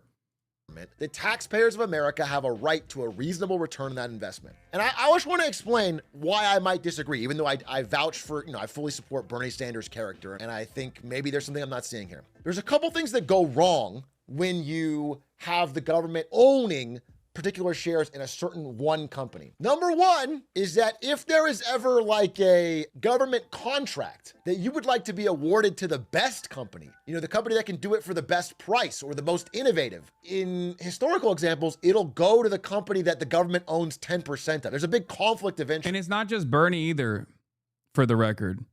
There's another political figure that's even more technocratic in their approach to policy making that a lot of liberals like even more than Bernie Sanders. Her name is Elizabeth Warren. This was a dual provision from both Elizabeth Warren and Bernie Sanders. Okay? So one must ask the question, why? Like I've always said, I'm always going to call balls and strikes. If Donald Trump does something that is technically in the right direction, I'm not going to immediately attack the administration. I will be cautious, of course, because of who Trump is and what he has done so far.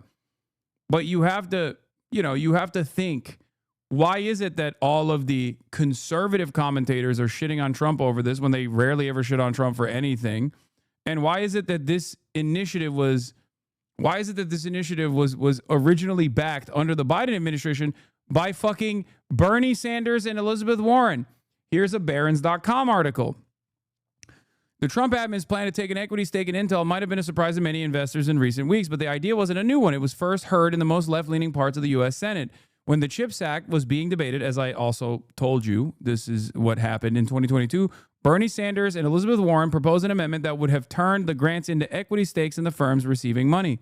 It never reached the Senate floor for a vote.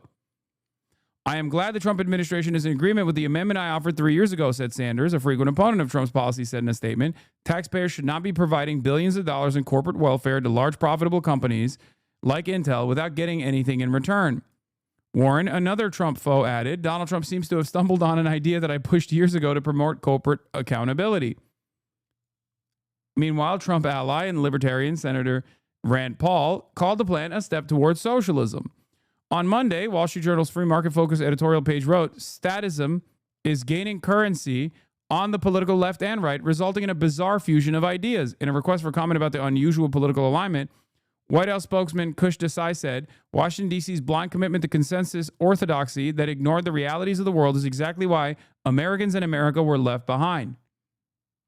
Remember what I said?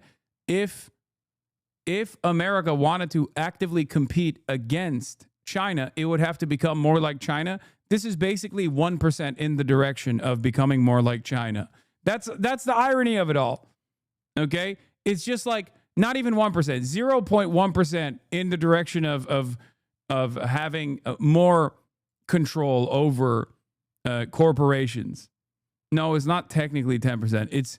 I'm saying in the grand scheme of things, if you look at the entire productive forces of the American government or under the banner of the American nation, it's like 0.01% initiative. The CHIPS Act passed Senate 64-33 roll call vote. Warren voted for the bill, but Sanders didn't. Then President Joe Biden signed the legislation the following month. Equity deals weren't a part of the final legislation. Last week, Sanders came out and supported Trump's then rumored agreement with Intel. Warren has indicated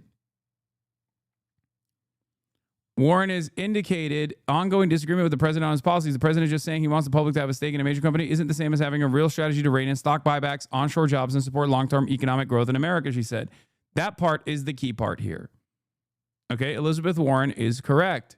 This is her bread and butter issue, so it's not surprising. But this is one aspect where Elizabeth Warren is a important voice, okay? And she is 100% right, because getting any sort of state stake in a major company needs to come with requirements. Okay? And those requirements should be to stop stock buybacks altogether and to demand onshoring jobs. Okay? And not just any kind of fucking job, but good paying jobs. Jobs that have to be unionized. Now, of course, Trump is not going to do that. So that is where my criticism of Trump's initiative starts. But my criticism of Trump's initiative of demanding 10% ownership after releasing these grants to Intel, after all the grants that we've given to Intel already, is not the point of contention for me. It's like picking winners and losers. You know, because Trump has personally negotiated this deal and gotten us 10% of Intel, he can't allow Intel to do worse. He needs to favor them for future government contracts. So that's the first part. But the second part is like with this statement. So actually I deleted the statement. I would say that if Intel, for example, whatever the corporate tax rate is, which should be higher, I agree. If Intel makes $100 million, right, and we tax 15%, if we have a goal, which is like Intel build something in America, bring American jobs, and at the same time, Intel grows to $200 million and we tax 15%, that is the return to the taxpayers of America. The return is that. I think the main problem isn't taking stakes. It's taking stakes in one actor in an open industry. If they took stakes in multiple companies in the same industry, that'd be better, like a sovereign wealth fund. Fair. it's even better. I'm not going to fucking say that's a bad idea. I think that's a good idea. I think the best idea is nationalization, okay? The other problem is when the government takes stakes in companies, it means the government will continue to prop up failing companies. A socialized company could live with that, but this is different. No, I also understand that as well. The issue is this already happens. This already happens, but with a more hands-off approach. So that is the problem. Because like we already pick and choose winners all the fucking time. We already prop up failing companies all the fucking time. And the only issue is the only difference is we never demand anything in return. They take all the money and they, in many circumstances, just immediately engage in stock buybacks, which once again used to be considered market manipulation. It still is, by the way, but it used to be considered that and was illegal before the Reagan era. So that's what's frustrating about this. The failure story of the 21st century in economics is the government propping up assets and companies that should fail as a result of incompetence. I think we have a fundamental disagreement here. The fundamental disagreement that you and I have is that there is such a thing as a free market in the United States of America that actually thrives on competition and competitive governments in the same competitive corporations in the same sector that's making innovation thrive. I don't agree with that. I don't think that's real. I think we already do that with our subsidy structure, but we just do it at the behest of profit. Profit that obviously accumulates in the hands of very few people. And a competent government would take the initiative here and would utilize this to genuinely improve the labor force and would create good paying jobs. And it would be simply demanding more for the unlimited money faucet that we give companies anyway. That's how I feel.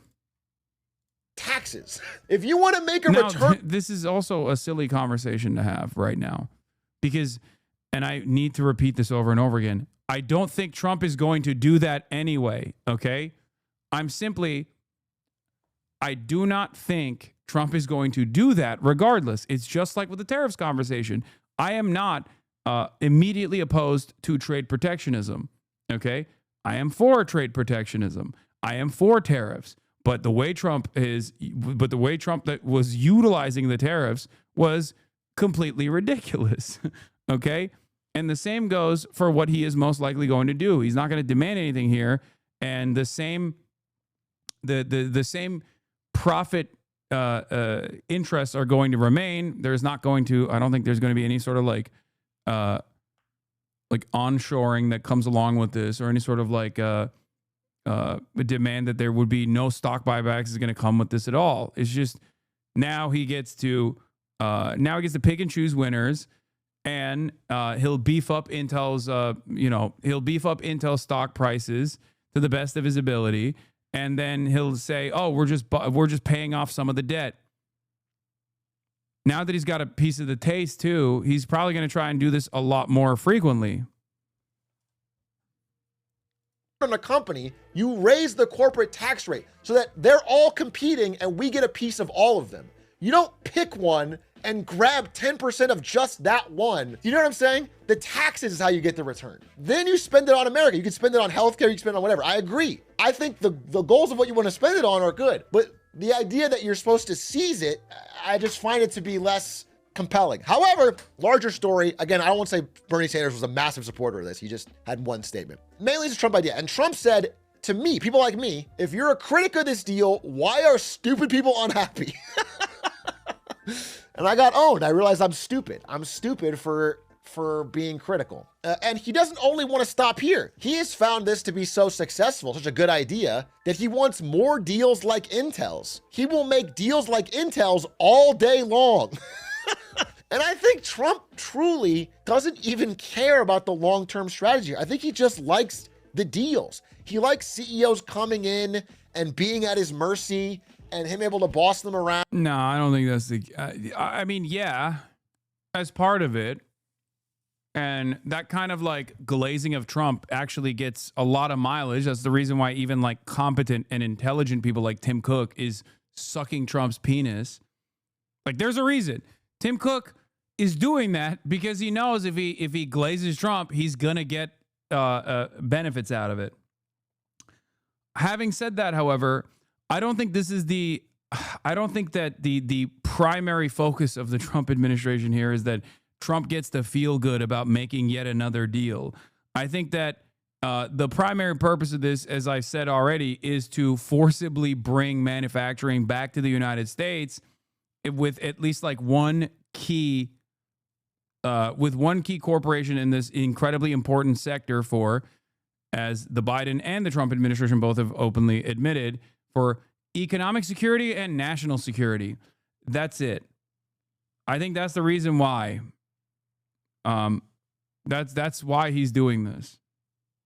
And I think he just likes doing these deals. They're all one-off, and I think he's just going to start grabbing American stakes in different companies. But the problem is, again, when you have this, you end up with a situation where the only way to win is to go through the president, to go through the government. Okay, you can't win. Like, do you guys understand the silver lining that I'm seeing here? The silver lining that I'm seeing here is that, like, this opens up a world of new opportunities. Now that the veil has been pierced by someone who is capable of doing that, right? Erasing the previous norms. Like, this used to be an unconditional no. Bernie Sanders advocated for it. It was a no. It was just like not even it was a non-starter, right? It's a great precedent, in my opinion. I think it's a great fucking precedent in terms of pushing towards more state control, because state control already exists with the incentive structure that takes place within subsidies. But that's so hands off, and therefore all these companies that take in billions of dollars of subsidies actually then do whatever the fuck they want. They can bury the subsidies and not really improve their output in the way that the government wants, or they can just like engage in stock buybacks and improve the profit incentives for their shareholders. Like, this kind of shit is unacceptable. So having more government control over this process is not a bad thing. Okay? By making the better product, you can't win by offering it at a cheaper price. You can only win by having the government put their thumb on the scale to your benefit. And I think that is a dangerous precedent, a dangerous long-term route to go. It's this real crony situation where you have to go to the mob boss to get your win. So he's planning many more deals, and he hopes to get as much as I can. I want to get the direct quote here. His new economic strategy is an attempt to get as much as I can. I don't see a long-term big strategy here. I'm just confused by it. I do. I think the opportunities are endless. Not that Trump is going to do this, or not that Trump is even interested in this, but I do. When I saw this, I you know, let's just say I wasn't instantly against it, and neither was Bernie, obviously, because it's like, it's just, if your company is fucking failing and you require government bailouts or you require government subsidization to continue your output, then I think it's perfectly valid for the government to say, all right, well, then we're taking ownership control. We're taking maybe 10% now, and who knows how many more percentages we'll take tomorrow.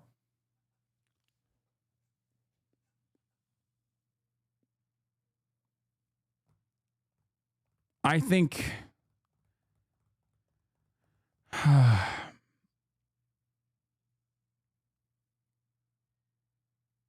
I think this is an important first step.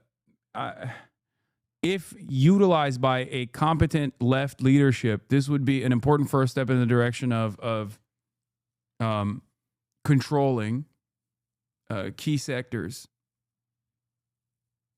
and relinquishing control of the key sectors into the hands of the American government. Okay, so all this is to be said is that at the end of the day, there's not a lot of other options than Intel in America. So maybe it's a situation where you got to make do with what we got. Maybe that's the horse we have and we have to ride it. Intel sucks, but we can't get a new competitor in time, so fine, whatever. But I just want to say that this strategy of getting rid of the milestone plan with the grants that the CHIPS Act had and going to just buying 10% is— Do it for health insurance now? No, fuck that. Health insurance should be abolished. Private healthcare should be illegal. I think that's a totally separate thing. Not even guaranteed to work. It's just more good money after bad. The problem is Intel is still a bad company. Trump will likely need to find more ways to support Intel, not wanting it to fail on his watch. And again, that's the quicksand you find yourself in when the government tries to pick a winner. Once you've bought a stake in the company, you can't let it fail because it's embarrassing. So now you have to throw more government money after this money pit, this failing bad company. And you end up in this like, understand that, at least from my assessment, this already exists, right? This is literally how it goes. This is how it already works, but there is, I guess, like less hands-on control from the government, and it's done by way of lobbying, right? It's done through backroom deals. Like, because this already exists. This has existed for as long as the American economy has existed, okay? But now the government has a hands-on ownership stake over one company in exchange, ironically enough, for the grants. So if it already exists, then all you're doing in this process is like demanding more control and demanding an ownership stake, or demanding like a significant stake over one of these companies. Quagmire of lighting money on fire. Intel needs a lot of help, and the US needs Intel. Maybe we do, maybe we don't, but now we're tied to them. And the first immediate reaction of Intel when they had to make a disclosure on this new stake is that it's probably gonna hurt our sales. We're already doing bad, and this US government stake is going to hurt our sales. Now, why would that hurt your sales? Well, here's why. Sales outside the US are 76% of Intel's revenue. 30% come from China. China is no longer interested in buying Intel chips if they are 10% owned by the US government. It's too risky. So instead of helping the company, it's likely going to, at least in the short to medium term, severely hurt them. Again, I find this whole concept poor. and I have some other things on Trump I want to talk about this week that I think are more— No, this isn't communism, not even technically or remotely communism. This isn't even socialism. It is a modest social democratic proposal. If you look at everything that is like, I mean, it also depends on how they implement this or what demands they make of Intel. But if you look at anything that goes against like the current profit incentives as a degree of socialization, then this could be seen as that, depending on, once again, what Trump's demands are from Intel or what the American government's demands are from Intel. Serious. And I think this week I'm trying to make the case that, guys, this guy might be a bad president. This might sound crazy. He might be a bad president. Because it takes a while for economic stuff to make our lives worse, you can look at this and laugh. And I am laughing. But more of this will lead to I think a material reduction in American innovation and the amount of money going around in this country. I do agree with that. There's also some more serious stuff we're going to talk about later this week. But this for now is what I want to say. I think the U.S. buying 10% stakes in companies or more is a bad idea. What distinguishes Trump's version of state capitalism is its randomness. This isn't like China deciding to subsidize solar panel production. Even if you don't like the idea of government exercising that much control, at least one understands the objective. Oh my God, Donald Trump is making people actually develop a better understanding of China and Chinese policies. That is fucking hilarious. Okay. All right. I don't even agree with that statement, for the record. I think that there is a reason for this. The reason why he went with Intel is not random. The reason why he went with Intel is because he wants to bring chip manufacturing, as Joe Biden also did, back to the United States of America, which is ironic because I used to always say, like, he's shitting on the CHIPS Act, he's shitting on the IRA. Meanwhile, that was, again, too little, too late, too marginal, and also riddled with the public-private partnership proposals that neoliberals love. Okay?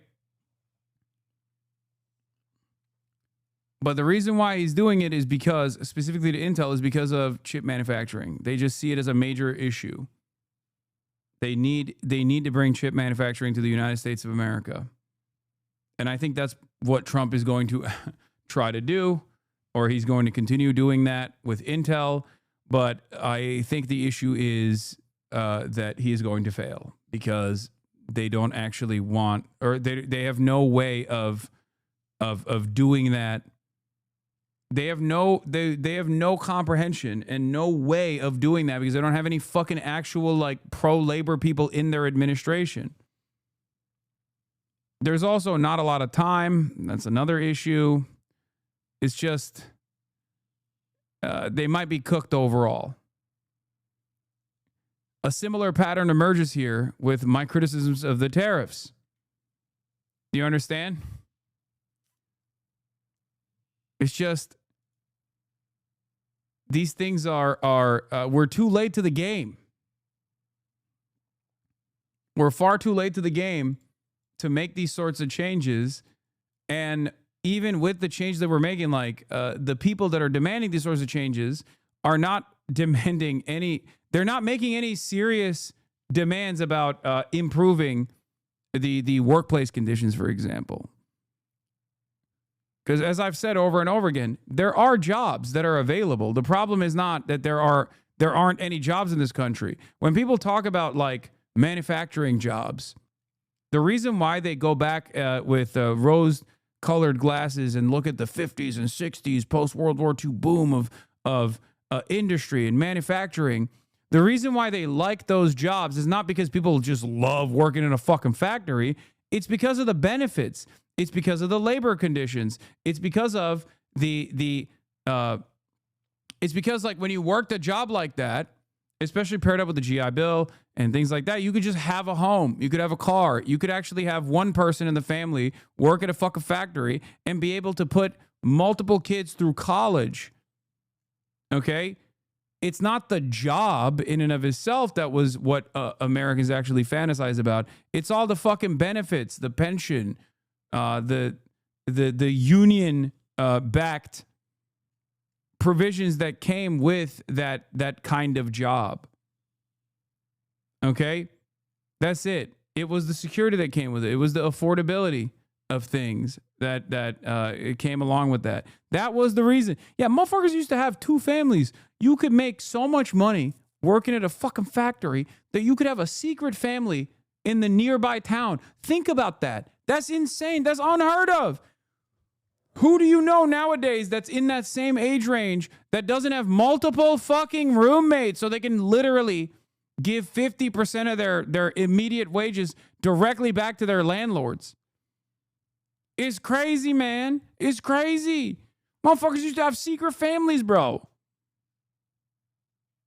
My point is, we already have jobs. We have jobs in this country right now. It's just that those jobs don't pay. They don't have the, you can't just like work at Starbucks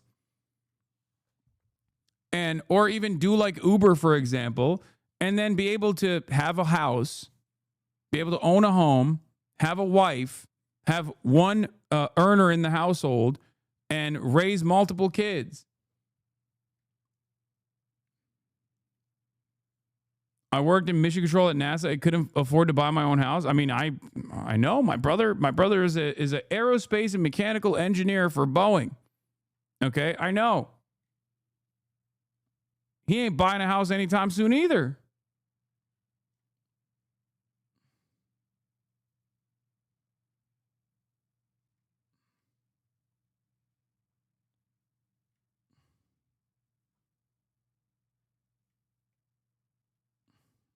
So, yeah. Anyway, speaking of which, there were a lot of protests against the Trump administration and the conditions that American laborers face in general. Certainly gotten worse under the Trump administration. So let's take a look at some of those protests across the United States that target Trump's policies. Protesters taking to the streets on Labor Day from Auburn, Maine to Newport, Tennessee. St. Joseph, Michigan to Ventura, California, railing against President Trump and other billionaires who they claim are taking power away from the working class. Hey, hey, ho, ho! Ice agents have got to go! In the nation's capital, protesters angry over Trump's takeover of law enforcement in D.C., announcing a week of demonstrations on Capitol Hill this week as lawmakers return from summer recess. We call not only on community leaders, but our elected officials to stand with us as we continue to fight to protect home rule. D.C.'s mayor struggling to walk a political tightrope, initially welcoming federal law enforcement, but later saying the involvement of immigration agents went too far, criticizing the use by some agents of masks to hide their identities. But Trump praising D.C.'s mayor yesterday, saying, wow, Mayor Muriel Bowser of D.C. has become very popular because she worked with me and my great people in bringing crime down to virtually nothing in D.C. The Trump administration says among the recent arrests in D.C. is a suspected MS-13 gang member in the country illegally. No troops in Chicago! No troops in Chicago! In Chicago, demonstrators condemning Trump's threat to launch an immigration crackdown in the Windy City as soon as this week. We're going to defend our democracy in the city of Chicago. We're going to protect the humanity of every single person in the city of Chicago. The mayor threatening legal action and signing an order barring Chicago police from helping federal authorities with immigration enforcement. In the meantime, new data shows the administration's immigration crackdown is reshaping the U.S. labor force. More than 1.2 million immigrants have vanished from the workforce since January. Immigrants make up nearly 1 in 5 U.S. workers, including nearly half of all farm workers and 1/3 of construction workers. Farm advocates say crops have been left to rot, and contractors say they're now struggling to fill crews at job sites. Now, union leaders warn that the impact goes far beyond farms and construction sites, pointing to hospitals and nursing homes, where immigrants also make up a large share of the workforce. I lost 9 family members to gun violence. Only one of my family members made it to be in his 40s. Cedric Hawkins is now 44. He works with the anti-gun violence group Chicago Cred, trying to make peace before things turn violent, sometimes between gangs. Is just trying to be able to obtain a non-aggression agreement. That don't mean that I don't still feel like that you deserve to die. That just means that right now we have a respect level, and the respect is, I don't like you, you don't like me, I ain't gonna come in your hood, you don't come in my hood. And that is good enough. And that's good enough. And in his Southside Chicago neighborhood, he takes pride in even that compromise, because it means results. Last year we had 4 individuals murdered in the Pullman area at this time. Yeah. This year, 2025, we haven't had 1 individual murdered this year. President Trump has threatened to want to send in the National Guard. You feel like even just like the presence of military here? Presence of military will put our communities in a situation where they feel like they are incarcerated. We are already in a situation in Chicago where the trust with CPD, law enforcement, is very, very low. He's gonna do nothing but put our communities in Chicago in a situation where the trust is gonna go lower than it already is. It might throw off the playbook that it sounds like is working. Citywide, murders are down over 30% compared to last year, and shootings are down almost 40%, which is on pace to be below pre-pandemic levels of violence. But that's still over 250 lives lost. Right now, we're in Chicago's most violent neighborhood as far as rates of shootings go. And even though we have seen decreases, people are still tragically getting shot and killed. We're on our way to talk to a woman who's lived in this neighborhood for a long time, and I have a feeling she has some thoughts on this whole National Guard possibility. My grandkids can't sit outside. They can't sit in the living room or at the kitchen table because a bullet may come through. Rochelle Sykes has lived in West Garfield Park all her life. Her neighborhood's changed. President Trump has talked about sending in the National Guard to help with this situation. That's not the solution. So even you live in what is known to be the most violent neighborhood in the city in terms of shooting rates. Mm-hmm. You don't believe the National Guard should be here? No, we don't need a Band-Aid to cover up the problem. What we need is a solution. No offense to the president, but we actually need someone that's in this community. You need to go and talk to the children in the schools and ask them the question, what would make you feel safe? It's that question of safety city leaders are still trying to figure out. What would you assess has worked to this point? You know, let me start by saying we have a long way to go. What I will say when it comes to crime, we've created task force around robberies when we saw a spike in those, smash and grabs, burglaries, shootings, homicides, obviously. Having our Bureau of Detectives work with our Bureau of Counterterrorism along with the Bureau of Patrol, working across those borders where we've seen those particular bureaus siloed in the past. You have to have buy-in from your officers. And we've gotten buy-in, but we also have to face the reality. If we brought our homicide rate down to 1 homicide, we can celebrate that, and that's great. It would be absolutely great, except for the one family who lost a loved one to a homicide. Where'd it hit you? On my arm and my legs. King, as he's known, was shot while living in Atlanta and moved to Chicago for a fresh start. People be asking, like, why I come from Atlanta to Chicago? Like, it's a war zone and stuff, but I don't look at it as no war zone, you know? From what I see, it's a lot of built up hurt, man, a lot of built up anger. Years going by, people just losing family members, losing friends at a young age. I be giving up on myself when I see, when I just run into challenges. They be quick to give up on Chicago. And people like Kendall Reed, who also works as a violence mediator, refuses to give up on Chicago. Send mental health in.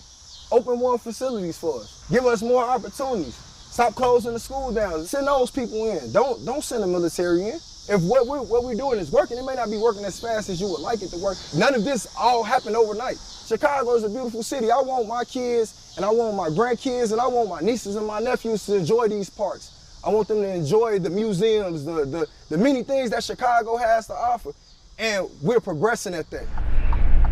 For said, this is a calling for me. The fate of his city, he says, won't come from boots on the ground, but ears to the ground. I would never say that it's not beneficial for the government to send resources and help. I beg President Trump to send the right resources, but as far as... Yeah, that's the biggest fucking issue here, is that these are solvable problems, okay?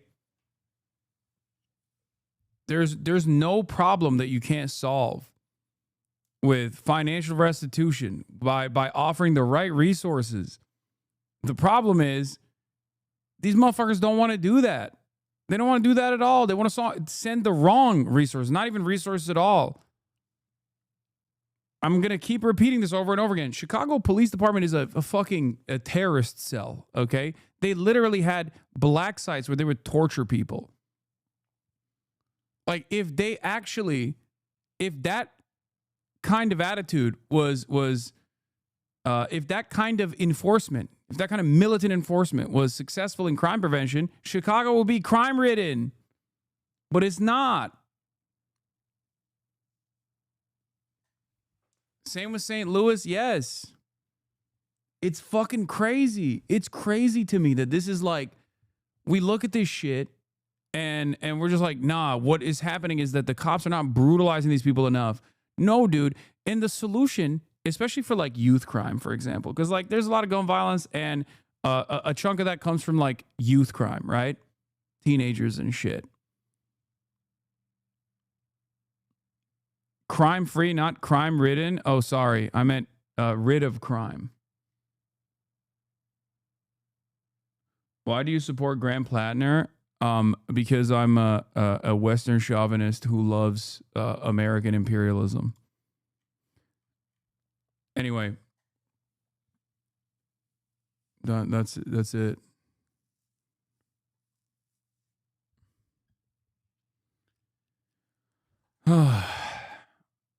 Anyway, as I was talking about youth crime, for example, the solutions are laughably simple. Literally fucking just like outreach, after school programs, like a basketball league or like a sports league, art program, shit like that. Unironically, cut that shit down so much. And it's crazy that we're just like, nope, can't do that. Yeah, you open up like community centers. You get people, you get people free food, a place where people can gather, just shit to do, and you cut away at a decent chunk of any sort of criminal activity. It's crazy. It's cost effective, and it is the best possible solution, the most effective long-term solution. And it's crazy that like we're just not even entertaining it. It's happening. It's happening in Baltimore, right? Baltimore has a great program for this. I have some issues with like the way that they work with the police force on said crime prevention, but having said that, it's not even like it's not even a secret. It's just something that people understand. The people that live it every day understand it. They say it. Nobody cares. Nobody listens to them. The only reason why they're getting a platform right now is because Donald Trump is like, yeah, we're going to sick the military on these guys. Sending a National Guard, I believe that it will put us in a situation where the whole city of Chicago will be right back where we started. We have some breaking news. A federal judge just ruled that both President Trump and Defense Secretary Pete Hegseth violated the law by using the military in the Los Angeles area over the summer. The Trump administration deployed thousands of federalized California National Guard members. And a big part of the process here is that, like, you're not doing this for people living in Chicago. You're not doing this for the residents that are going to be living under the oppressive thumb of like a military occupation. You're doing this for motherfuckers in Ohio that literally think, oh, there's black people there, you have to kill them. There's black people there, you need more enforcement. That's it. Half the time, the communities that they're in fucking Ohio are just as poor and just as crime-ridden, by the way. Crime-riddled, sorry, not ridden. Fuck, I said it again. Crime-riddled as the south side of Chicago that they point to. Like, that's it. It's for those guys that Trump is doing this. It's crazy that it's just like we treat people like they're fucking nothing. Like they're just like disposable. As a Chicagoland resident, I welcome the National Guard. I saw some litter near the Bean the other day, and I really think my tax dollars should go to some redneck from Texas National Guard to wait 90 minutes in traffic to come down from NS Great Lakes to pick it up and proceed to complain about how cold it is.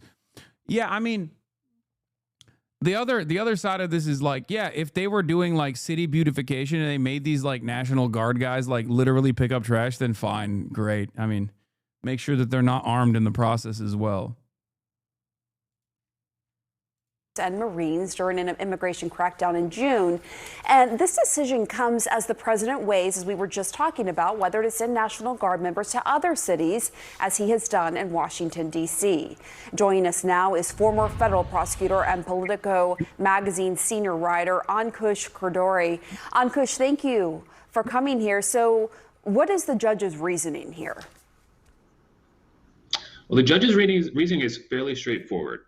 He says that the Posse Comitatus Act prevents the deployment of the military on U.S. soil for normal law enforcement operations. And he held, after conducting a trial on this matter, that the National Guard was deployed in California for normal law enforcement operations, arrests, searches, stops, helping. I wonder if I'm in this.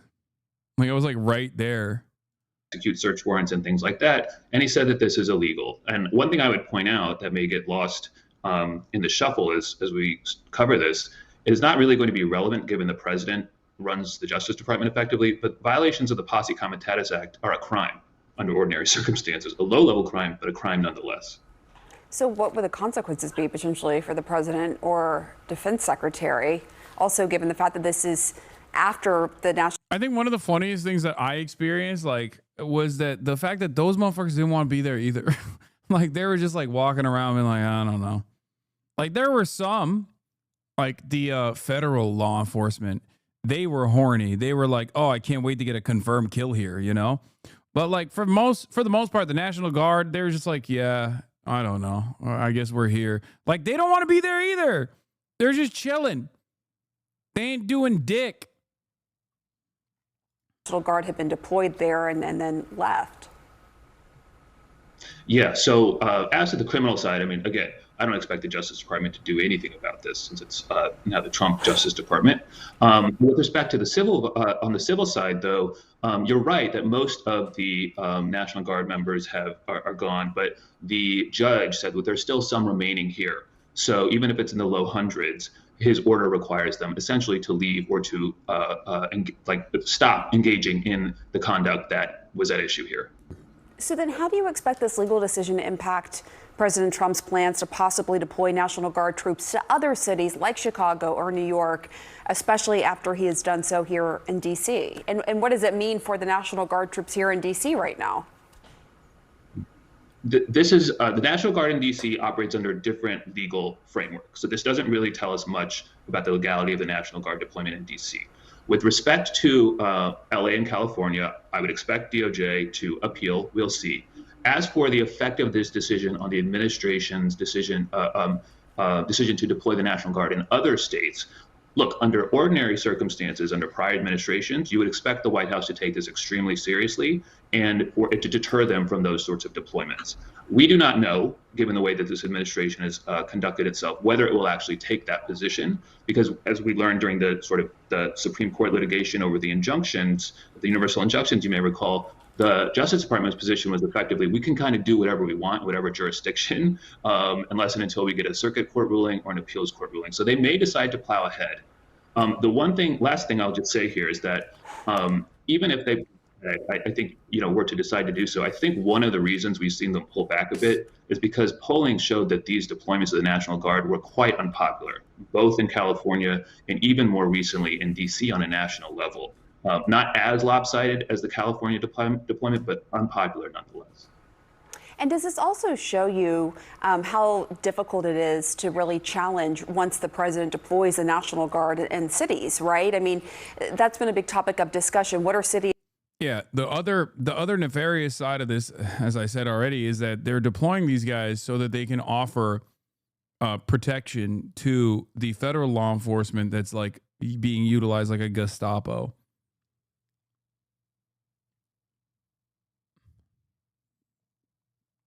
That's it. Officials like in Chicago and elsewhere, how are they going to do this if the president plows ahead with this plan? Because in this case, this was after the fact, right? Yeah, you're exactly right. And actually, this judge tried to issue a ruling very early on, reaching effectively the same result, but he got overturned by the Ninth Circuit.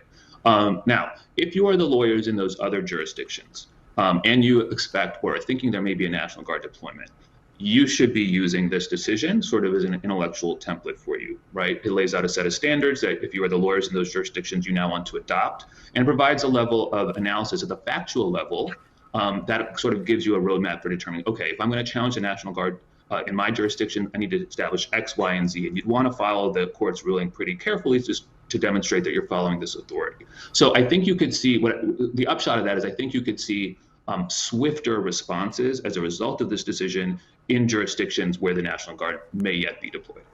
All right, Ankush Cordore, thank you so much. To Congress, back in session with a very busy agenda and the Jeffrey Epstein file still hanging over lawmakers, with the bipartisan group set to meet with some of his victims this afternoon. Jay O'Brien is on Capitol Hill with the latest. Good morning, Jay. Yeah, Michael, good morning. Congress now back from its August recess as of today, and right away. Oh, yeah, Epstein stuff. Let's go. We got Epstein is back on the menu, boys. Republicans are going to have to jump headfirst into an issue that deeply divided them before they left, Jeffrey Epstein. As you say, in just hours, members of the House Oversight Committee, which is already poring over reams of Epstein case records that it subpoenaed from the Department of Justice, will meet with several Epstein victims. And it comes as there's this brewing effort from Democrat Ro Khanna and Republican Thomas Massie. Is Congress going to make any issue about their city being occupied by the army? Sure. No, the answer is no. To get a handful of GOP members to defy Trump, who's told Republicans. Like one of the things, okay, listen. One of the things that we must realize now is that it turns out every aspect of the American government was just like held together with a confidence that like people won't fuck up the normal process. And if someone actually has that ambition, then there is virtually nothing you can do in retaliation. That's it. Like, whatever Trump says goes. It turns out he can just kind of do whatever he wants. He can molest the money and you can complain. He can be openly corrupt and you can complain, but it doesn't go anywhere. There's no guardrails on this shit. And he is basically trying to erode what remains of the guardrails that exist, like the modest little bit of guardrails that exist within the court structure. And it turns out the only thing that was stopping the motherfucking Brandonian leadership from implementing whatever the fuck they promised that they were going to do was the fact that they themselves didn't want to break process. That's it.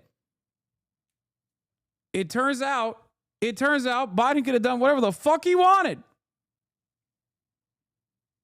That's it. That's it. That's it. Brandon could have just been like, nope, 100 years of socialist prosperity. We're doing it, Jack. Look alive. Yes, I have covered the United States of America attacking a Venezuelan ship. Yes, I covered it. I covered it extensively. Yes, I covered the ship, the Venezuelan ship. I covered the ship. Republicans to move on and procedurally vote to force a release of the Epstein files publicly. But that's not the only thing on Congress's to-do list. They also have to pass government funding by the end of this month and avert that looming government shutdown deadline. Meantime, before lawmakers returned up here to Capitol Hill, we also learned that longtime Democratic Congressman Jerry Nadler, who served in the House for 3 decades, the former chair of the House Judiciary Committee, announced that he will not run for re-election next year. Yeah, seemingly not even a ship, but a dinghy. U.S. Naval Armada taking on a dinghy while the IDF opens fire daily on starving people at 8 distribution sites. 2 nations of terrorists and cowards who deserve each other. It's just crazy that, like, there you go. This is they released a video of it too. Do you approve of the military strike? What? No, motherfucker. What are you talking about? Do I approve of the military strike? Arrest and apprehend them if you are suspecting that they're selling drugs, that they're shipping drugs. What do you mean? You're the motherfucking Navy. Like, what? Like, just seize it. What are we talking about?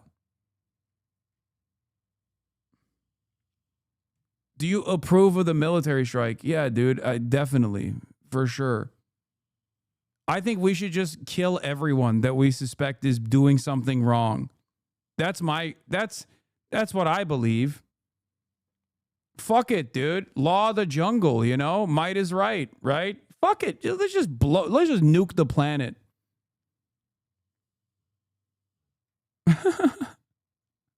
It's so fucking insane.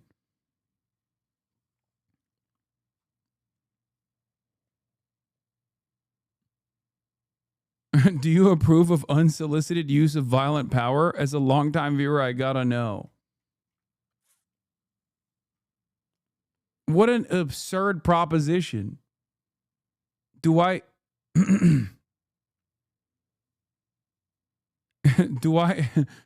approve of the American Navy blowing up dinghies?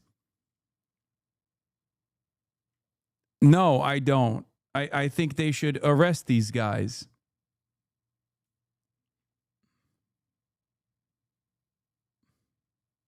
What are we doing?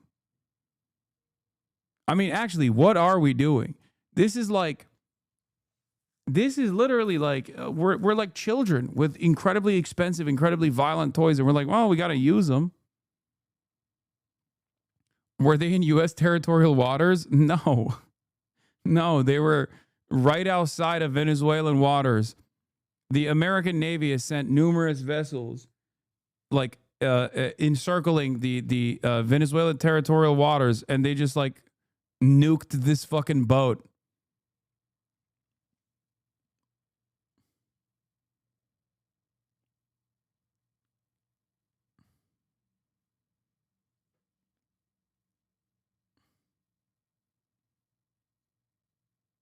They should arrest these guys. Liberal mindset there. Let the Venezuelan authorities do what they need to do. This is also interventionist mindset. I'm just saying, man. I'm just saying, okay? There are more reasonable ways of dealing with this if this is a problem that is imminent, okay? Like, calm fucking down, dude. I'm not saying it's good that America operates as the world police. Suck my dick. God damn. You fucking annoying third worldist LARPers need to shut the fuck up. God damn, combing through the minutia to try to fucking find out that there is Western chauvinism that's coming out of this person. He's always saying America should be the world police when every single day I advocate against it. Oh my Lord. Holy fuck, dude. Jesus Christ, you guys are so fucking annoying. You live in Iowa, okay? Shut the fuck up.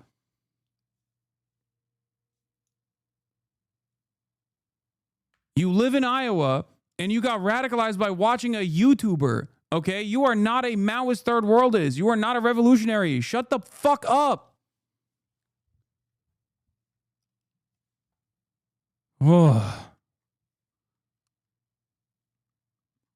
Your praxis is just annoying the fuck out of a leftist Twitch streamer. That's it. Like, that's not praxis.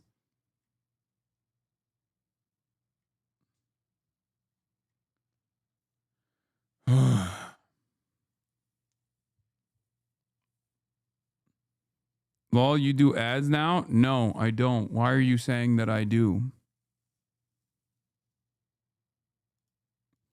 Why do you keep ignoring the situation in the UK / Elon Musk? Is it because you know you would be out of your depth covering it? Why do you keep ignoring the situation in the UK? Which situation? What? What are you, what?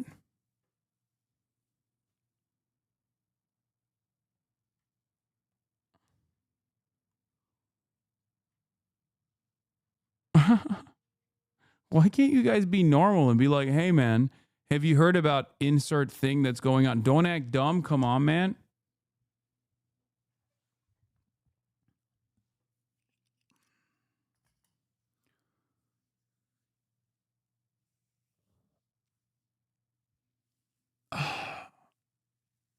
I just, what do you do? What do you do with this? Like, this guy came in hot, okay, locked and loaded, ready to fucking go, ready to rip. I have no clue what you are talking about. I just, give me, like, why am I trying to, like, what are you, the Riddler? Like, what is this? Ooh, an enigma, a mystery wrapped inside of a riddle. Like, what do you mean? Just fucking say what the situation is, dumbass. What is this? Why are you coming in here with like this accusatory tone? Like, what the fuck's wrong with you? Why do I have to pry it out of you, dumb fuck? Just say what it is.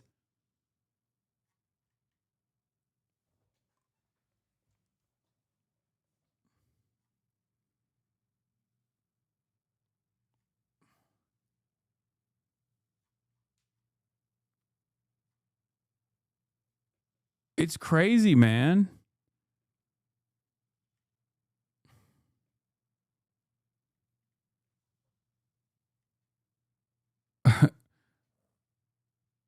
And then he's like, oh, and you are out of your depth covering it. Like, okay, well then why do you want me to cover it? Yes, you are right. I am fearful of this secret story that you know, that I know as well, and I don't want to even talk about it because I'm so scared. Generational change in the Democratic Party, Michael. Yeah, that's some big news there, Jay. And Jay, overnight, we also learned more about money President Trump and his family made through a cryptocurrency venture. What did we find out?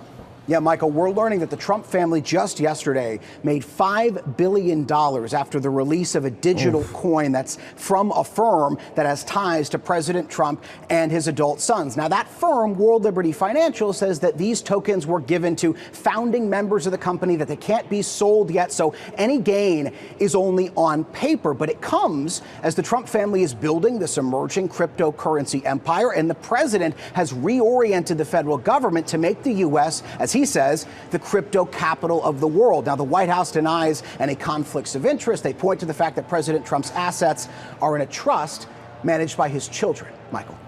Interesting. Okay. All right. Yeah, billion with a B, 5 billion. Democrats are making a big push to reclaim the governor's mansions in Virginia and the governor's mansion in Virginia in November. They're also banking on the party keeping the governor's office in New Jersey. Why these two races in particular are being watched so closely for signals in next year's midterms? Harry Enton is running the numbers on that for you this morning. How are things, set the table, how are things looking in Virginia and New Jersey 2 months out? Yeah, I would say that these two races are the biggest flashing red siren signs for Republicans. Why is that? Let's take a look right now at the prediction market odds in both New Jersey and in Virginia. And in both cases, the Democrats are favored. Mikey Sherrill in New Jersey, 89% chance of winning according to the prediction markets. How about Abigail Spanberger in the great Commonwealth of Virginia? I think it's weird that they're using prediction markets. Maybe I'm the friend who's too woke, but I feel like it is a weird way to expand the permission structure for betting markets to become a normal part of the political world, when you got CNN, a mainstream media outlet, consistently using in their analytics prediction markets as though they're like a reasonable way to figure out how a candidate is polling, how a candidate is performing in any race. I think that it's nefarious. I think that it's fucked up. I don't like it. Virginia, we're talking a 94% chance of winning. I was looking at the polling data as well. The Democrats in both these races hold high single-digit leads. Obviously, Glenn Youngkin, currently the Republican governor of Virginia, was able to win there. And in New Jersey, the Democrats barely squeaked by back in 2021. Right now, the polling leads in both those states are larger for the Democrats. They're in better position than they were back in 2021. That's why in both cases, the Democrats are heavily favored. And as I said earlier on, to me, this is a flashing red siren warning sign for Republicans. Counterpoint, there has always been a lot of debate around how much you can take from any one race and extrapolate and apply it to any future race. Why should Democrats or voters nationally care about what's happening in New Jersey and Virginia? Right. Okay. So you see the Democrats leading in both of these races, right? Predicted to win in both of them. Why? Why should people nationally care? Why am I saying it's a flashing red siren for Republicans? If the same party has won in the New Jersey and Virginia gubernatorial races dating back since 1989, guess who won the U.S. House the following years?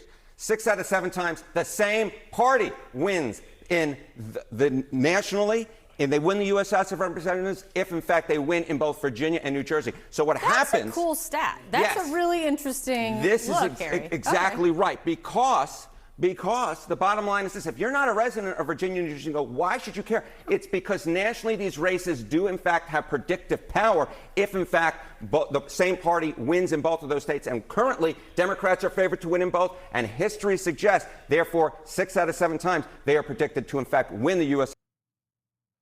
I'm skipping.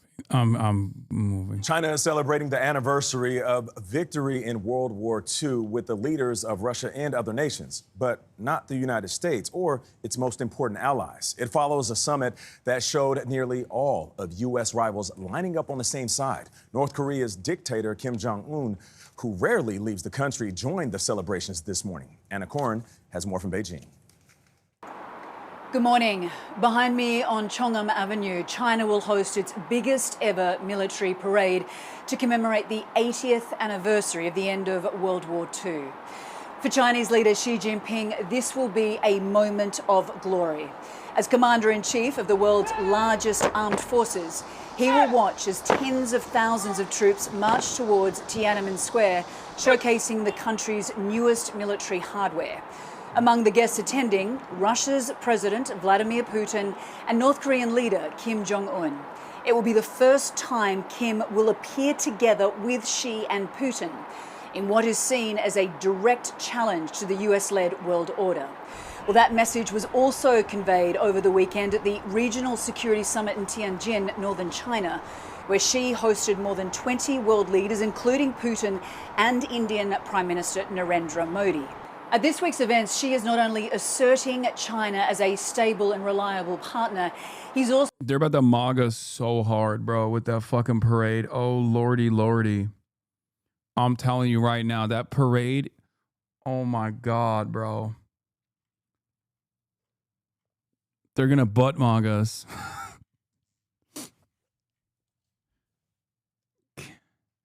We can't do shit right, bro. We can't do shit.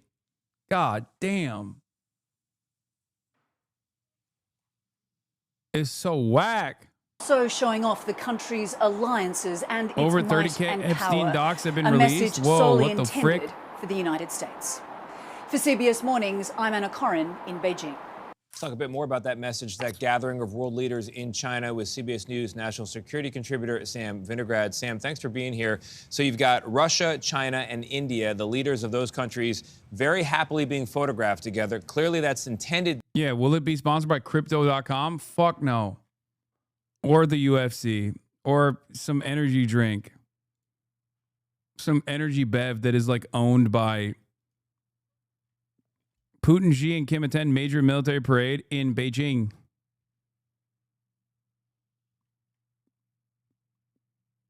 We'll look at the Epstein docs in a Send a second. message. If you were sitting in Washington analyzing it, what is the message to you? Well, Tony, let's be clear. India, Russia, and China are not a natural circle of friends. They're more a club of convenience. Since its founding in 1947, India has kind of played both sides. They've maintained a close relationship with the United States, while also, for example, staying very close to the Soviet Union and then Russia.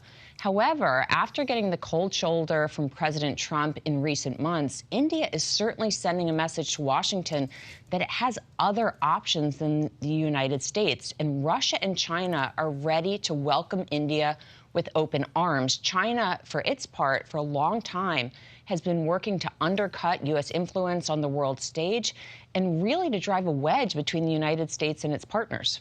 Sam, the president is engaged in this global tariff fight over trade, who's importing, who's exporting, and then you've got China. It seems like China is trying to present itself as a safe set of hands for the global economy. Am I reading that right?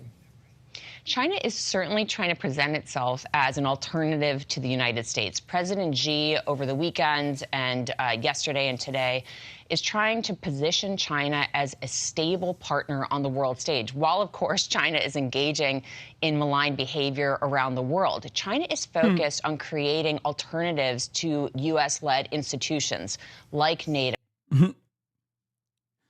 I mean, it's just... Again, in the backdrop of this, like as far as like Russia and its military conquest in Ukraine, you already know what my position on this is. Totally unacceptable, violent, ridiculous, okay? But like saying this within the backdrop of the American-Israel partnership over doing an unlimited baby murder genocide in Gaza is so funny, because it's like what moral authority do we have here? What moral authority can we ever have?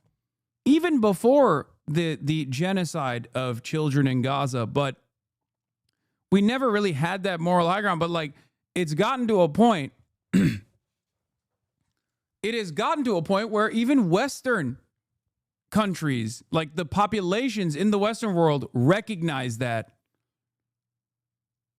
we are utter hypocrites.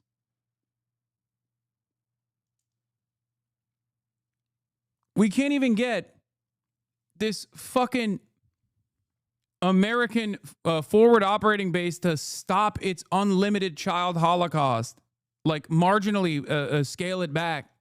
We can't even do that. It's crazy. It's crazy. That's why President Xi is really trying to supercharge this organization called the Shanghai Cooperation Organization and set up, again, alternative entities to the ones that the U.S. currently leads. Quickly on India, does the U.S. have as much leverage as the Trump administration thinks it has? The U.S. is India's largest trading partner, and the U.S. provides a serious amount of military equipment as well as just security assistance to India overall. So the U.S. has leverage, but China and Russia are waiting to take the United States' place. So it's important that President Trump reposition the United States as a predictable partner for India so that it doesn't turn further towards Russia and China. All right, Sam, thank you very much. A lot has been made of the images that we're seeing, especially of these three leaders coming out of Beijing. But what sort of message did China want to send to the world? Thank you very much for having me. I think the great success of the summit meeting of the SCO held in Tianjin is very significant, especially in the context of the world situation today. Meaning the SCO wants to promote multilateralism, multipolarity, and encourage international cooperation among its members, as well as in the global south. In contrast to the position of certain country, which really wants to impose its version of the truth onto all the other countries, sometimes even by holding a gun at the head of other countries. This is the sharp contrast in the world of today. And I think the multipolarity is very much believed by all the SCO members as the megatrend of the world of today, and no country should really indulge in the fantasy that it is the sole polarity in the world of today. Do you, you talk there about a certain country. Xi Jinping criticized the bullying behavior, and I'm quoting him. He said the bullying behavior of other countries, that was interpreted as a veiled stab at the United States and Donald Trump. Well, I don't think it is veiled. It's very explicit. I think there is only one country in the world which really is bullying around among many countries in the world. For example, launching this the world tariff war, which is the wrong war to launch. And then it tries to impose itself on top of other countries as if whatever it dictates should be the real truth.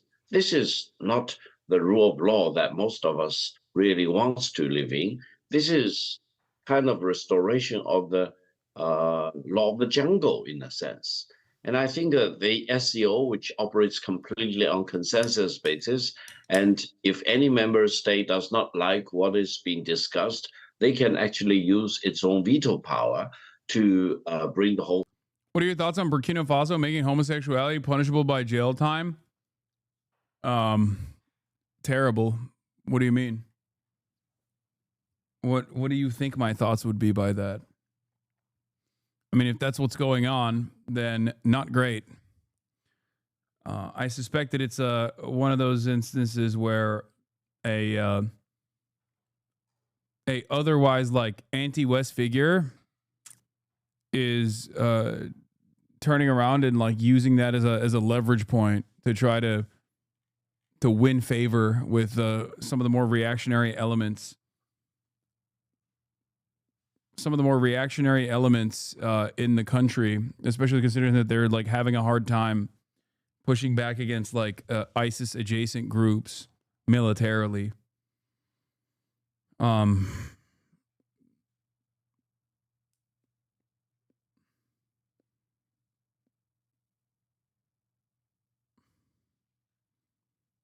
don't like that answer. You're hiding something, just like you're hiding the UK from Elon. This is true. I'm doing that.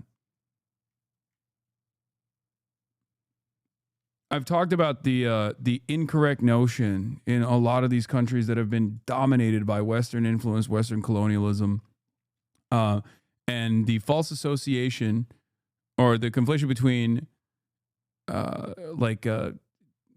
pro-LGBT initiatives being seen as like a visible part of like influence peddling. It's wrong.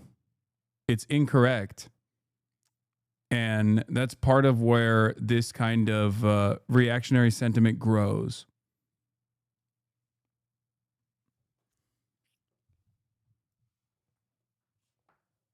But it's the same as like Western leaders taking an anti-trans or anti-gay stance, right? There are reactionary elements within the country, and they just like use that as a exit ramp. They use it as a way to try and to try and galvanize the public, or try to win over the public to be like, see, I'm uncompromising. I hate Western imperialism. Here's a simple expression of Western imperialism. It's gay shit. It's ridiculous.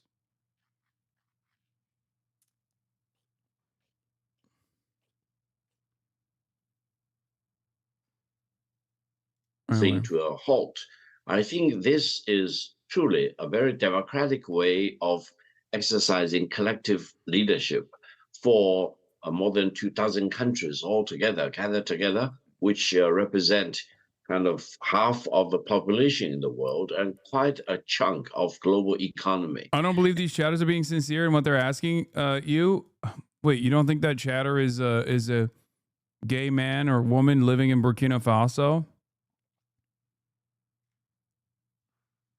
And isn't simply trying to find like I've rarely spoken about Ibrahim Traoré anyway. Traoré, I'm saying his last name incorrectly. I haven't like spoken much about him in general, but he's like, I think, propped up as like a beacon of anti-imperialism.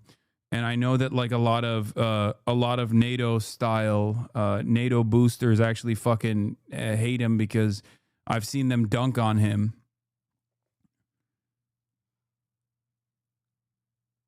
Traoré.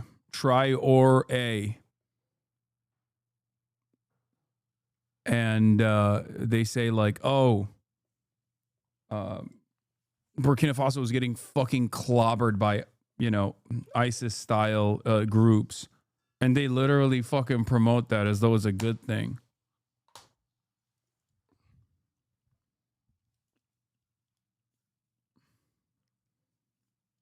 Like, I've seen people genuinely celebrate, like, the ISIS burning down villages and shit because it's against the guy who's, like, aligned with, because it's against the guy who's, like, aligned with Russia.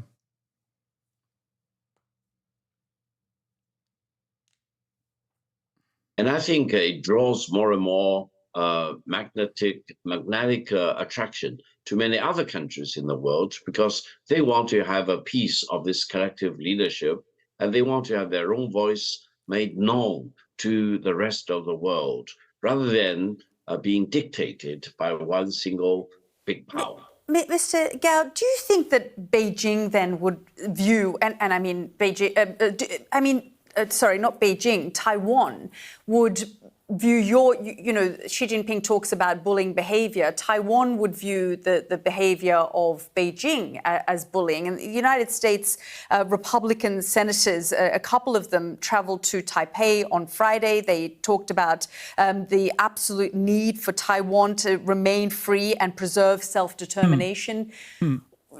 You know, in many ways, you're criticizing the United States for their bullying behavior, but there are certain countries, and certainly Taiwan views China as a bully. No, I think all of us on the eve of the celebration of the 80th anniversary of the victory against fascism, we all need to remind ourselves that the one China policy and Taiwan being considered as part of China has been carved in stone as a legacy of the victory over Nazi Germany and Japanese fascism. Because if you read the Cairo Declaration and the Potsdam Proclamation, they all dictate that when Japan unconditionally surrender, Japan need to surrender Taiwan back to China. This is the legal status. Taiwan has been part of China ever since the Cairo Declaration and the Potsdam Proclamation were made known to the world. And no one should pretend that Taiwan is separate from China. Taiwan is very much part of China. And this is the legacy of the victory of the Second World War. So the military parade we're likely to see, is that also to signal to the United States that if it does intervene in any way, if China were to make a move on Taiwan, China is... What? China wasn't considered an allied power during World War II? Yes, it was. They had their own thing going on against Imperial Japan. Weird how the West doesn't acknowledge their fight against fascism. No, they do. China was aligned with the United States. There was intelligence sharing. Yeah, it was an allied power. It's recognized as an allied power.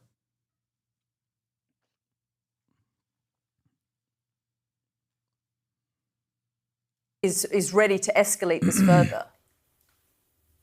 The military parade on September the 3rd will be, in my judgment, the most important military parade in human history. It will showcase the best military weapons, hardware, software, drones, robotics of all kinds.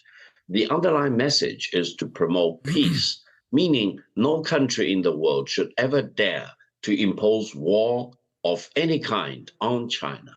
And China will remain a very important force for peace, including force protecting peace across the two sides of the Taiwan Strait, meaning nobody, no country should be allowed to intervene in the cross-strait relations because it's purely a domestic, internal Chinese affair. It is not a situation involving two sovereign and independent countries, and no foreign country should be allowed to interfere and intervene in the internal matters of one China.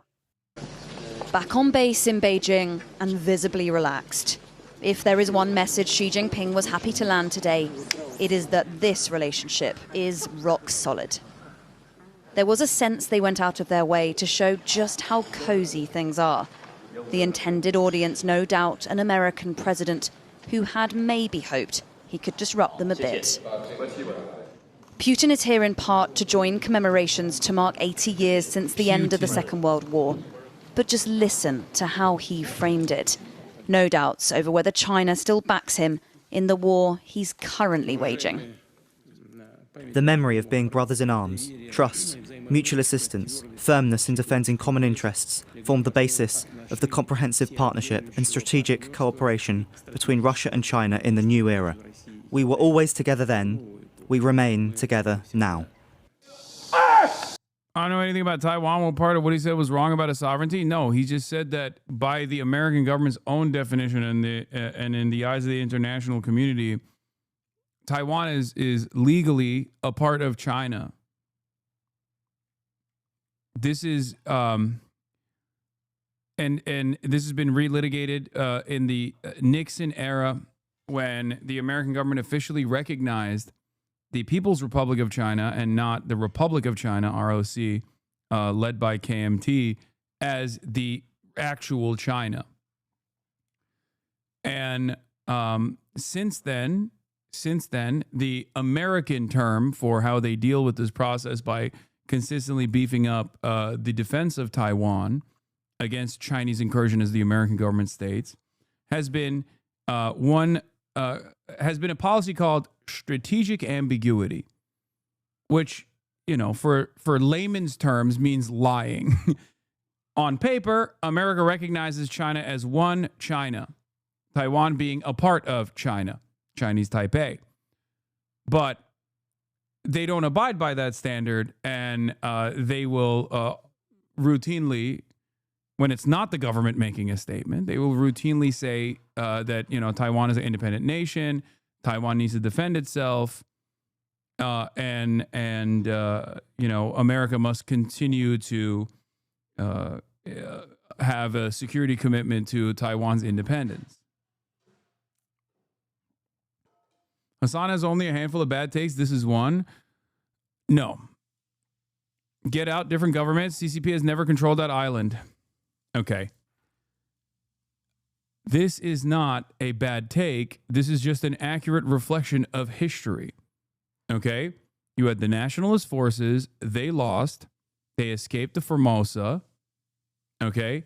And before Mao could move its forces to Formosa to complete the full reunification and the full defeat of the KMT forces, the Korean War took place, and they obviously were were positioned to go and deal with that instead. Okay? The notion that the KMT just took over the rulership and it's just like exchange hands is not the entire story. But also, they, for the longest time before full recognition of the PRC, had territorial claims that extended even beyond the current boundaries of the People's Republic of China. The ROC, Republic of China, spans even beyond the mainland China that we know of. That goes into, I think, like Mongolia as well. Having said that, of course, modern-day Taiwan is not the same as KMT. Ironically enough, KMT is more in favor of normalizing relations with China now than the DPP, which is the pro-American party that currently controls Taiwan and Taiwanese government, and they're deeply unpopular and becoming increasingly more unpopular as America consistently bullies Taiwan.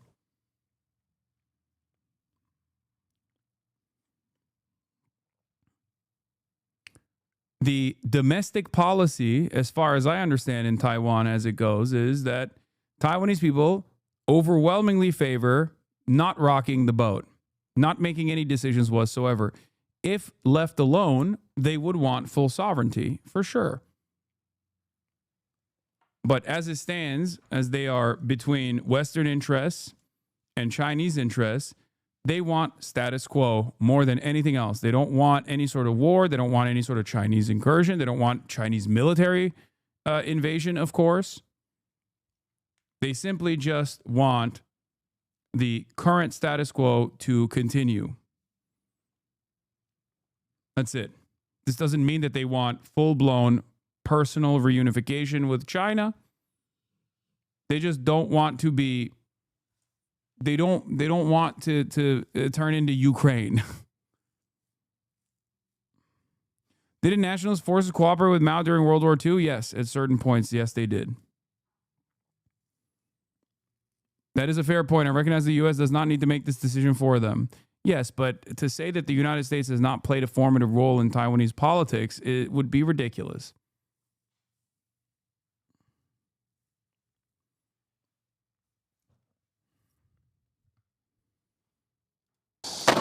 Meanwhile, this city, this army, is preparing. Wednesday will host a huge military parade here. Tens of thousands of soldiers, a demonstration of might, a show of total perfection. We were given rare... Yes, unification as soon as possible is the lowest polling out of all of them. Maintain status quo and decide at a later date is high up there, but the highest version of all of those polled, chances in unification, independent stances of Taiwanese as tracked in surveys by Election Study Center from the NCCU from 1994 all the way to 2025. The highest polled is maintain status quo indefinitely. Okay. Independence as soon as possible polls.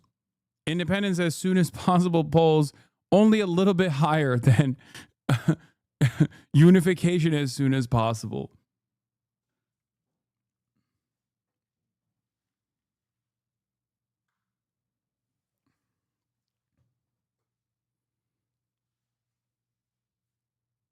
Most people just want nothing to change.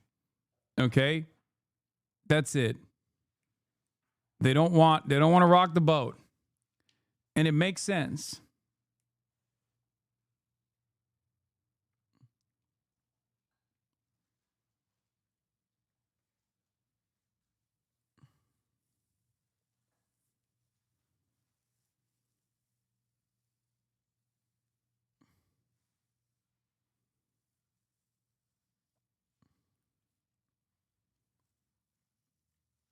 They get to sell to America. They get money from America. They get to sell to China.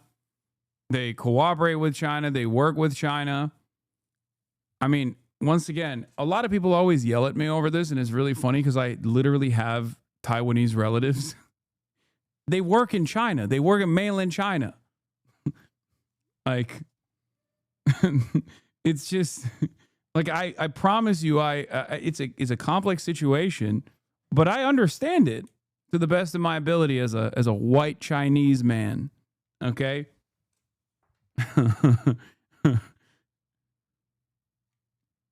It's just funny that other white American people, I have black friends I mean, it's a little bit different. Like,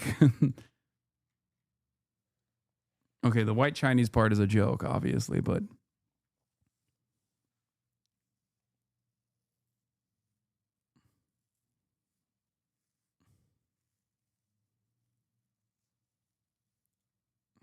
yeah.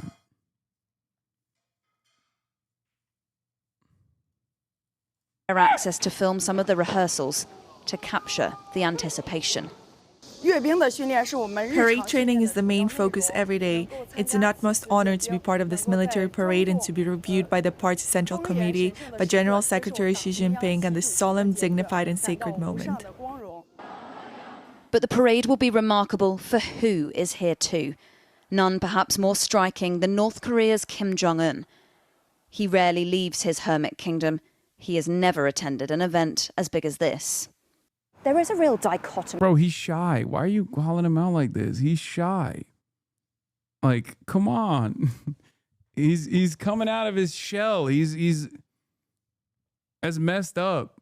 That's messed up to call him out like this. This is his first big social function, and you're over here making fun of him. That's fucked up. Who amongst us hasn't had to like attend an event that they weren't ready for? You know what I mean? To the messaging here. On the one hand, China has spent the last few days telling the world it is the great bridge builder, the great convener of nations, the great preserver of a peaceful global order. But at exactly the same moment, this city is literally locking down ahead of one of the greatest shows of military might seen in many years that will be attended by some of the most controversial world leaders. It is messaging that perhaps only China could manage. North Korea apologist? That's me, baby. I'm not a North Korea apologist. I'm a North Korea defender. I am Jusha's strongest soldier. Okay? As you know. I am a firm and committed believer in the immortal science of Marxist-Leninist Jushaism. A firm believer in the people's right to self-determination and sovereignty. Self-reliance.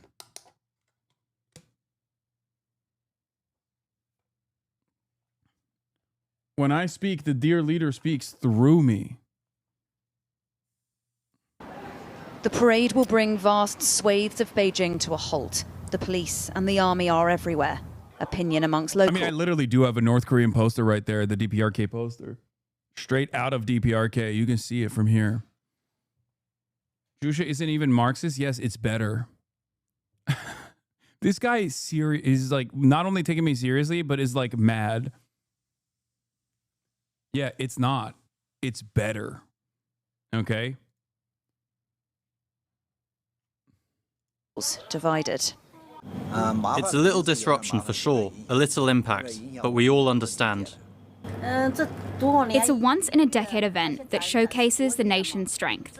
The occasional half-day disruption is no... This is strange messaging from China's perspective. I'm going to be honest. If they're trying to depict themselves as the normalizer to Europe and LATAM, you'd think they'd publicly distance themselves from international pariahs like DPRK, especially Russia. Fuck no. I don't think it's a strange message from China's perspective at all. China doesn't give a fuck about... Like, China is already normalizing relations with Western countries by just being the manufacturing hub.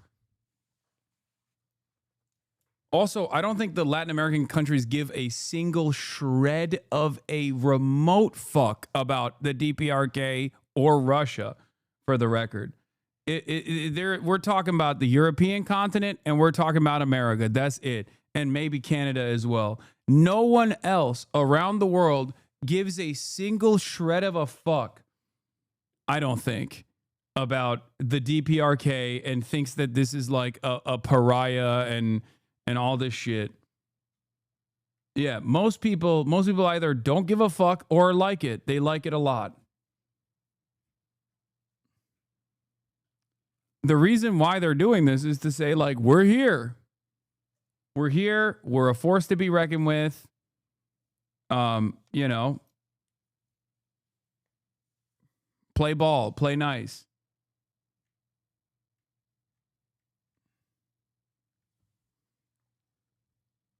I don't even think they give a fuck about like Russia's incursion in the Ukraine that much. Like some of them do for sure. Like the more the ones with like better relations with America and shit. But even then, I don't think it's like a deal breaker by any standard. Would you like the idea of giant U.S. military parades? I reluctantly, I do like them. And I've talked about how I think it's kind of cool, but it was a real disappointment watching the American ones take place. It was really bad. And I also like big statues too of like big leaders. Those are my weakest. Those are the two things that I actually think look cool. I'm a fan. And I like them. No big deal. This city knows the world is watching, and behind the strict precautions, there is a confidence about what it will show. Helen Ann. You're misunderstanding what I'm saying. China's trying to position itself as a defender of the existing international institutions, as a defender of free trade, stuff like this, which flies in the face of all that's confusing messaging towards Europe. Pride is not a value judgment either. No, I don't think so. I think it makes sense. China is never going to be the fucking preserver of like the American-backed international institutions. China is saying that there's a new way out there. We promote stability. We promote normalizing relations with all countries, including the DPRK, including Russia. That's what they're saying. They're saying that we will maintain stability as the new major power, but we won't do it without. We won't do it with the. It's not like they're taking over the car and just taking the keys and just moving the car in the same direction. They're saying that like, if there is a global order, it will be a true egalitarian one rather than one that simply benefits America's interests. And I think that's the reason why they align themselves openly like this. Smith, Sky News in Beijing. Not a foot or hair is out of place. But the sweat-covered faces of these Chinese soldiers reveal their strain. They've been rehearsing for hours under the hot sun in preparation for China's massive military parade. The parade will carry forward the great spirit of that war, remember history, honor the fallen, cherish peace, and open up the future. Held to mark 80 years since the end of World War II, the event aims to showcase Beijing's military might and its latest weapons. 25 contingents of troops will march across Beijing's Tiananmen Square, alongside advanced tanks, fighter jets, drones, military trucks, and hypersonic missiles. Some will be equipped with cutting-edge air defense and electronic jamming systems. Authorities have been preparing for weeks, locking down and redirecting traffic in parts of the capital. Honest question, what the fuck did China even do during World War II? Oh my God, Americans, bro. I'm not gonna like dunk on you too hard because I think this is just like a severe. This is directly born out of just a shitty education on World War II. They got genocided. Like they had their own Holocaust, but because it was the Japanese doing it and Japan is our ally, and they just did this very cool technique of never accounting for it. Never taking accountability or ownership over it, and even going so far as to praise the people that did it. People just don't know.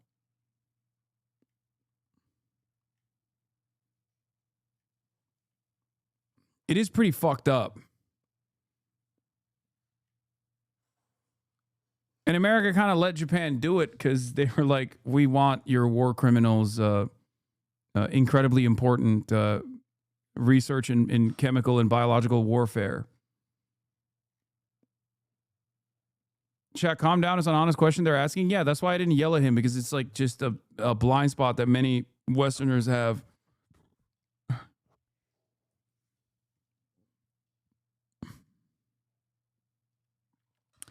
Then those weapons and those techniques that the American military took from the Japanese Nazis that were conducting said experiments were utilized in Korea, where America did its own neat little genocide. And the only reason why it's not considered a genocide and instead considered a forgotten war is quite literally because it was the international consensus and it was America doing it.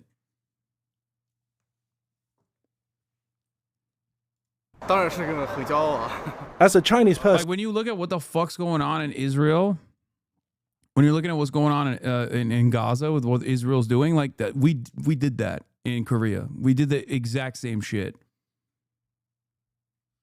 I'm very proud of the military. I'm looking forward to seeing the latest weapons, especially the new 6th generation of fighter jets. China's military has developed very fast. In the past, China was bullied by foreigners, humiliated for many years. But now we are taking the lead. And there's another reason for the tight security. Several world leaders are expected to attend the military parade, which is being held right after the Shanghai Cooperation Organization summit in Tianjin. Russia's Vladimir Putin and Belarus's Alexander Lukashenko are among those invited. As with China's previous Lukashenko, who invited blood? Bro thinks he's part of the team. Military parade a junior partner in the coalition, Lukashenko. 2015, Western leaders are unlikely to attend, but that doesn't mean they won't be watching. Friends and rivals alike will be paying close attention to the battle-ready hardware on display. Hardware Beijing says is designed to keep the peace, but ready to deploy in case of war. Katrina Yu, Al Jazeera, Beijing. Don't miss out. Get the full picture. Subscribe to Al Jazeera. Dictatorships always use their military parades to show the world what they've got and how seriously they ought to be taken. China's 2015 parade concentrated on the missiles that could hit the United States. Its 2019 parade made much of the new drone technologies that it had. And this parade, we suspect, will try to demonstrate how good China could be at going to war very soon in Taiwan, in the South China Sea, or higher.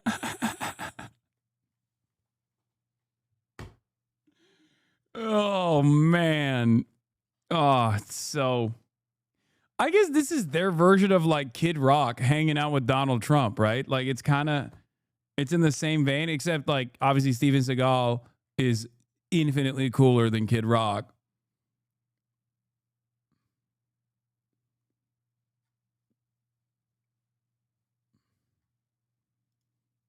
In the Himalayas along the Indian border.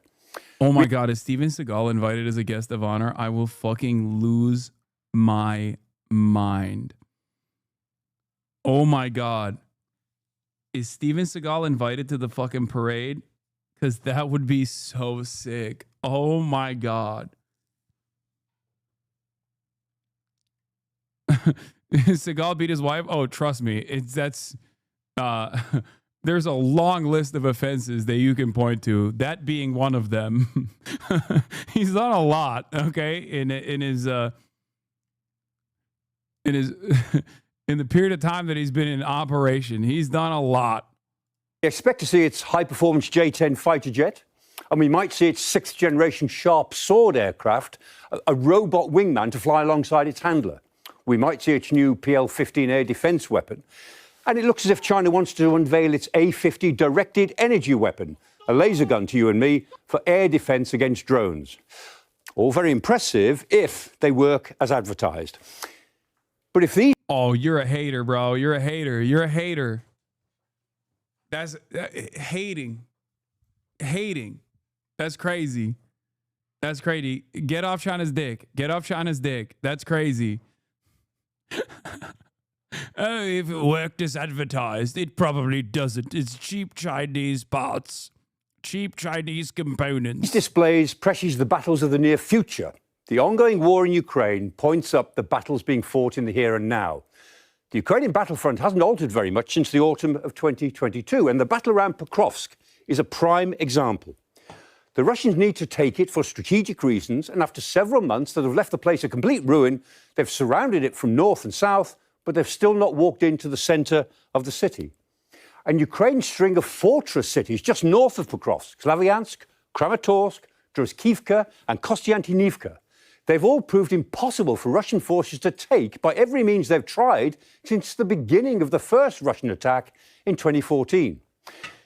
Sixth-generation warfare is certainly coming, as the parade in Beijing shows, but it hasn't arrived yet in Ukraine, which is why North Korea's Kim Jong-un, basking in the limelight of being among 26 international leaders in Beijing, is so important to Russia.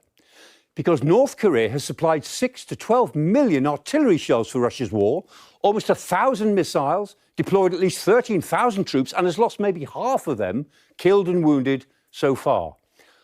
Over 40% of all Russia's ammunition for this war, say the Ukrainians, comes from North Korea. Over 28,000 containers of ammunition, say the South Koreans, have been shipped to Russia. The fact is, Russia could not keep fighting its war at this tempo without North Korea.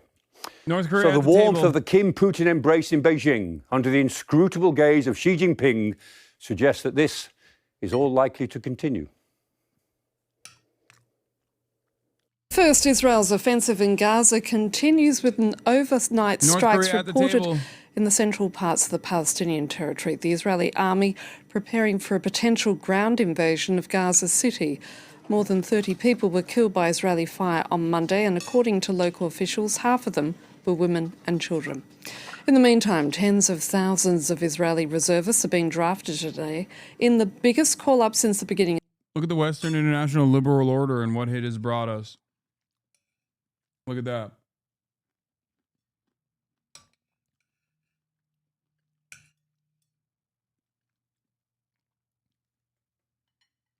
If you want to understand like how people like how people are like going through this, like if this is what they know, if this is like an American-backed genocide and that's all they know, and then they see someone going fuck America and then like doing unlimited violence to like someone who is seen as a proxy to America, I think it helps you maybe understand why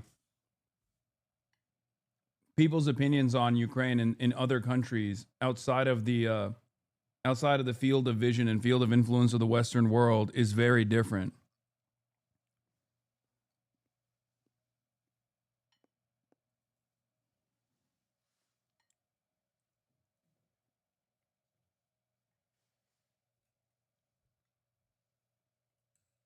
This isn't to say that their position is correct, mind you.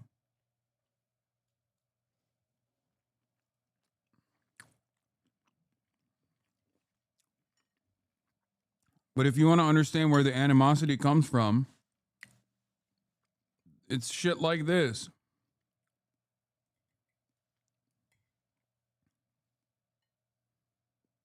America's been able to do this, or maybe, I mean, to a lesser degree than the intensity of a full-blown genocide, but still, in totality, worse numbers overall in its reign of terror. In the post-World War II consensus that it created and benefited from with impunity. So that is the reason why people just look at that and go, tough titties, I guess.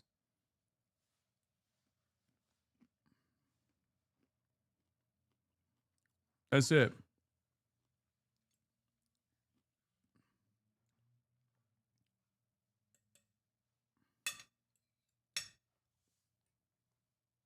The war, according to local media reports. Yet media outlets are also reporting many reservists have requested exemptions and units are seeing lower turnout than in previous call-ups. Noga Tarnapovsky in Jerusalem joins me now. Noga, those are interesting figures on reservists requesting exemptions, aren't they? That's right. And instead of a normal call-up, wartime call-up today, what we're seeing in Israel is immense tension. It's almost like a detective series unfolding on Israeli TV screens today, trying to understand what is the actual percentage who are going to show up. So 60,000 reservists have been called up for this latest effort. These are by and large men who have almost all already spent hundreds of days in this war. According to Haaretz, the turnout may be as low as 40%. In other countries, that may not be so significant, but in Israel, where the entire military is based on a reservist structure, and where, you know, in the initial shock after October 7th, the turnout for reservists was 130%.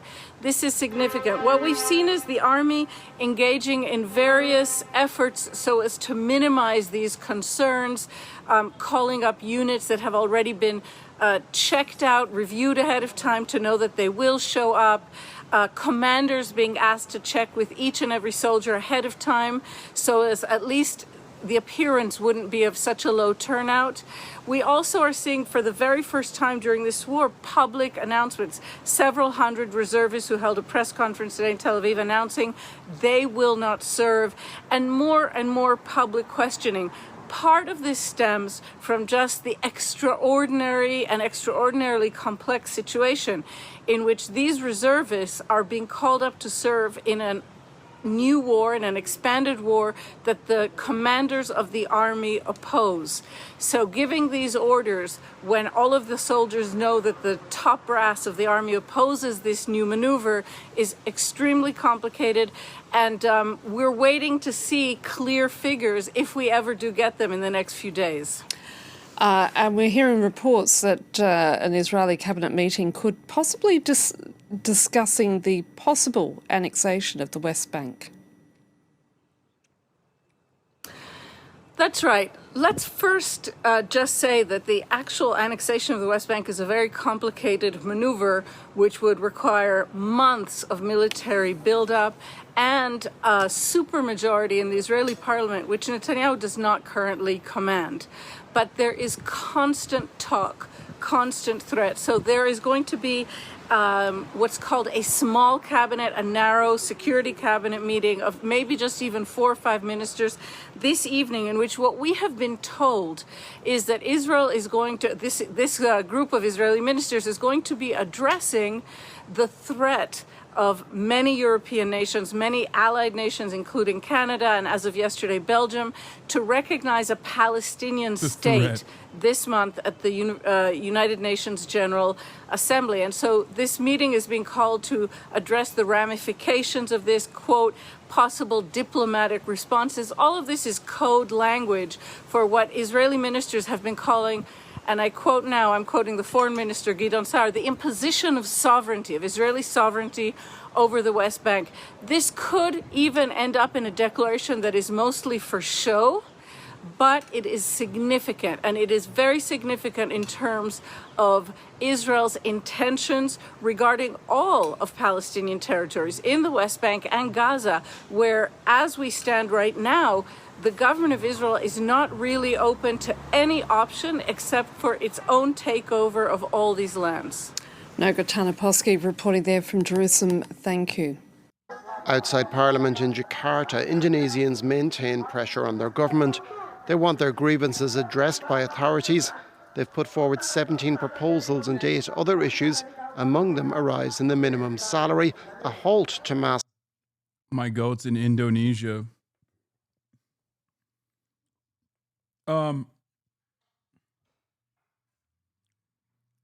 Yeah, there is mass instability, mass unrest taking place in Indonesia over the past couple of days. From what I understand, especially the youth, but it's a multi-generational struggle, but especially the youth have made a lot of demands. The Indonesian government has responded in a very predictable and very violent manner. People have been killed. There was the images of like the police armored personnel carrier running over, I think it was like an Uber driver or something.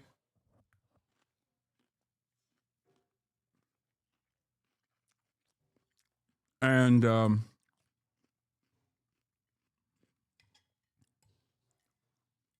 I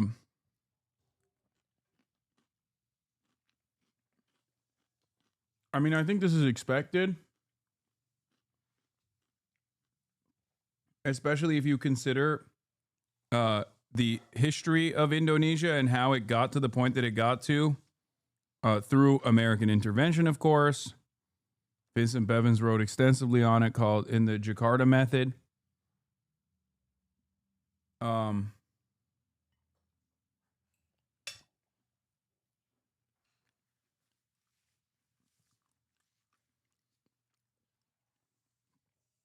Indonesia has a history of taking CIA aid and intelligence to assassinate millions of its political dissidents that it declared to be communist and socialist, even if they were like simply student protesters and shit like that. That is how it's been able to reassert its power. And I mean, the country, I think, has improved overall, but there's still many issues. Layoffs and an overhaul of the financial system. The biggest reform we need for Parliament is for them to work for the people rather than for the party leaders or the parties themselves. That's what reform really means. No matter who you are, it doesn't matter. As long as you only work for your party, you're not working for the people. It's normal for the public to be angry because essentially there have been too many violations committed by the state. So many things done by the state, I would say, do not accommodate the people's aspirations. So they end up angry. Public anger erupted on the 25th of August when the government announced a housing indemnity for members of parliament, a perk 10 times the country's minimum wage. The protest turned violent after the death in Jakarta on Thursday of a motorcycle taxi driver crushed by a police van. Authorities deployed the army in several cities. The NGO Contrast says 20 people are reported missing. The protests are the largest since President Prabowo Subianto took office less than a year ago. To calm the situation, he's done away with the housing indemnity for parliamentarians while pledging to remain firm in the face of riots. Protests in Indonesia against alleged government corruption and police brutality are ongoing. The military has been deployed to break up demonstrations. Protesters are angry about wage inequality and the benefits granted to members of parliament. President Prabowo Subianto has promised some allowances will be cut, but the concession has done little to deter the crowds. At least 8 people have been killed in the past week. Jessica Washington is following the latest protests in the Indonesian capital. I'm in central Jakarta, where thousands of motorbike taxi drivers are gathering here to demonstrate against the killing of a fellow motorbike taxi driver, Afan Kurniawan. The 21-year-old was killed during demonstrations here in Jakarta. He was hit by an armored police vehicle. Today, these thousands of drivers are gathering to demonstrate that not only can they honor their colleague and also call for their various demands about economic equality, but they can do it peacefully. They can do it even by shaking the hands of police officers. The Biden admin put its weight behind the current president, who's a remnant of the U.S.-backed Suharto dictatorship, not dissimilar from Biden admin's backing of Marcos Jr., son of the dictator of Marcos, or Yoon in Korea.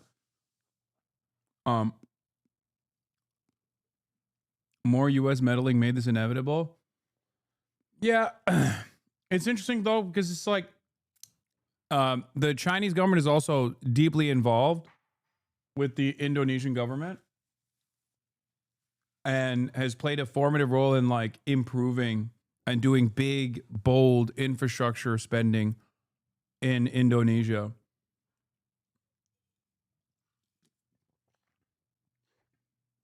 But I think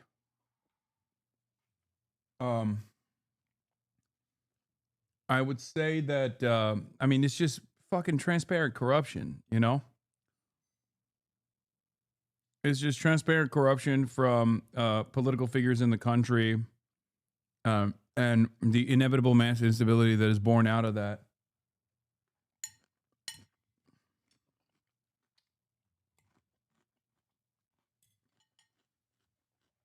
soldiers and giving them flowers.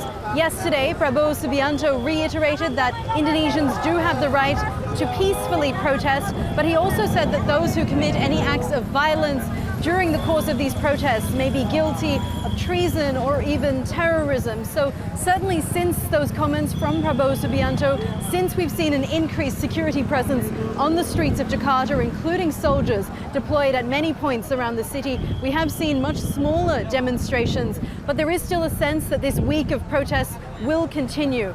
Just last night in Bandung, there were social media videos which showed police firing tear gas around university campuses in Bandung. The UN Human Rights Office also raised concerns about this week of unrest in Indonesia. I'll just read a short segment of what they had to say.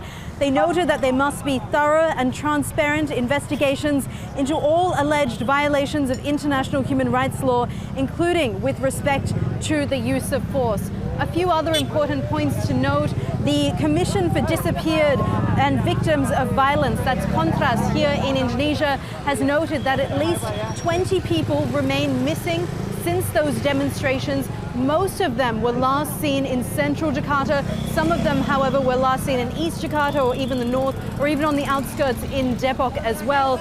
Also, civil society organizations here in Indonesia raising the alarm over the arrest of a civil society leader here in Jakarta. He was arrested late last night.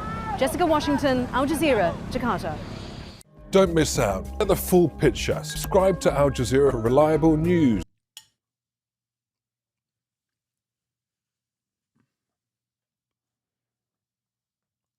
The Epstein releases a nothing burger, nothing new. Scoop. Source of the House Oversight Committee confirmed documents posted by Representative Anna Paulina Luna are the same 33,000 pages of Epstein documents they received, 97% already public and a part of the broader plan to block transparency.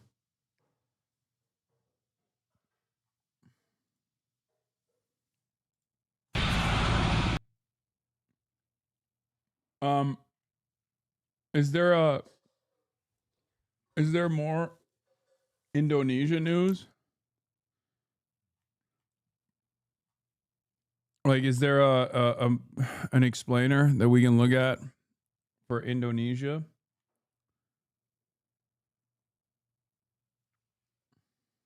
Or no?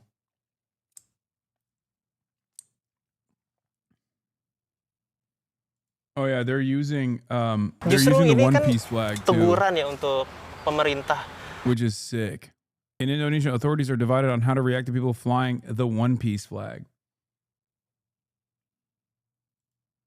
So we begin with... Did you just send me the same fucking link in the same video that I just watched?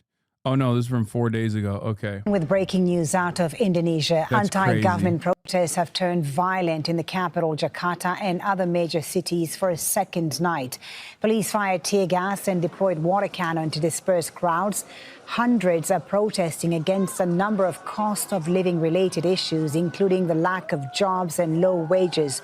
But the death of a motorcycle taxi driver who was run over by a police vehicle on Thursday has worsened that anger. Indonesian President Prabowo Subianto has apologized for the excessive use of force by police and is calling for calm.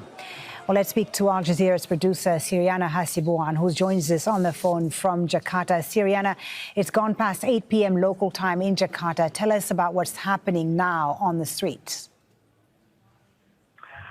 Well, people have been demonstrating in Jakarta the whole day today and also in many other cities in Indonesia. Well, the crowd apparently not started together earlier in the day outside police quarters, throwing rocks and shoot fireworks into the headquarters. And then the police fired tear gas at them. The crowd then started to burn things around the area. It is now raining heavily in Jakarta right now. And then hopefully the situation is calming down a bit. But people are still gathering, so who knows what will happen later on tonight. Yeah, we are seeing those live pictures from Jakarta. And as you say, it's raining, but people are still out on the streets. Remind us, Siriana, how these demonstrations started.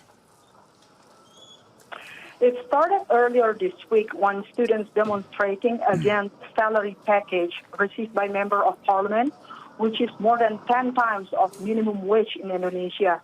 People are angry. They feel that the government and the parliament do not care about their situation. Their living cost is very high right now. Jobs hard to find. And then they feel like the rich keep getting richer, but then there's no improvement in. It is not lost on me that the same issues persist everywhere around the world, with some exceptions, but mostly everywhere around the world. Their daily life. And then especially a major issue in places where we have intervened and interfered in the sovereignty of these governments. Interesting.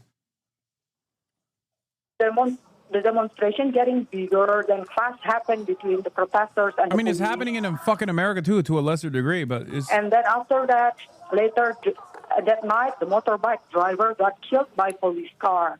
And then the situation even more heated after that. Okay, Ciarina, thank you so much for the update. That's Al Jazeera's producer, Ciarina. Corruption is rampant? No, it's not. It's not just corruption. They're fucking frustrated by the cost of living. The corruption is the way that they see it. The corruption is also making politicians refuse to address it. Hasibuan on the line there from Jakarta with the latest on those demonstrations. These are the latest pictures we're getting from the Indonesian capital. Police and protesters on the streets clashing for a second night over the death of a motorcycle driver. But that wasn't the initial anger that the issue that angered protesters, as we've heard from our correspondent. Let's discuss this further now with Wirya Adewina, who's the Deputy Director of Amnesty International Indonesia, joining us from Jakarta. Thank you so much for being with us. As our producer noted there, the capital of Indonesia has seen a series of demonstrations this week with the protests stemming from a number of issues. What are Indonesians most angry about right now? Well, I think the death of the motorcyclist last night, was something that really triggers a lot of emotional outbursts, because this is the final straw that breaks the camel back. Although these demonstrations has been running quite heatedly in the past couple of days, what we need to understand, this is not even the first demonstration, big large-scale demonstration that's happening this year, or not even the demonstrations or protests that have faced excessive and unnecessary use of force by police forces. There was another demonstrations in August, another one in May, just this year alone. And last year there was a massive demonstrations nearing the end of the year. And all of those demonstrations faced excessive and unnecessary use of force by the police forces. Tear gas was used improperly, water cannons, beatings. So I think when people are seeing with their own eyes a motorcyclist being trampled by a police vehicle, that is just the trigger. Right. As you say, this is not the first demonstration, but the pictures that we're seeing are quite spectacular, of fires burning in Jakarta. How do these protests fit into Indonesia's longer history of public mobilization over inequality and governance issues? What feels different this time? Well, what the government needs to understand is that they have been continued to gaslit people's opinion in the past several years. It is only makes sense that the people are trying to shout their voice more loudly. What we are looking in the past several weeks is a blatant show of the parliament, the government, dancing around as the people are struggling. Economics are difficult in Indonesia at the moment. jobs are difficult for Indonesians at the moment. And we know that in Indonesia, one of the biggest pain points for a lot of Indonesians are those jobs, livelihoods. So what's happening now is something that should have been expected if only the government would listen, if only the parliament would listen to the people. Right. The unrest is no doubt a key test for President Prabowo Subianto. He's already apologized for the excessive use of force that led to the motorcycle driver's death. But what else does he need to do now to quell this anger? What does he need to do for Indonesians to accept, to trust once again their government? Well, for starter, what you said as the president's apology was actually a non-apology. The president indeed conveyed his condolences. He did express his regret, but he did not apologize to the people. He did not apologize for the excessive use of force. And he did not provide clear action points of what the government will do to solve this big issue. And this is such a big issue that Amnesty International have been documenting multiple excessive use of police force throughout the years. Wait, what? The reaction from the government about lack of jobs is to ask us to find jobs abroad? That's insane, dude.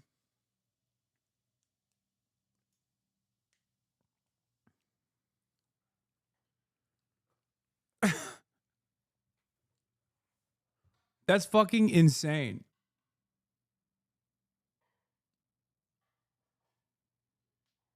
But yeah, it's this kind of instability is expected. If left unaddressed, economic issues are going to piss people off. That's how it's been historically.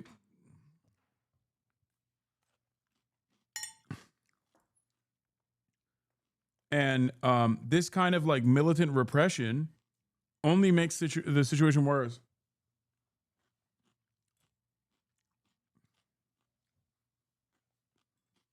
Same thing that happened in California. Same thing that happens all around the world. The reason why these protests get more violent, or when chatters, I see them asking like, why can't Americans do this? Like, why is America not doing this? And there's a reason. Because American material conditions are nowhere near as bad as it is in a country like Indonesia. So when the starting point is far worse overall, because like the Indonesian middle class, which the Indonesian middle class individual is far worse off than the American middle class individual is. The Indonesian poor is worse off overall than the American poor.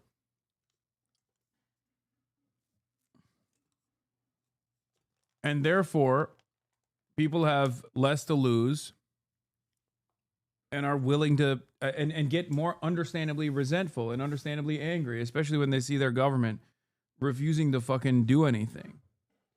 How come Ilhan Omar getting so rich? This is such a funny question to ask someone like myself as a 6-month subscriber, because I have no fucking idea what you're talking about. And also, why would I know? Like do I, at any given point, did I try to tell you that I'm like, or did I tell you at all that I'm Ilhan Omar's accountant, or like, how did you arrive at this?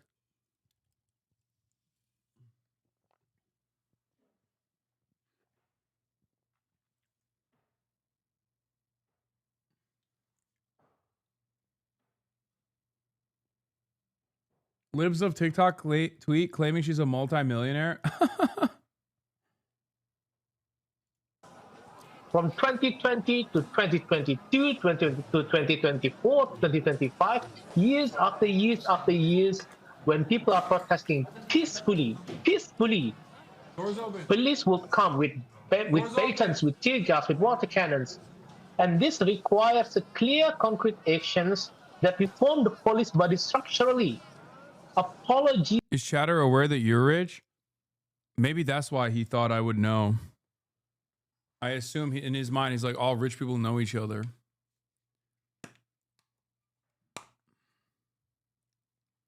You know what I mean? Is alone not enough. Hold on. Regrets alone is not enough. Accountability should go all the way to the top, and that is where the president should have started. Indonesia, when you look at Indonesia from the outside, it's often seen as a moral democracy in Southeast Asia. Do you think these protests and the state's or government's response challenge that perception today? And how might this unrest actually affect Indonesia's reputation internationally and in the region, especially as it positions itself as a regional leader in ASEAN? Well, the government should definitely be worried about what they have been failing to do to uphold that image of democracy. They have been curbing freedom of press. They have been attacking journalists. They have been curbing freedom of expression and freedom of speech. They have been criminalizing criticisms and dissents, online and offline. So I think the government should be very worried about their images abroad in terms of democracy and human rights. But one thing that I am... Speaking of One Piece,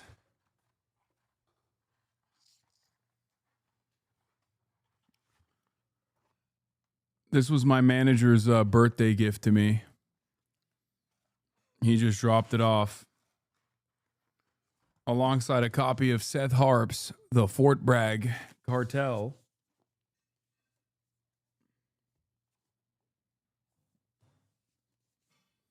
Which also Seth sent over.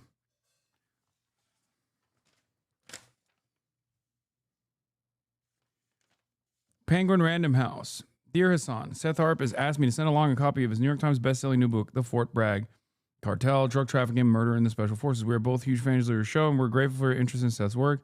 I hope you'll have a chance to read and perhaps have him on the show soon. Thank you for helping us spread the word about this important, riveting book. Yeah, I'm going to have Seth on soon. Yes, I've been talking to him. Apparently, they're going to make a HBO show of the book as well.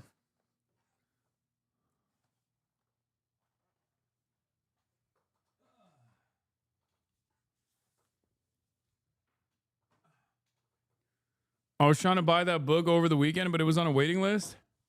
Damn.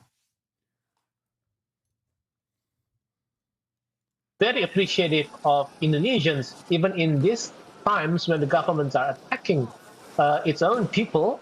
We are looking at people still continuing to express their criticisms in the street, online. People are still organizing. People are still trying to make things better for their fellow Indonesians. So I think one thing is like what Charles Dickens said, it is the best of time, this is the worst of time. The government has been performing very terribly, but the people are there. The people are there protesting peacefully. The people are there expressing their criticisms. And like we always did, I think Indonesians will still stay true to the traditions of democracy. Thank you so much for taking the time to speak to us.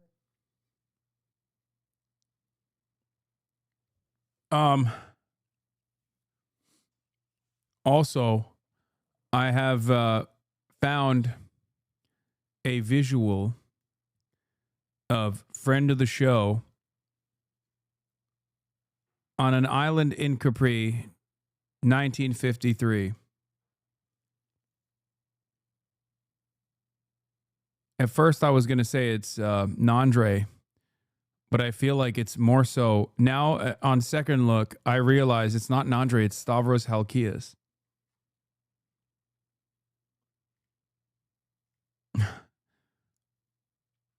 This is clear.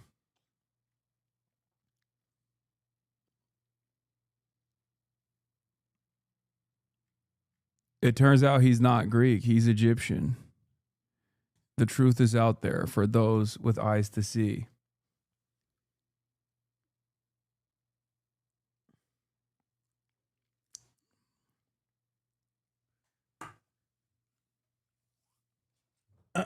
Oh yeah, I wanted to watch the Jaubrey video on Jeffrey Jedediah Epstein.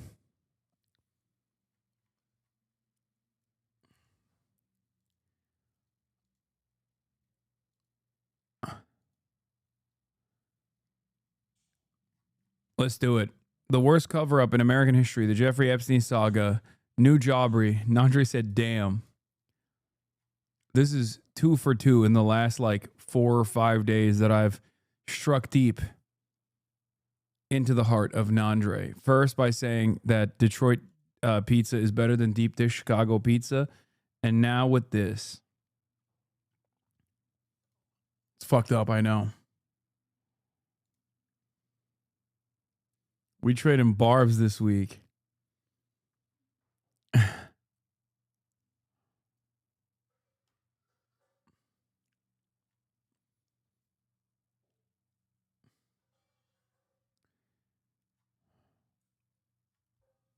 All right. Let's get into it. The worst cover-up in American history, the Jeffrey Epstein saga. This is the latest installation from friend of the show, Jaubrey.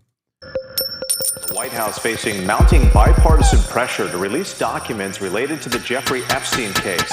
The Wall Street Journal just published an explosive story. The president's reversal has amped up scrutiny of his own relationship with Epstein. I don't understand why the Jeffrey Epstein case would be of interest to anybody. It's pretty boring stuff. Epstein didn't do this all. The only criticism I have of Jaubrey is that he just puts these fucking beats. He puts these goddamn beats on videos where he's covering some of the most like heinous pedophilia crimes and shit. And I'm just like bobbing my head along as we're looking at Jeffrey fucking Epstein. You know what I mean? It shouldn't go this hard. It shouldn't go this hard. Have some composure. Okay. Have some decency, please. I can't be in here going, oh, hell yeah. That's that Jeffrey Epstein music, you know? It's messed up. By himself. There were a lot of other people that helped him. We need to release the Epstein list. That is an important thing. Are you still talking about Jeffrey Epstein? This guy's been talked about for years.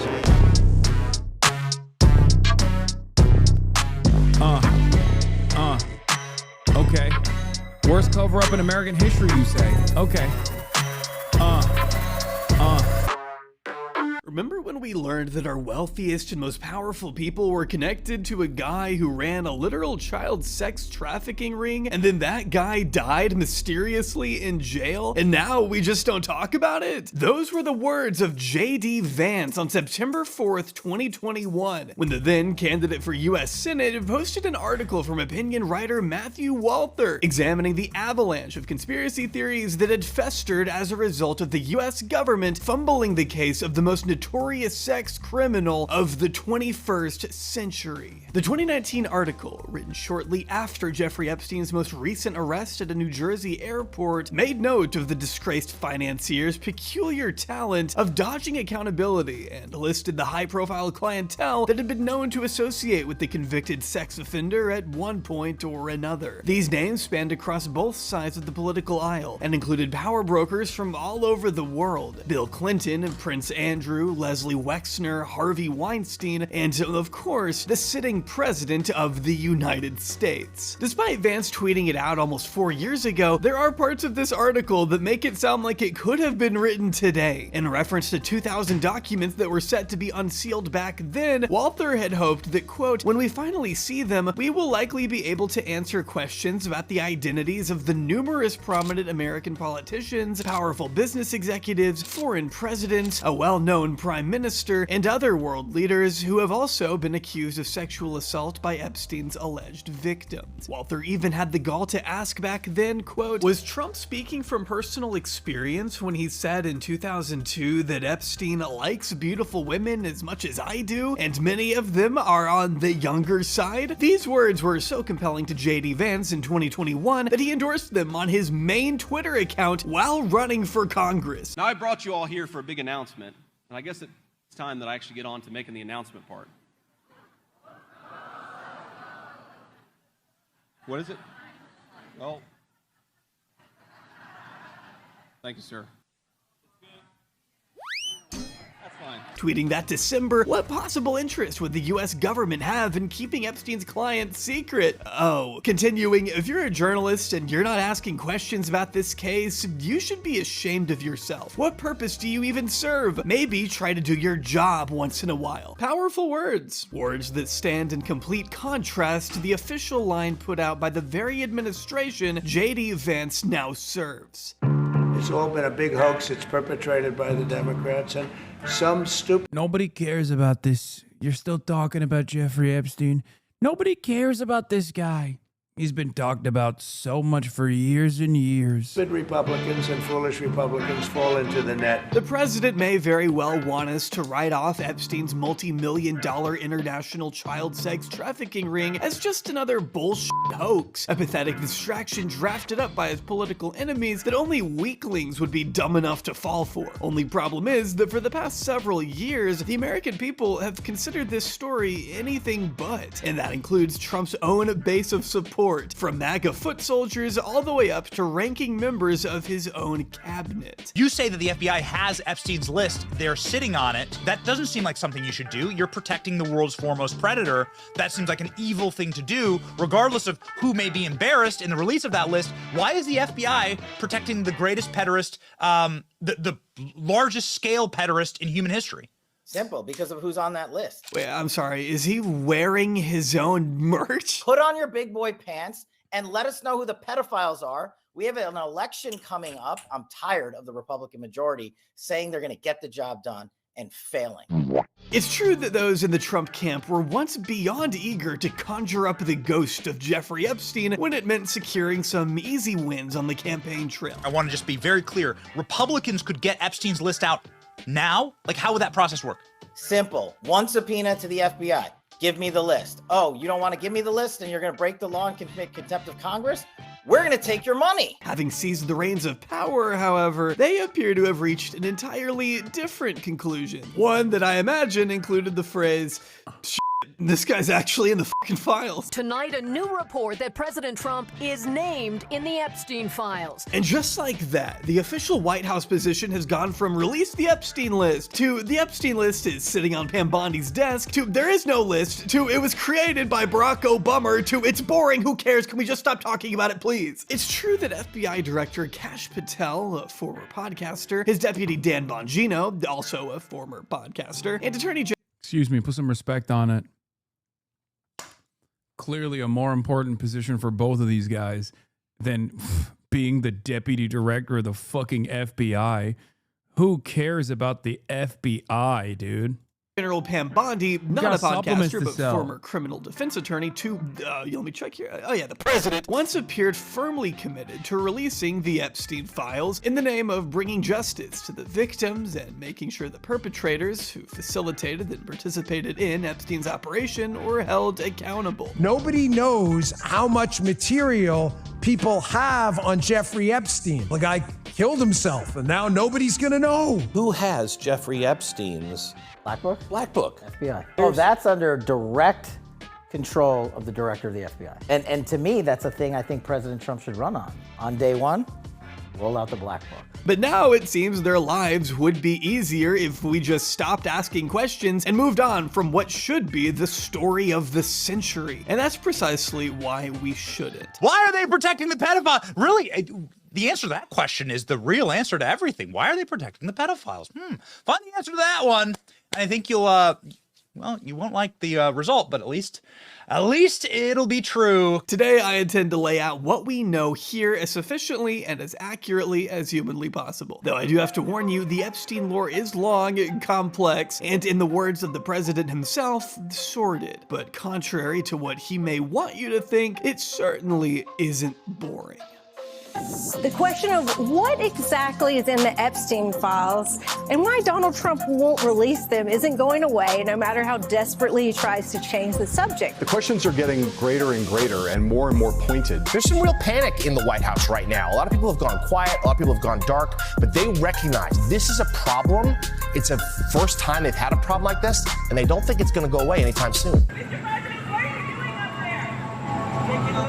But before we get any deeper into this story, I want to take a brief moment here to thank today's sponsor, the people over at NoCD. A couple videos ago, I opened up a little bit about my own personal experience of having OCD. It's something I've dealt with for about as long as I can remember, and it's usually not something I talk about often, partly because it can be difficult to explain, but also because there was a time where my compulsive thoughts were so frequent and such a massive part of my day-to-day existence that it was almost not even worth bringing up. It's like it was just another mundane part of my life. Anyone with OCD knows what it's like to constantly battle compulsions brought on by obsessive, anxious thoughts, and how these compulsions can often dominate your life if you continuously give in to them. I know how smothering it can get because I've been there. OCD is a far more debilitating, frustrating disorder than a lot of people understand, which is why I get why you may not want to reach out and get help if you are struggling with it. For the longest time, I didn't think anyone could possibly understand what it was I was going through, but then I found NoCD. NoCD is the largest OCD treatment provider in the world, with every single one of their therapists being specialized in treating OCD specifically, which makes a huge difference because, as anyone with the disorder knows, OCD isn't treated by traditional talk therapy. OCD requires a very specific type of therapy called ERP, which stands for exposure. That's crazy.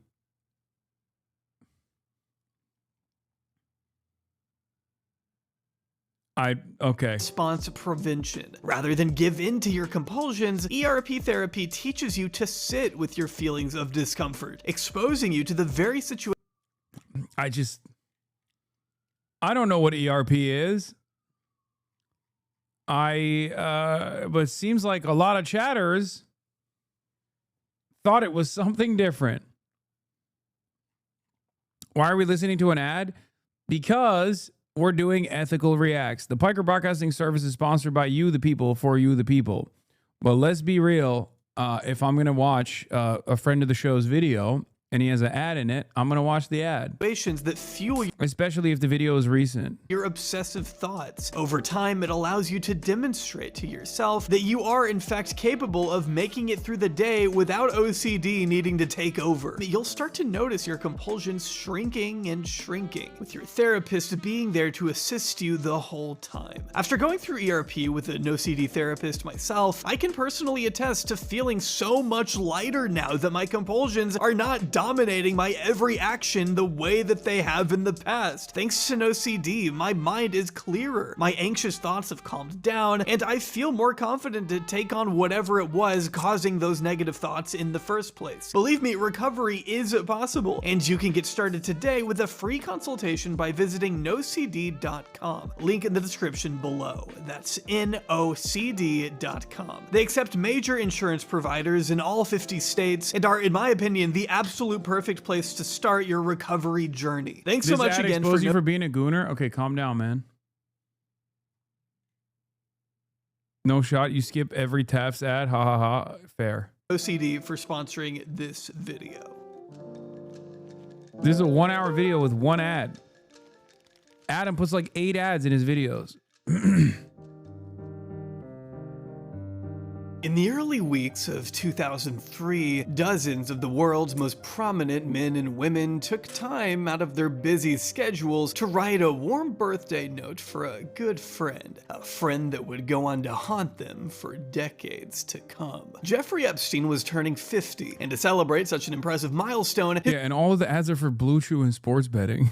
his then girlfriend, Ghislaine Maxwell, turned to their inner circle of elite confidants for some sweet birthday letters she'd compile in a multi-page leather-bound book produced by New York City bookbinder Herbert Whites, a man whose website claimed Epstein as a client at the time. Near the front of the book, Ghislaine stated her intentions were to simply gather stories and old photographs to jog your memory about places, people, and different events. Some of the letters will definitely achieve their intended goal, she wrote. Some, well, you'll have to read them and see for yourself. I know you'll enjoy looking through the book, and I hope you'll derive as much pleasure looking through it as I did putting it together for you. What follows, according to those who... It's crazy that lady now refers to Jeffrey Epstein and is not like my beautiful Jeffrey or other, other names that she used in the past, but simply as Mr. Epstein in order to try and distance herself from him. How crazy. Have seen it is a collection of salacious and bizarre words strewn together by wealthy CEOs, esteemed scientists, high-profile attorneys, and 2 American presidents. One former, one future. Billionaire retail mogul and Victoria's Secret owner Les Wexner scrawled, "I wanted to get you what you want, so here it is," next to a crudely drawn image of a woman's breasts. Meanwhile, private equity investor Leon Black composed of Hoem, blonde, red, brunette, spread out geographically. With this net of fish, Jeff's now the old man and the sea. Signed Love and Kisses, Leon. Alan Dershowitz, a litigious pierogi connoisseur and a celebrity lawyer whose client list famously features only really good guys, included a fake mock-up of a Vanity Unfair cover comparing his 50-year-old buddy to Jack the Ripper. Okay. Meanwhile, current UK ambassador to the United States, Peter Mandelson, provided photos of a tropical island while referring to Epstein as his best pal. Fashion designer Vera Wayne joked about Jeffrey Epstein going on The Bachelor, and one billionaire Microsoft executive by the name of Nathan Myhrvold simply wrote, "They seemed more appropriate than anything I could put into words." They being real photos of monkeys screaming, lions and zebras mating, and one image of a zebra showing its penis. You know, normal. Like, how do you... Bro, when you look at stuff like this, you realize that the connective tissue here is just like weird sex shit.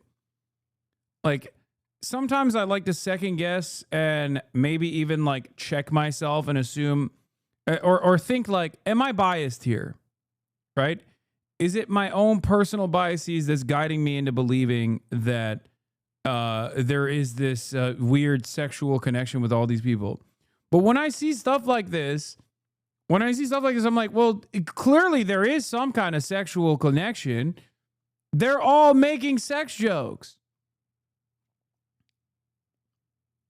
Like, when my friends write like a card for me for my birthday, they don't talk about animals fucking. You know what I mean? Like, it's just, that's not a thing that tracks.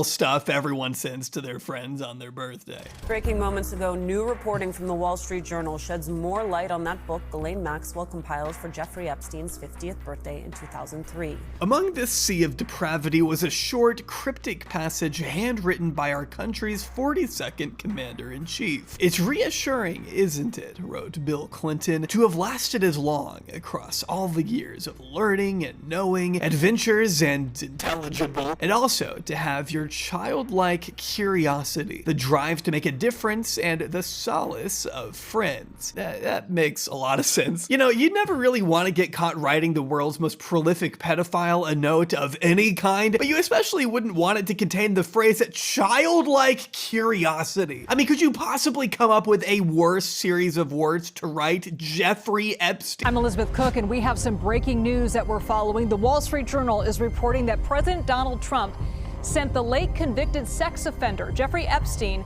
a body letter for his birthday in 2003. For over a decade, Donald Trump and Jeffrey Epstein were close. So close, in fact, that the real estate mogul wrote fondly of the wonderful secret the two men apparently shared together in what's almost 4. If I had a nickel for every U.S. president that wrote a birthday card to Jeffrey Epstein, I'd have 2 nickels, which isn't a lot, but it's weird to happen twice.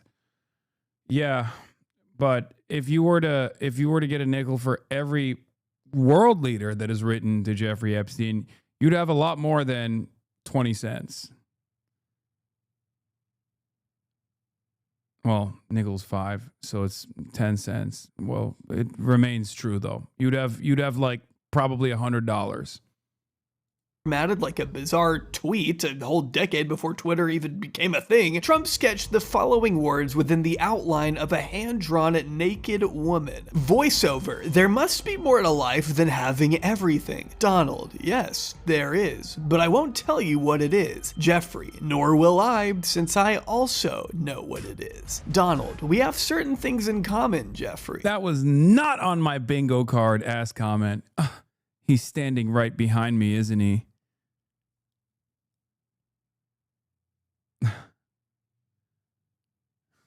Jeffrey, yes, we do, come to think of it. Donald, enigmas never age. Have you noticed that? This one is Jeffrey, so as a matter of crazy. fact, it was clear to me the last time I saw you. Donald, a pal is a wonderful thing. Happy birthday, and may every day be another wonderful secret. His signature, marked at the bottom of the page, is said to appear underneath the woman's waist, as if to resemble pubic hair.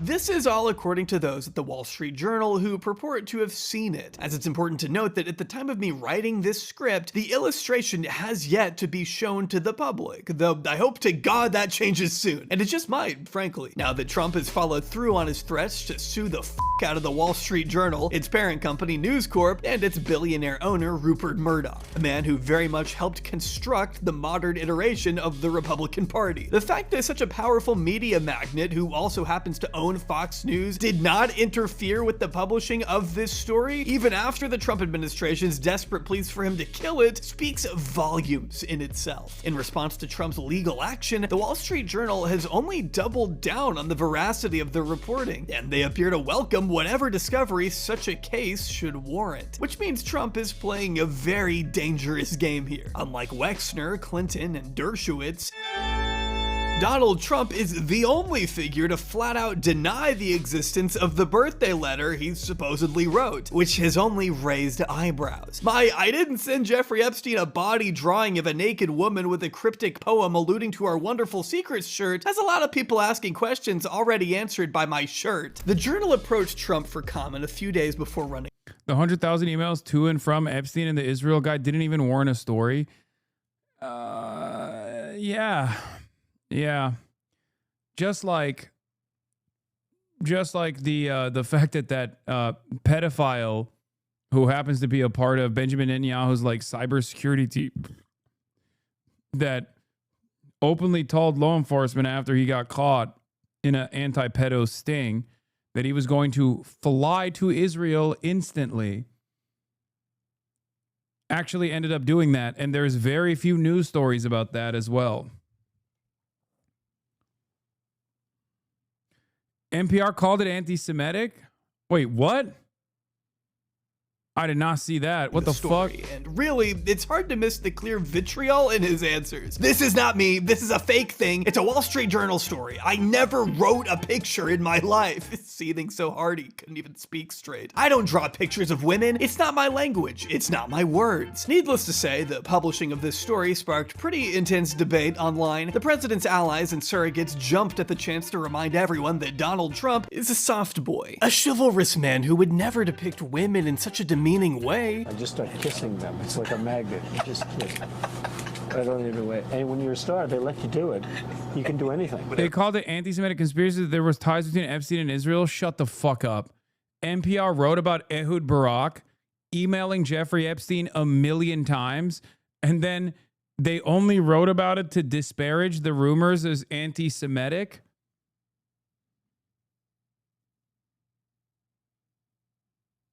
That is fucking insane. On Up First, oh my God, bro. Grab him by the... His two fail sons, Don Jr. and J.D. Vance, were quick to doubt the bullshit letter's validity based on the simple notion that the man they know and love would never possess enough whimsy in his heart as to doodle a picture, except for all the times he's done exactly that, right down to the same thick black Sharpie and his distinct signature the Journal had reported on. So there goes that defense, I guess. Since releasing the full Epstein files to clear his name is evidently off the table, what else can we say instead to shut the masses up? Somebody could have written a letter and used my name, but that's happened a lot. All you have to do is take a look at the dossier, the fake dossier. Okay, so it might be real, but someone else wrote it. All right. So does that mean the rest of the letters are fake? Because which ones would those be? Why haven't any of the other alleged contributors come out and said that? Now, if you couldn't already tell, I am not someone without biases. I have my political leanings just like everyone else. But even as a left-winger, I'm not gonna sit here and glaze Bill fucking Clinton, a man who I think should be in jail. You think I like anyone with the last name Clinton? I couldn't care less if he went down with the ship. In fact, he should be held accountable, not only for being Epstein's friend for multiple years, flying around the world on the Lolita Express, and inviting the man to the White House multiple times, according to visitor logs. He and his wife should absolutely be made to answer for why they let Ghislaine Maxwell into their daughter's wedding and allowed her to accompany prominently featured in the wedding. Look, made to answer for why they let literally front row seat. That's crazy. Ghislaine Maxwell into their daughter's wedding and allowed her to accompany Chelsea on a yacht trip even after Epstein was already a convicted child sex criminal. Release everything you Ehud Barak is blood libel. Believing he exists is blood libel. Reporting on him is blood libel. Knowing what his face looks like because you've seen his picture, specifically outside of a Manhattan mansion owned by Jeffrey Epstein that was given to him by Les Wexner for free, also blood libel. You should never think about Ehud Barak. He did not exist. He was certainly not the former prime minister of Israel. Have on those freaks. The public needs to know the full extent of what our leaders have done behind closed doors. But such accountability must go both ways. You guessed and for it. some unknown Blood reason, libel. Donald Trump has only ever wanted it to go one way. Bill Clinton. Nice guy. Got a lot of problems coming up, in my opinion, with the famous island with Jeffrey Epstein. A lot of problems. The Epstein story has been everywhere these past couple months, but make no mistake, none of this is new. In fact, newspapers show that Jeffrey Epstein was considered a political liability all the way back in July 2008. In an ancient article published in the Santa Fe New Mexican, reporter Steve Terrell cited Epstein's ties to Clinton, along with his donations to a handful of New Mexico politicians, ranging from Governor Bill Richardson's 2002 campaign to Gary King's 2006 bid for Attorney General. Land Commissioner Jim Baca and Santa Fe County Sheriff Greg Solano were also reported to have taken cash from Epstein, but returned or donated the funds to charity after his 2006 arrest in Palm Beach, Florida. Allegations of Epstein's abuse span decades, and we know that some of his victims had tried speaking out long before his eventual arrest. But because both the mainstream media and the FBI repeatedly ignored calls in the 90s and early 2000s to investigate and expose his predation for reasons that remain unclear, Epstein wasn't officially convicted of anything until 2008, when he entered into a sweetheart plea agreement with Florida state prosecutors. Despite requiring he register as a sex offender, the highly lenient nature of such a deal has been heavily scrutinized in the years since, as Epstein only pled guilty to the lightest possible charges. Despite multiple victims willing to testify against their abuser, prosecutors did everything they could to avoid talking about the improper handling by state and local authorities in the first Jeffrey Epstein criminal sex trafficking of minor case.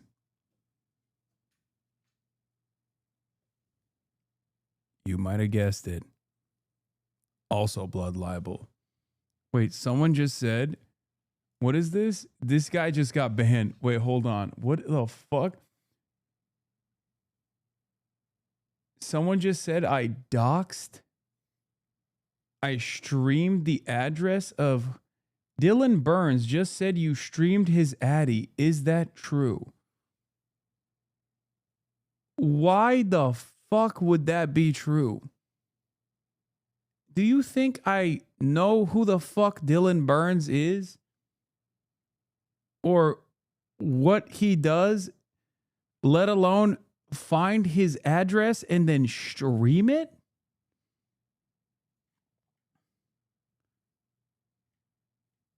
What are these people saying, bro?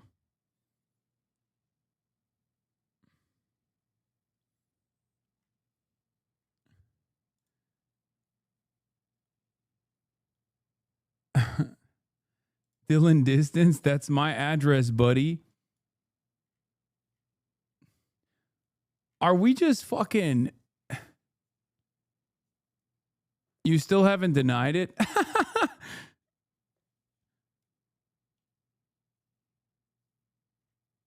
What the fuck?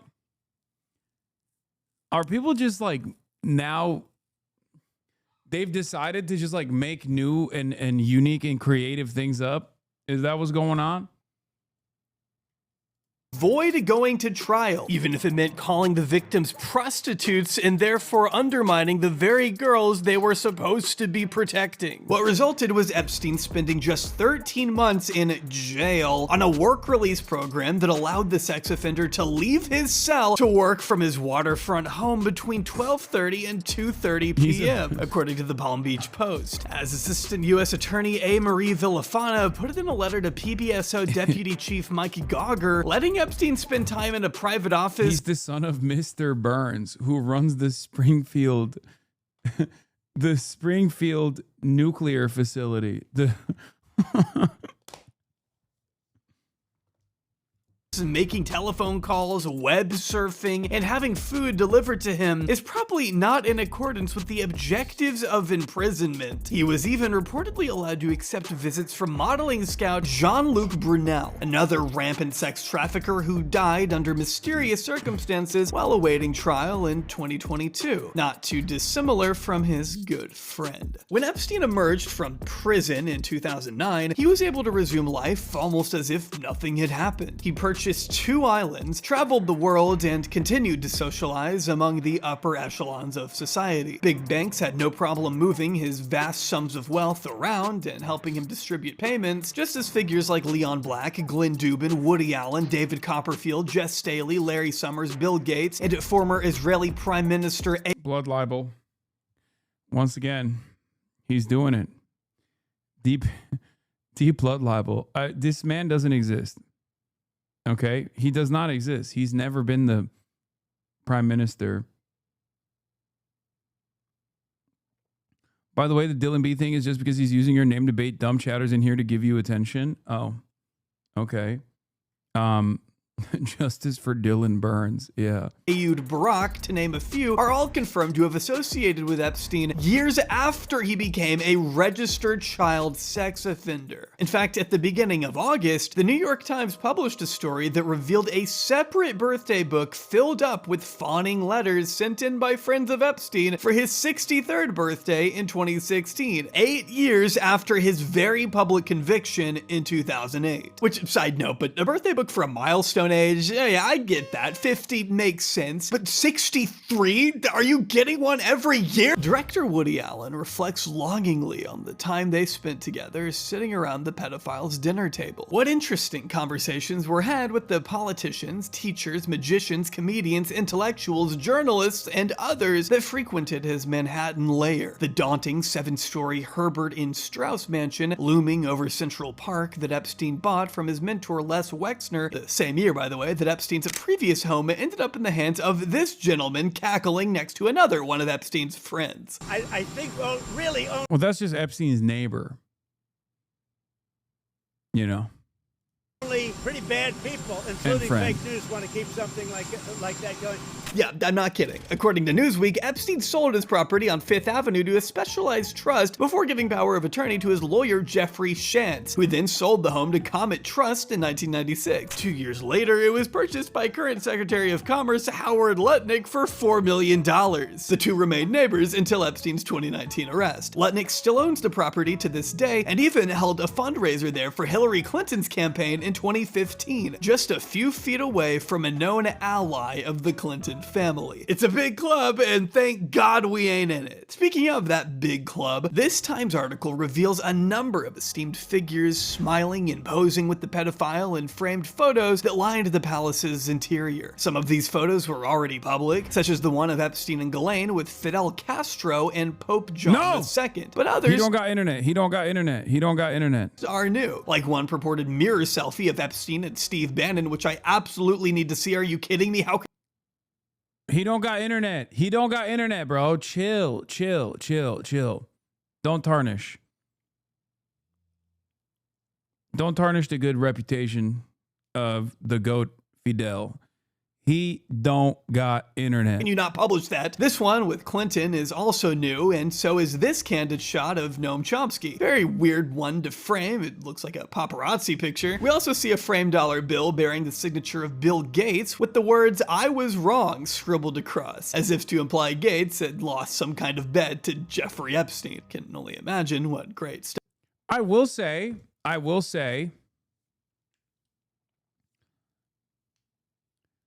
I feel like in a weird way, even slop tubers, now obviously the crimes are not completely comparable, but even fucking slop tubers overall are better than some of society's most wealthy elites. Because like these guys didn't give a fuck when Jeffrey Epstein was outed.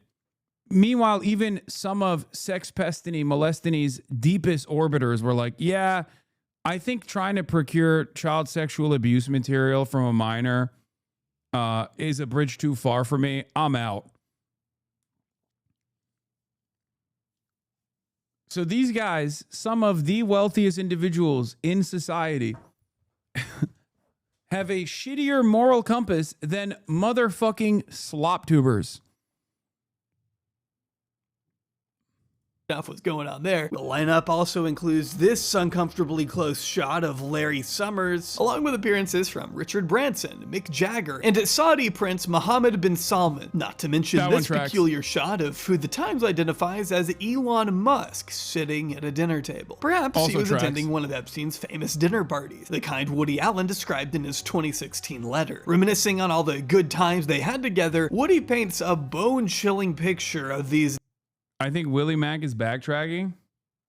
Wait, he is? That's crazy.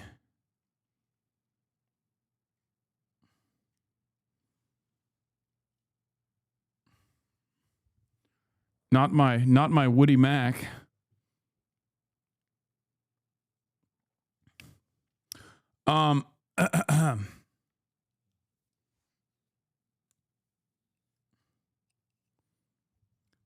Woody Allen, latest guest of Bill Maher's Club Random, by the way. Dinners, where food was often served by young women, reminding one of Castle Dracula, where Bela Lugosi has 3 young female vampires who service the place. Add to this that Jeffrey lives in a vast house alone, Woody wrote. One can picture him sleeping in the damp earth. And I gotta give Woody credit here. Castle Dracula is a disturbingly accurate way to describe Epstein's mansion. As we've seen, guests who visited were met with not only this taxidermied tiger resting in Epstein's home office, but also reportedly dozens of framed prosthetic eyeballs that lined the entryway. This eerie sculpture of a bride clutching a rope that hung over the central atrium, a life-size chess set featuring the likeness of his staff clad only in their underwear, and of course this painting of his friend in a blue dress. If it weren't clear enough, from this massive crucifixion of Jesus Christ hanging in the bedroom of his New Mexico residence, Epstein certainly had an eclectic taste, if that's what you can call it, which should have been apparent to anyone who spent any time at all at any of his 5 properties, both before his conviction and after, just as the presence of his extremely young assistants should have been clear to anyone. He is the guy that like makes it so hard for people like myself to be like, listen, a lot of the Illuminati cult stuff that you guys believe in, like, because there's conspiracy theorists that like tap into all the like Masonic imagery, like Illuminati sex cult stuff. And it's like Jeffrey Epstein makes it so hard to argue against that because he did unironically do a lot of that weird shit. Like down to the strange island, like getaway area that he had, like that little, I don't want to call it a mosque, but it just looks like a little temple on the island. Sometimes you have to wonder, was he doing it on purpose? Where he's like, yeah, people are going to get a real kick out of this shit. They're going to, let me really lean into the Illuminati angle here. One of his guests too. Judging by his letter, it seemed pretty clear to Woody Allen. One photo, reviewed by the Times, though not published, is said to depict a drawing of the state of Israel, scribbled on a that's also coincidence and a blood libel.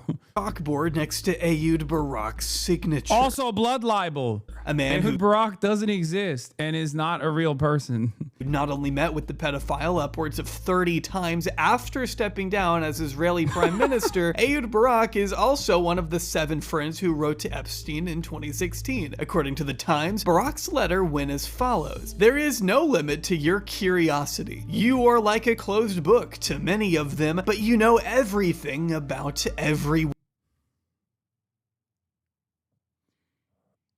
I mean, what do you say?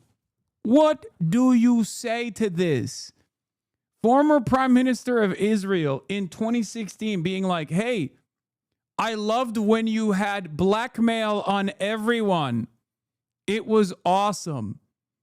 Like, this is one step removed from being like, hey, Jeffrey, loved doing the pedophilia, sex trafficking, blackmail together. It was great.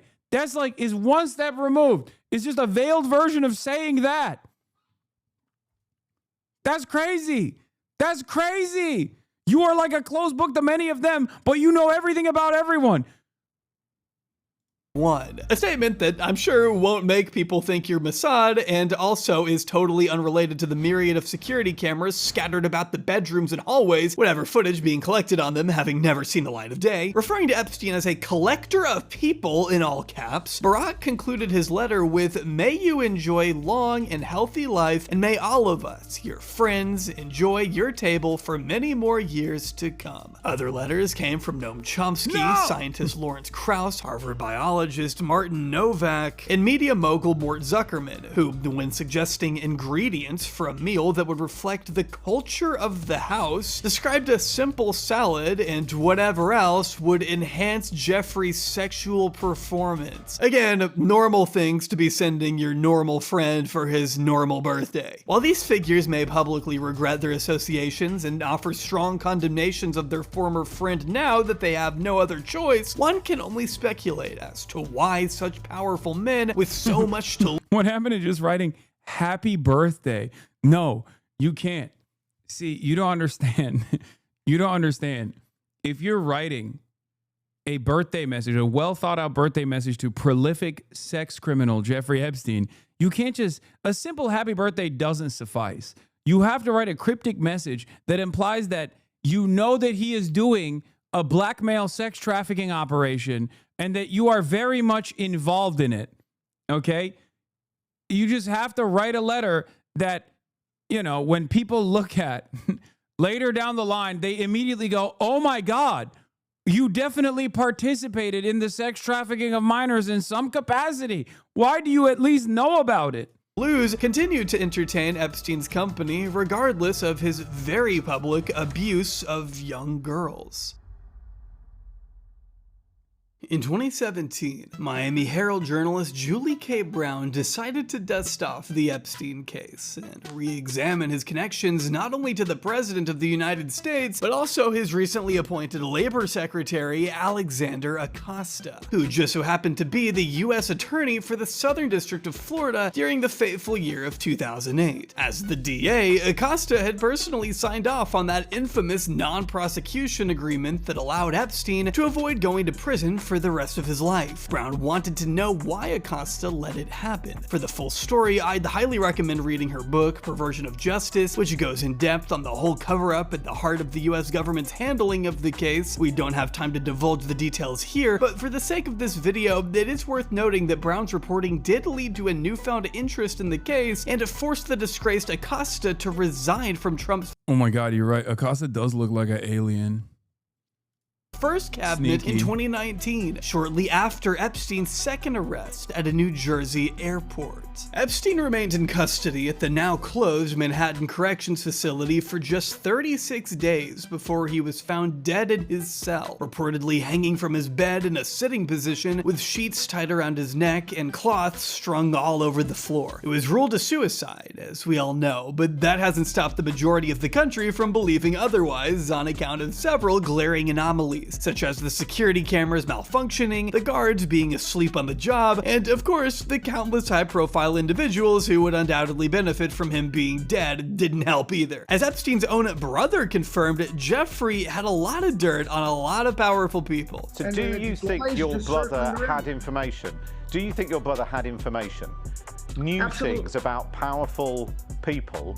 Can you even read? In the 2016 election, we were talking about the election, and Jeffrey I don't know how to read. told me that if he said what he knew about the candidates, they would have to cancel the election. That's a quote. That's exactly what he told me. He said, if I said what I knew about the candidates, they'd have to cancel the election. He didn't tell me what he knew, But that's what he said. It also didn't help that just a few weeks earlier, Acosta was quoted in the Daily Beast telling White House reporters behind closed doors that the reason his office didn't put Epstein away for life in 2008 was simply because I was told Epstein belonged to intelligence and to leave it alone. Ironically enough, though, no one has left the Jeffrey Epstein story alone since his suspicious demise. In 2025, he boasts one of the most reviled names in modern history. His story, the basis of incredible intrigue and the source of endless conspiracy theories. After all, there's still so much we don't know. Who else was aware of his depraved sexual proclivities before he got caught? Who all participated? Why was he so easily let off the hook and allowed to continue abusing girls for another decade? What was the original source of his wealth? How was he able to kill himself in a maximum security prison? Did he kill himself? Was he an intelligence asset? And what would it say about our society if he were? Will any of these questions ever be answered within our lifetime? While those in the mainstream may write such questions off as fringe conspiracy theories, I don't believe it is in any way, shape, or form conspiratorial to ask them. The conventional story, as it stands, it doesn't add up, and the victims deserve full transparency from a government that either implicitly or otherwise allowed one of the biggest monsters of the 21st century to continue preying on them for years. The government's refusal to provide any transparency has only made the problem harder to ignore. Instead of actually seeking justice, certain parties have routinely exploited Epstein's repugnant legacy as a political football to score easy points again and again. First in 2008, then 2016, and of course most prominently in 2024, when Donald Trump overtly signaled to his base that if elected, he would be the one to finally, at long last, release the files. You talked earlier about, I don't want to be a conspiracy theorist. If you were president, would you declassify the 9/11 files? Yeah. Would you declassify JFK files? Yeah. Would you? I did a lot of it. Would you declassify the Epstein files? Yeah, I would. All right. I guess I would. I think that less so. The response here has always been so funny to me because he clearly doesn't have any issue releasing the JFK files, the MLK files, even the 9/11 files. He's like, sure, yeah, of course, I'll do it, who cares? But then he's asked about Epstein and it starts to get a little antsy, adding caveats and choosing his words a little more carefully. Because, you know, you don't know. You don't want to affect people's lives if it's phony stuff in there, because there's a lot of phony stuff with that whole world. But I think I would. To many of his followers, this was Trump making an explicit promise to expose a grave cover-up and dismantle an elite cabal of powerful pedophiles, not unlike his promise to drain the swamp 8 years prior. There's a moment where you had some hesitation about Epstein, releasing some of the documents on Epstein. Why the hesitation? I don't think I mean, I'm not involved, but yeah, I'd be inclined to do the Epstein. I'd have no problem with it. I'm not That's involved. Great to hear. There was just one small issue with this promise. He was never gonna follow through on it. People that they'll DM me and be like, you see what your boy's doing? You voted for this. I'm like, I voted for none of this.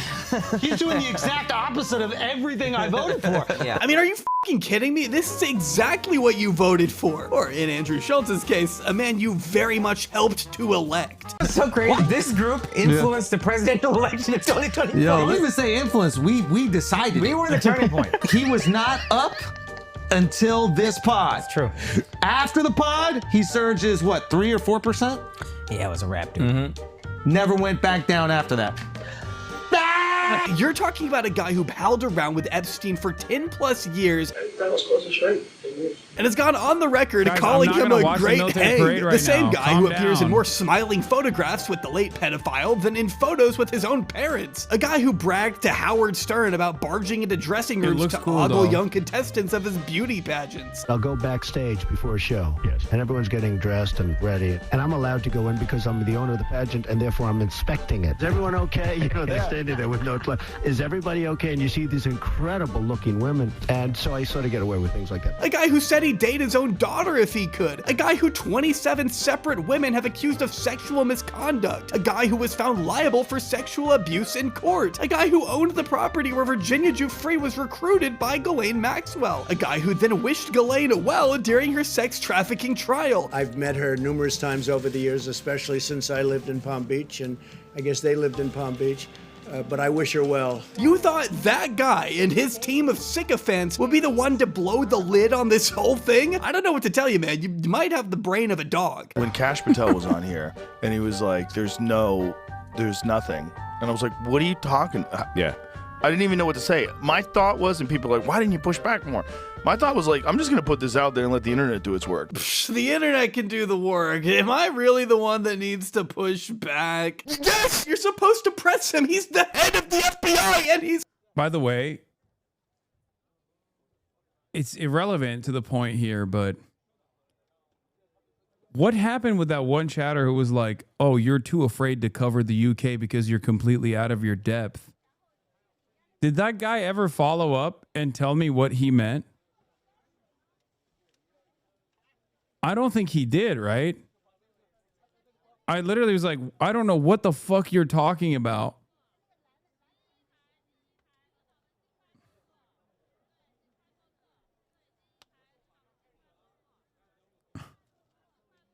He spammed it, got mad, and he said, no, you do know. You do know what it is. And then I was like, I don't know what you mean. Please explain to me. And he just fucked off.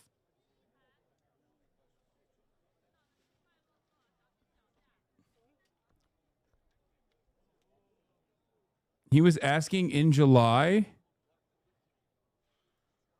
can you cover what happened in Leeds, UK? Why do you always have someone's death in your stream titles? Subscribe with Prime in 2022. Don't act dumb. Come on, man. We honor Matthew 24:011 sacrifice here.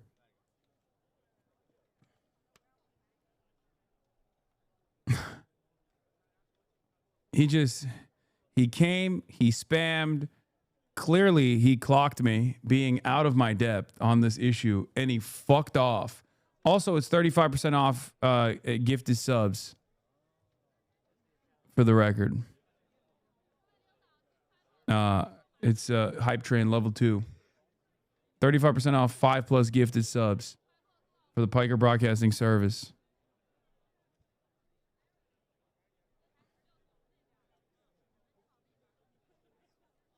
Fresh Pine with 100 big bones. God damn. On your show, sitting across from you. Have some level of journalistic responsibility, man. You gotta ask questions. Oh, but I forgot, you're not a journalist, you're a comedian. That's right.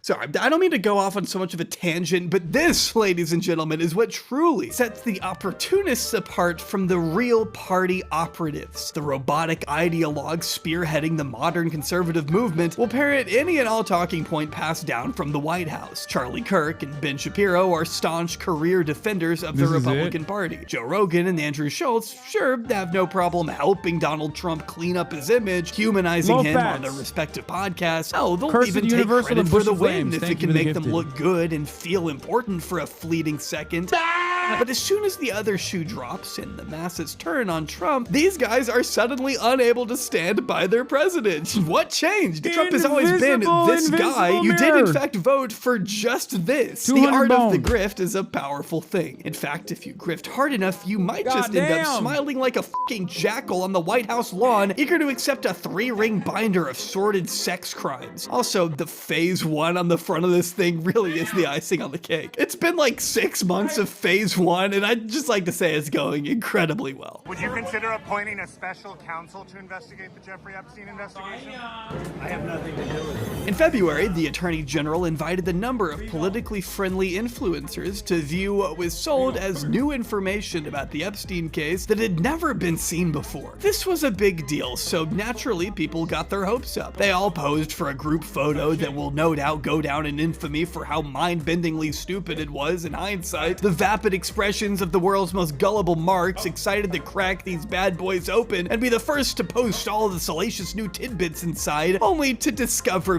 nothing new. The entire thing was a massive slap in the face to anyone who thought it was gonna be something. One of the first and finest fell for it again awards of the second Trump term. You can actually go look at all of these new recently released files right now on the official FBI website, by the way, and it's kind of astounding the number of redactions there are. Like, did they just think no one was gonna open these? The little black book they post is a more redacted version of what was already published in Gawker 10 years before. I get why they'd want to censor the contact information of certain people, but still, don't pretend this is some kind of stunning new revelation. Like, why even post the masseuse list if the entire fucking thing is redacted? I don't know why we would need to know the names of his masseuses anyway. I can't see why that would be pressing information for the public to be made aware of, but it is just strange to post here when it contains literally nothing. It's just black bars. I mean, why include this? Same thing with the flight logs. These were already public to begin with too. Just pages and pages of cryptic documents where you can barely even discern who the passengers are because they're mostly identified by their initials. We have a good idea of who JE and GM are. Yeah, it's funny because apparently the new revelation from the House, the GOP oversight release,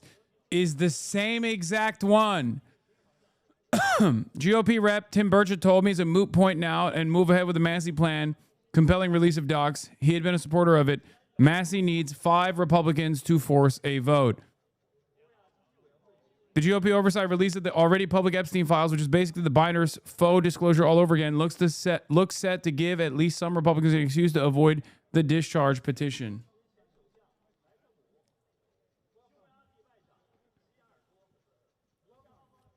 Straight up.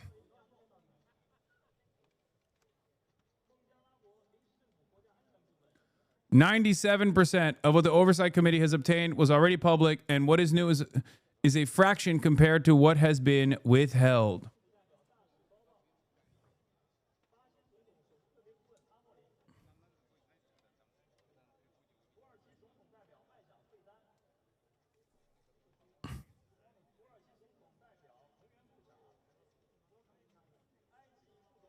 Nancy Mace apparently came out crying from the meeting with the Jeffrey Epstein victims.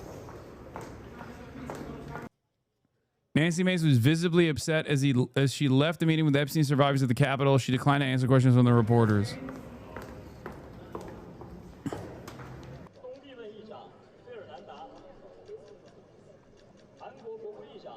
Oh, I was like, where the fuck's the audio coming from? China military parade, of course. Dude, they're having so much fun in China. God damn. China, baby! Look at these guys. They're having the best time of their lives, dude. Oh my God. And power politics.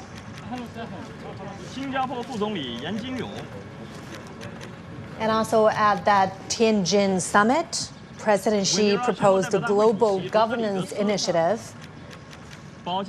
He calls on members. Bro, I bet his hands don't even actually get fucked up after shaking too many of them, you know? Unlike our bitch-ass president, he can shake hands with the best of them. All right? He can just shake hands for the entire duration. And they got the dope fits, obviously. Yo, this shit is, God, a deep shame to be an American.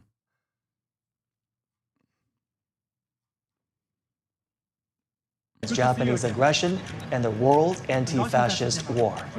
We're watching live pictures from the heart of Beijing, the Duanmen Gate, to the north of the Forbidden City.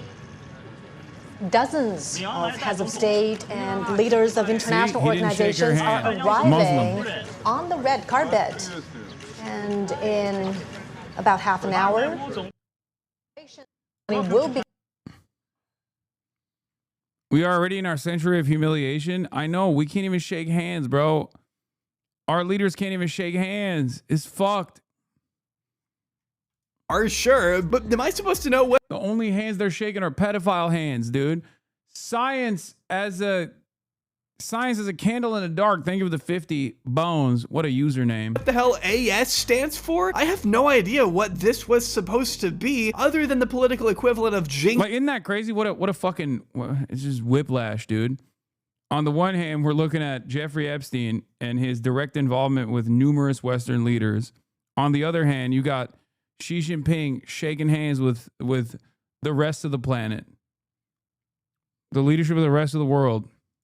Keys in front of a 1-year-old. The whole lifting of the veil is a complete joke. What it really is this administration thinking you're I'm not stupid. even joking. They think you're FOMO. stupid, man. The best part is that not even the influencers bought it. And they were handed the files on a silver platter along with kisses and a warm welcome from the White House. And they presented us with this binder. What's interesting is we're all waiting for bombshells, we're all waiting for juicy stuff, and that's not what's in this binder. That's not what's in this binder at all. I mean, this shit was so lackluster that it's beyond apparent to me that the goal was to release as little as possible while still making good on all those pesky promises you made on the campaign trail that you wish people would just stop asking about. And if that was their reasoning, then I can't even imagine what phase 2 was supposed to include. A photo of Trump with a stain on the front of his pants? I mean, what the f else were they gonna release? After Trump had been elected, and I was sitting talking to Epstein, and he said, wait a minute, I gotta show you something. And then he went into his safe and he came out with photographs. They were Polaroids, and he kind of spread them out like playing cards. I mean, I think there were a dozen of them, and it was Trump with girls of an uncertain age. And I remember very vividly 3 of them. There are 2 in which Trump is, the girls, topless girls, are sitting on Trump's lap. And then a 3rd in which he has a God damn it, dude. I wish I was there. I wish I was there filming it, IRL streaming it. Look at this.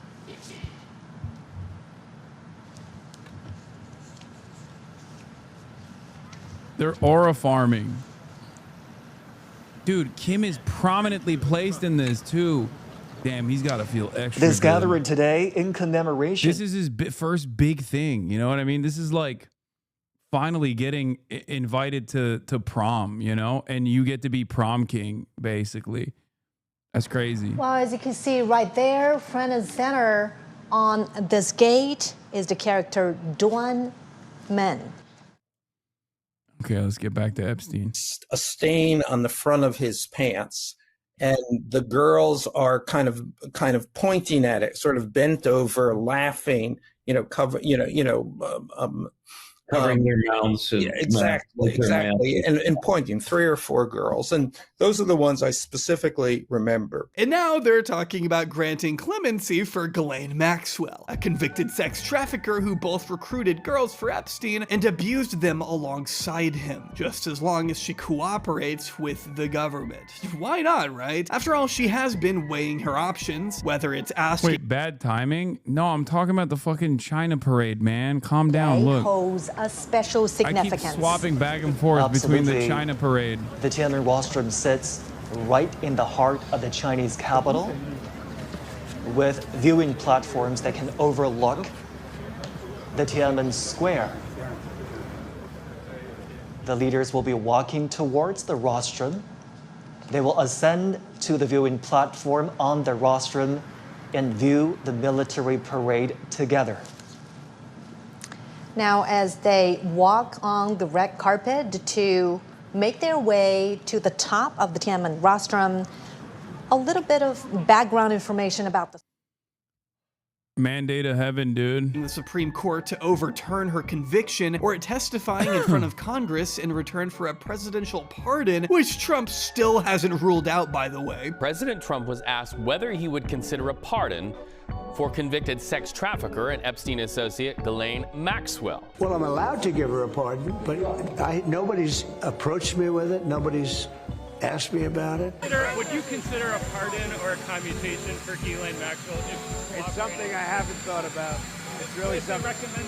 I'm allowed to do it, but it's something I have not thought about. But you wouldn't rule it out. I mean, come on, the man sent his own personal defense attorney to negotiate with Ghislaine in private. Ghislaine, who already propositioned the Biden administration for info on Trump if it meant a pardon back then. You think she wouldn't say whatever it takes for a get-out-of-jail-free card? You think that's gonna quell the conspiracy theories? Can you trust what she's telling him? She's a convicted trafficker who's eager to get out of prison. Well, he's a professional lawyer. I think he's been through things like this before.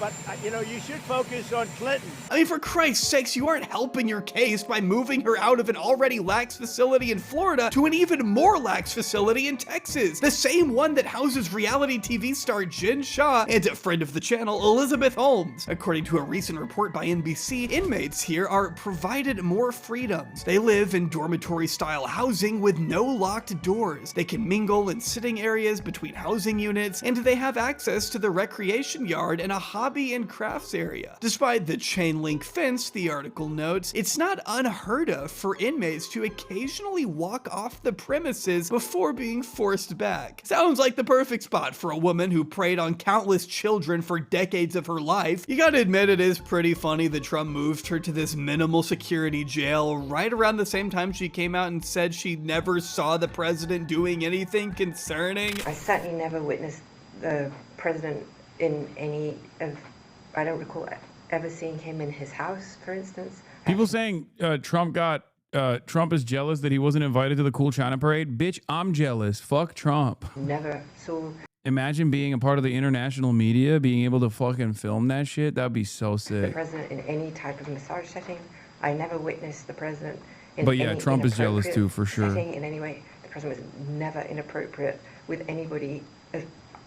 In the times that I was with him, he was a gentleman. And did you ever hear Mr. Epstein or anybody say that President Trump had done anything inappropriate with masseuses or with anybody in your world? Absolutely never. In any context. That's a relief. Guess it was just a hoax all along then. What did you see and hear at the time? I saw Epstein with women. Anytime I saw anybody with him, they were happy to be with him. I never saw an aggressive move. I never saw anything that was non-consensual. Well, thank you. Okay. I never saw anything that was non-consensual. I just want to pause here really quick because I want everyone to understand what we just witnessed. That was the deputy AG, formerly Donald Trump's own personal defense. Excuse me, there's no wrongdoing here. It's totally normal to have Trump's former attorney be the current attorney general, okay? And his other former attorney be the deputy attorney general. No conflict of interest here.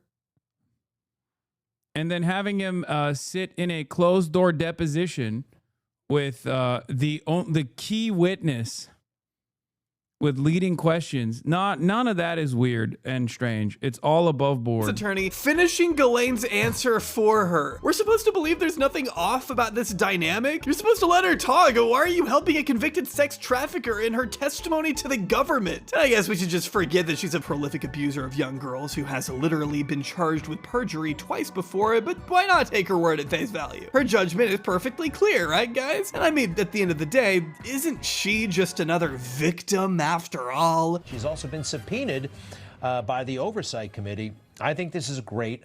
I do have a feeling that she just might be a victim. She just might be. There was a rush to judgment. There was a lot of chaos there for a while. Granted, she hung out with Jeffrey Epstein, and I know that's apparently not good. Even to those who... Hey, by the way, who is now a part of the... So this is Newsmax. For those of you who don't know, this insane reporting, if you can call it that, is coming from Newsmax.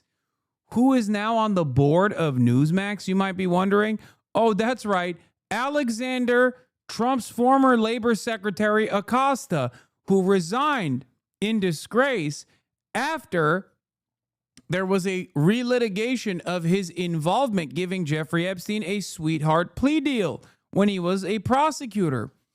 Now he sits on the board of Newsmax, where Greg Kelly is saying insane shit like this.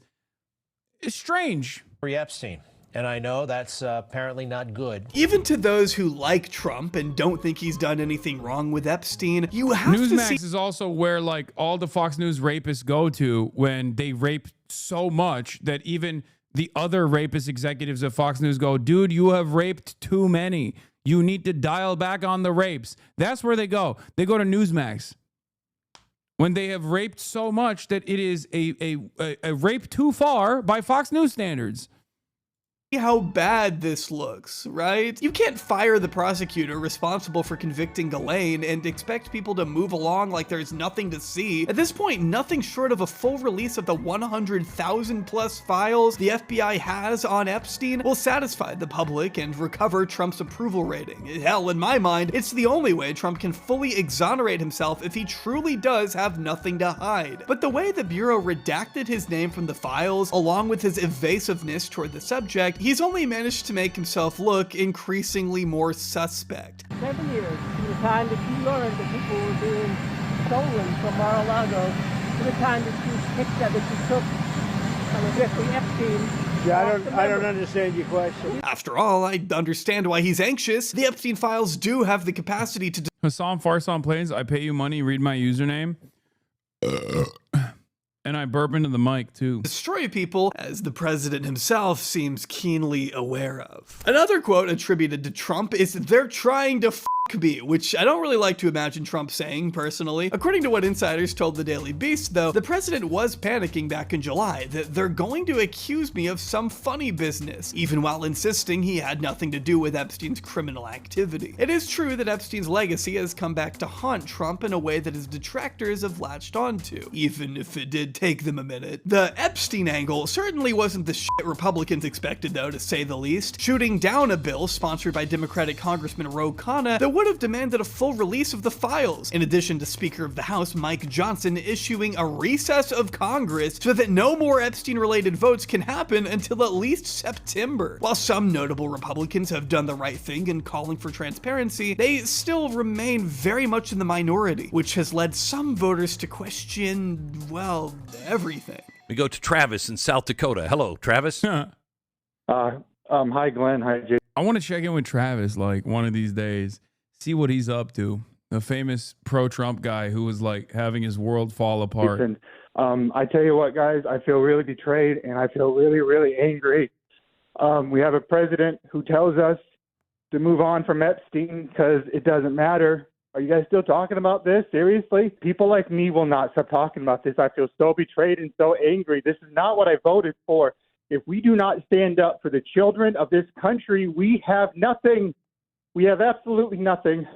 And I tell you what, I've also lost a lot of respect for a lot of people that are prominent figures in this country because they are saying, you know what, this doesn't matter. But you know what, the children of this country really, really matter. How can we just sweep them under the rug and not care? Of course, Trump has already made it clear that he doesn't want these boys, and in some cases gals, supporting him anyway. It's not without reason that this saga was the impetus for a major rift within the MAGA base. Whatever faith people had in this administration dried up as soon as Kash Patel's FBI and Pam Bondi's DOJ first lit the match that ignited the entire firestorm we're dealing with now. After months of hyping it up in the media, the top prosecutors in America released a groundbreakingly damning account of the full Jeffrey Epstein case laid out in plain view, packed to the brim with explosive testimony and mountains of new evidence exposing the elite pedophile network pulling the strings of our very constitutional republic. I'm kidding, they shot out a 2-page memo saying they were closing the case. See, this whole thing blew up July 7th when the government concluded that an exhaustive search of its databases, hard drives, cabinets, desks, and closets, which, yeah, okay, I'm sure you were searching the desks and closets, turned up no client list, no credible evidence of blackmail, and no evidence to warrant an investigation of uncharged third parties in their relation to one of the most high-profile and well-connected sex traffickers in recent history. As you could expect, this report, along with the added conclusion that Epstein did in fact kill himself, didn't exactly go over too well with anyone who's followed the Epstein saga closely, whether they be on the left or right. And instead of closing the chapter on Epstein, a brand new one has opened up, one that not even Teflon Don himself has managed to ignore. It is very funny that whenever he's presented with new unearthed photos of, say, Epstein at his second wedding, or the bizarre letter he wrote to him back in 2003, Trump's immediate response is,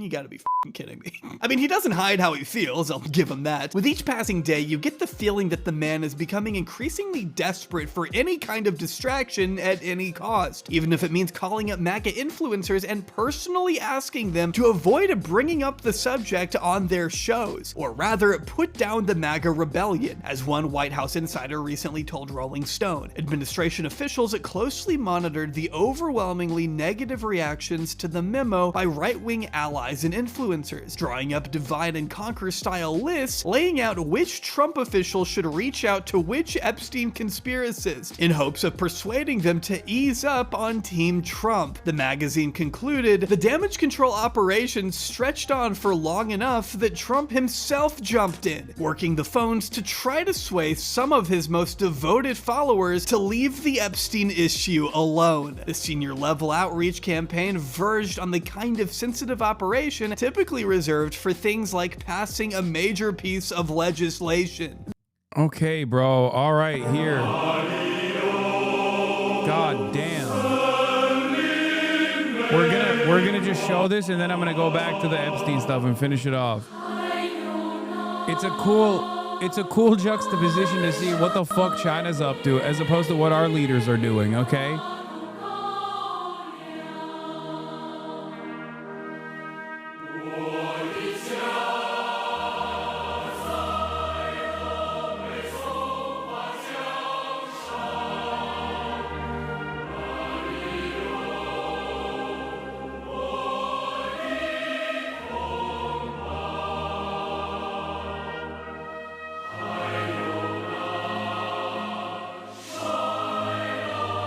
I'd rather be a child in China. This broadcast is sponsored by Crypto.com.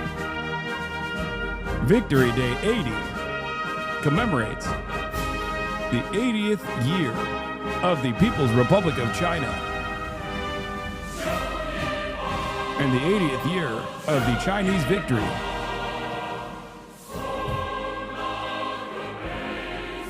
Buy Maocoin, the #1 coin for the industrious Chinese. This Victory Day parade is sponsored by Polymarket.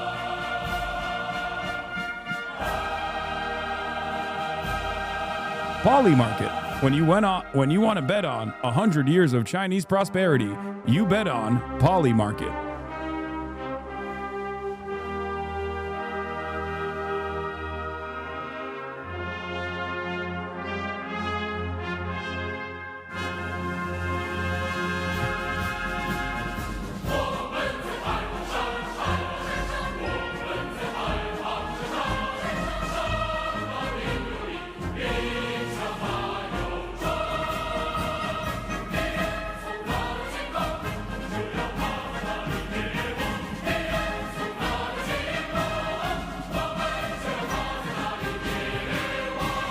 If I was invited, would I go to this? Fuck yeah. If I could, oh my God. Imagine I could stream this. Are you kidding me?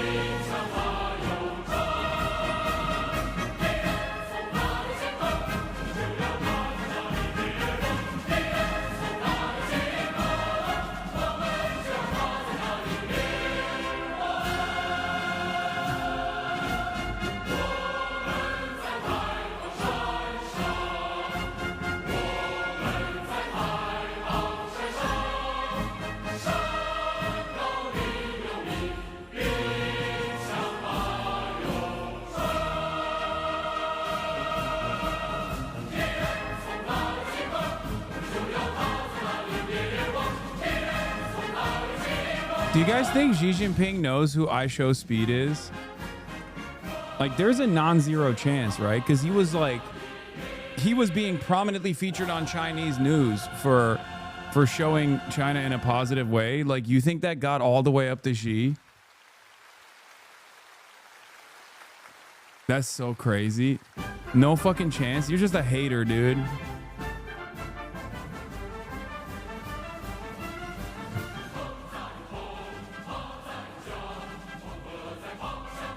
Okay, there's too much singing. All right, let's get back to the pedophiles. The extent to which these people went to shut up anyone in their herd who may stray a little too far away from the pack is incredibly revealing. But it's also hard to argue it hasn't kind of worked. Turning Point USA founder Charlie Kirk went on to express his unwavering devotion to the administration despite an exceeding lack of transparency. Honestly, I'm done talking about Epstein for the time being. I'm going to trust my friends in the administration. I'm going to trust my friends in the government to do what needs to be done, solve it, balls in their hands. I've said plenty this last weekend. A quick word of advice to anyone following politics in any capacity. If somebody tells you to just trust the government, bro, that person is not to be trusted. But those are the marching orders from the top, after all. And if you want to keep your good standing with the government, you'd be wise to fall in line. I swear to God, these past couple months have spawned some of the most deranged takes I've ever seen in my life. Should Ghislaine Maxwell be behind bars?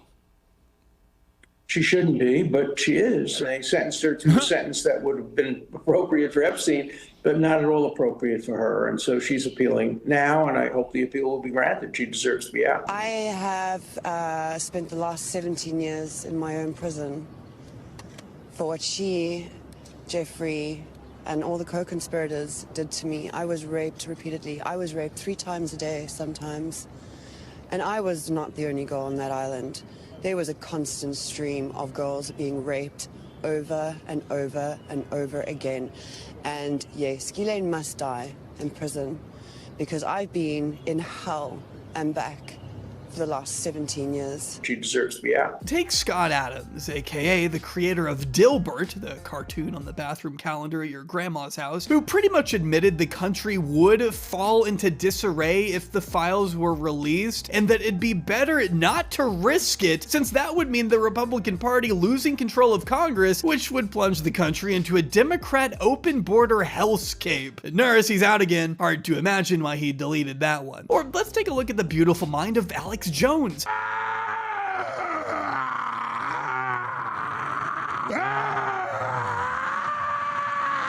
A man who has practically built his entire career on rooting out the secret pedophile cabal at the top of society and is having his worldview completely obliterated. What a fall from grace for Alex Jones. That's right. As a result of Trump's inaction. So now, by coming in and being part of the cover-up, the Trump administration has become part of it. So I just got to the office. So I'm gonna go throw up, actually. I mean, I'm physically gonna puke probably right now. My mouth is watering right now because I have integrity. The disarray goes all the way up to the very highest places of the administration, in fact, with Deputy FBI Director and guy who definitely doesn't do steroids, Dan Bongino, reportedly threatening to resign over the July memo, a threat that just about gave Trump a fucking heart attack. The last thing he needs right now is more disunity. Everyone in the administration has been put in a position where, on the one hand, they need to carry out the president's bidding, but on the other, they still want to somewhat save face with the public. And that includes Pam Bondi, who feigned outrage at the FBI supposedly withholding valuable information from the DOJ in February. Back then, Bondi was furious and demanded the FBI give her the rest of the files by that. Wait, did I miss my own tweet? Is that what you said? Save face with the public. And that includes Pam Bondi, who feigned outrage at the FBI supposedly withholding valuable information from the DOJ in February. Back then, Bondi was furious and demanded the FBI give her the rest of the files by that Friday. Surprisingly, Friday came and went without a peep. Okay, well, I didn't see it. Oh. The way up to the very highest places of the administration, in fact, with Deputy FBI Director and guy who definitely doesn't. Dan, please leak your steroid routine. Are you accusing me of a drug crime on an open platform? Be very careful with your answer here, because I promise you that the wrong one will be very expensive for both you and the young turds. That's real. That's real. He did do that to me a long time ago. Back when this was my profile picture. Yeah, and then he blocked me.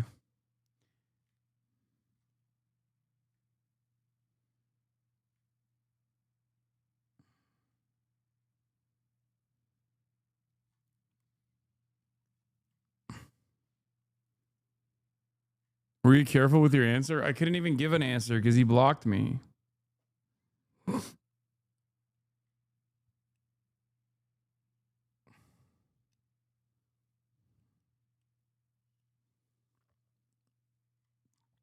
And do more disuse at its bidding. Bondi, who in fact of the files by that Friday. Surprisingly, Friday came and went without a peep from her department. The disgrace of the memo they drafted up together was released 2 months later. But because none of this ever seems to go away, they've been forced to release something in an attempt to tie people over, which culminated in us seeing the raw prison footage of Epstein's cell the night he died. Only the footage wasn't raw, and it wasn't even footage of his cell. The footage instead shows only a glimpse of the common area. You can barely make out a few pixels of what I guess is supposed to be Epstein walking up to his cell in the hours before his death, but it didn't even take a day for experts to realize this footage was altered with a minute missing, which Bondi explained away as being routine in most jails, even though it doesn't matter at that point because they had already lied about it being raw footage. At 11:21 p.m. and 34 seconds, a cursor appears briefly on screen, indicating the video may have been recorded. It's fucked up that no one wants to hang out with Kim. I'm noticing that no one's shaking hands with Kim. Anyway, China, baby.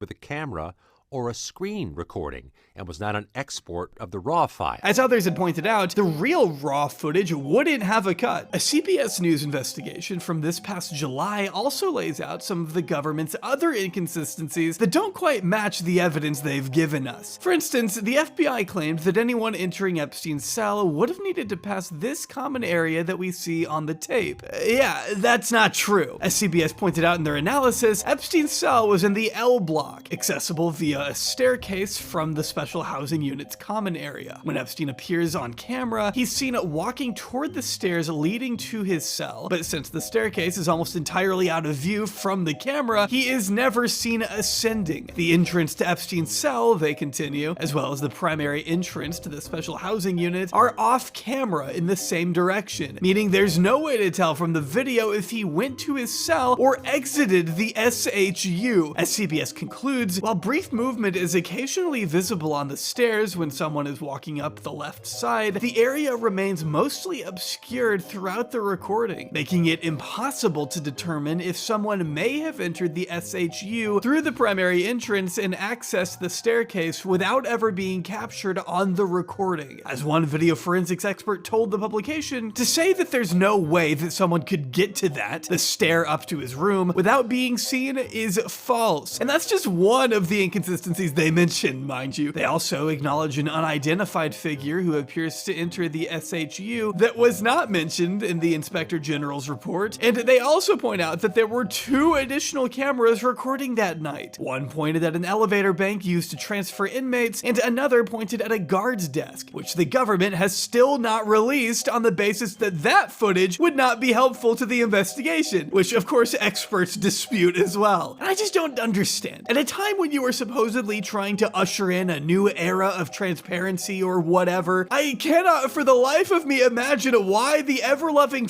you would conceal any footage, even if it had no relation to what took place that night. Who cares? Just put it out. I mean, do you want there to be more conspiracy theories? What do you have to lose in showing us everything you have? If you want a fuller and more visual Sometimes it makes me feel like, yes, the answer is yes, they want us to be crazy. Breakdown of all the inconsistencies, I recommend watching both the CBS investigation as well as this video by CoffeeZilla, where, like the maniac he is, he actually recreated the entire unit in 3D. Both of these videos paint a much clearer picture of what the prison actually looked like that night, and both poke some major holes in the official narrative pushed by the government. As CoffeeZilla himself states, this is either a case of extreme negligence or a more deliberate cover-up. Either way, it indicates that the DOJ still owes us more information. Until then, we'll just have no choice but to speculate on strange details, like an orange blur making its way up the stairs to Epstein's cell shortly before he turned up dead. We'll have to wonder what was said on the unrecorded phone call Epstein made to a person he said was his mother, but couldn't possibly be it since she died years before his arrest. Hell, why he was able to make an unrecorded phone call late at night in the first place has yet to be answered either. None of it adds up, and the answers we do get seem to change by the day. One second, Trump says he was never told he was in the Epstein files. The next, it's being reported that he was in fact told, which his own DOJ still hasn't denied, by the way. It's the lack of transparency, the blatant cover-up, and frantic damage control directed by the president and his allies that's fueled the very speculation they want us to shut up about and move on from. Speculation that could be shut down immediately with the full release of the files. But like the previous— I'm gonna finish this first before I fucking watch the parade, okay? Calm down. Of guns resembles wars of soldiers on the battleground. Okay, yes. The march started. Everybody shut up. It's the same shit. Administrations to come before his, the Trump camp continues to drag their feet. And every day that they do is another day that Epstein's victims are disrespected and denied the justice they have always deserved. With everything considered, it is impossible not to wonder what exactly our leaders are so terrified of coming out. What could possibly prompt a directive to redact Trump's name everywhere it appears in the FBI's files? Why lie about his name being in the files in the first place? Why lie about the footage being raw? And why let this issue completely splinter the MAGA base if it had no merit whatsoever? Just what exactly do they not want us to talk about? I never had the privilege of going to his island, and I did turn it down, but a lot of people in Palm Beach fucking dumbass iPad kids, bro. I swear to God. Y'all want like Subway Surfers on this shit. were invited to his island. In one of my very good moments, I turned it down. I didn't want to go to his island. For practically his entire life, the WWE Hall of Famer has managed to dodge, skirt, and wipe his hands clean of just about every single controversy he's been involved in, with one glaring exception. Look, the whole thing is a hoax. It's put out by the Democrats because we've had the most successful 6 months in the history of our country. The recent fury expressed by the president when confronted with his undisputable ties to a late sex trafficking pedophile says a lot. Over the past 10 years, I really haven't once seen him respond so viscerally to any other controversy before. Trump is usually able to let just about everything roll off his back, but this is different, which is why I think his connection to Epstein deserves a deep dive of its own. And in about 2 weeks, you're gonna get to see just that. I hope you stick along for the ride, whether you voted for Trump or not. His friendship with one of the most infamous criminals in modern history deserves a closer look, as do his ties to the murky side of the modeling business and beyond. Until then, thanks so much for watching this 4th installment in my seemingly never-ending Jeffrey Epstein saga. Sources will be down in the description as always, but before we go, I do want to hit you with another piece of Epstein lore that doesn't get enough attention. His Spotify playlist. Yes, this is real. I didn't really know where else to put this, but I had to include it somewhere.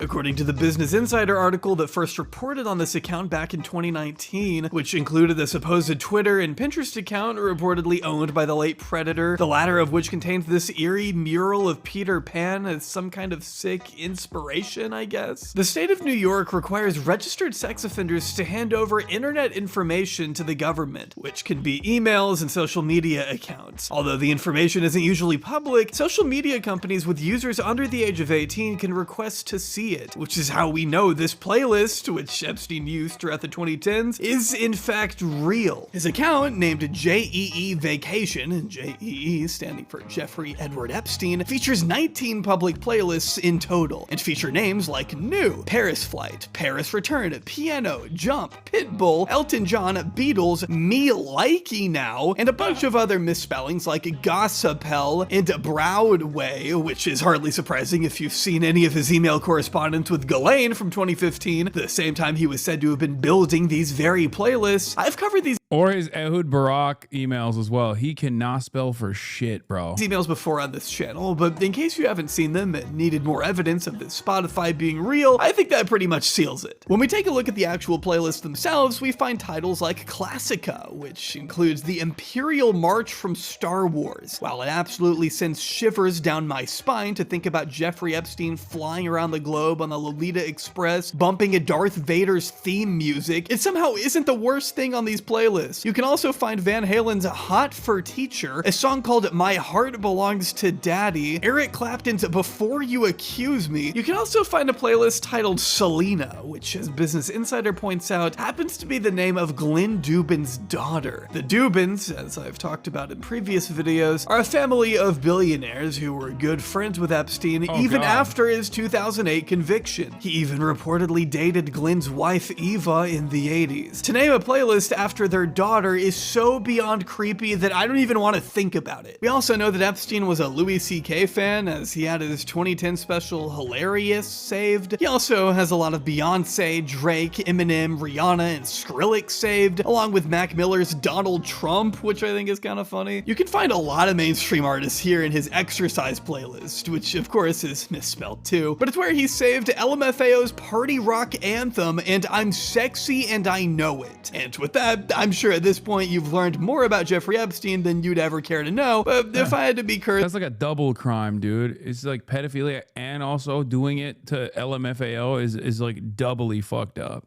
With the knowledge that this guy had an entire playlist dedicated to Pitbull on his Spotify, well then, so do you.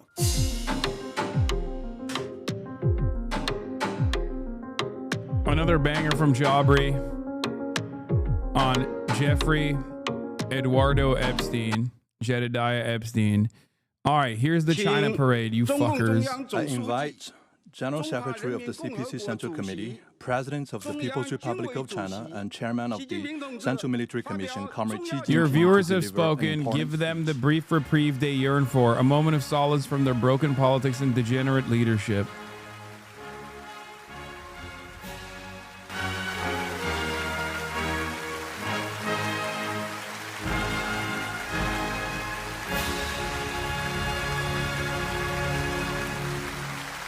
I'm not watching Patrick Bet David on Jubilee. Okay, please stop asking me this shit. All my fellow Chinese across the nation, Your Excellencies, heads of state and government, and representatives of international organizations, distinguished guests, all officers and soldiers participating in the parade, comrades, and friends.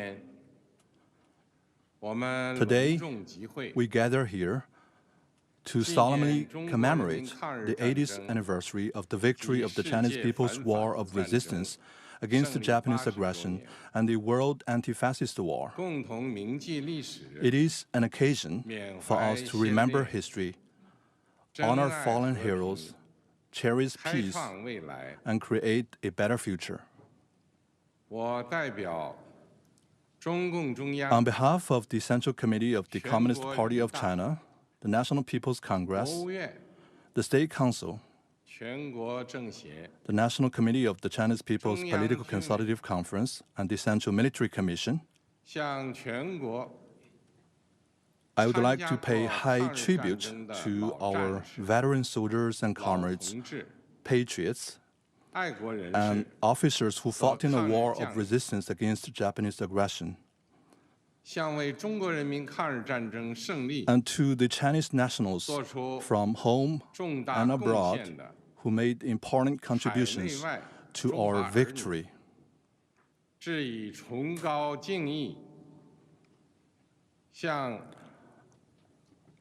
I would also like to express my sincere thanks to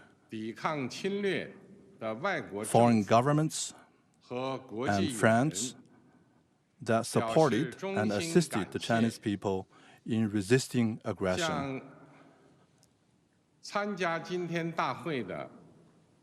I also extend a warm welcome to our guests from around the world who are with us today.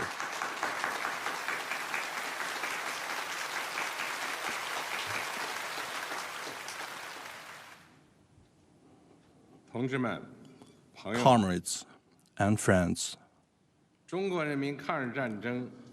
the Chinese People's War of Resistance against the Japanese aggression was the great war fought with tenacity and valor.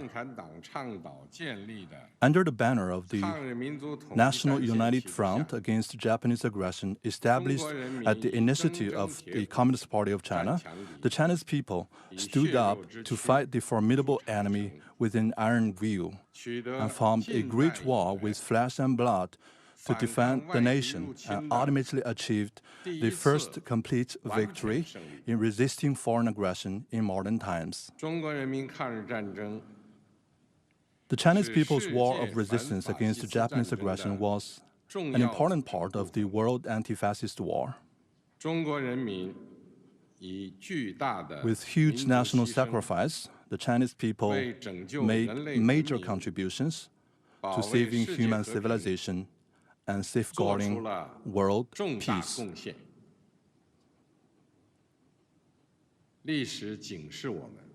History cautions us that humanity rises and falls together. Only when all countries and nations treat each other as equals, coexist in peace, and support each other, can we uphold common security, eradicate the root cause of war, and prevent the reoccurrence of historical tragedies. Comrades and friends, the Chinese nation is the great nation that is never intimidated by any bullies and always values independence and forges ahead.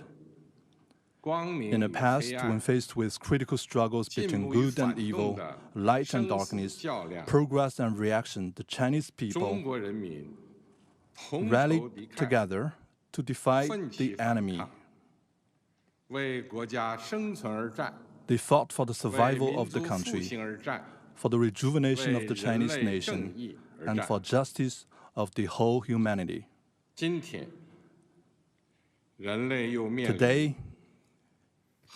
I'm tired. Humanity again. Minus 200 credit for not watching. I know, not paying attention.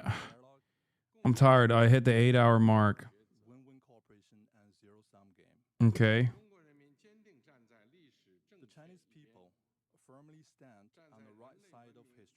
That's it. That's it. Is Xi considered charismatic in China? He's considered charismatic in my heart.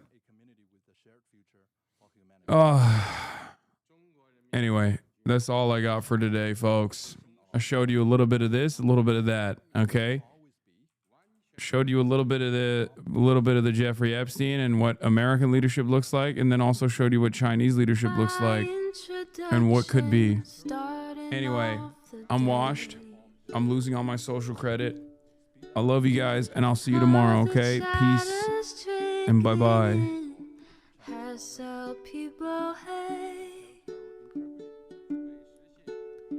Sunny Los Angeles, California, says Hasan. The starlock to the starlock to the topic just begun. There he is again, Hasan is streaming. Hasan is streaming.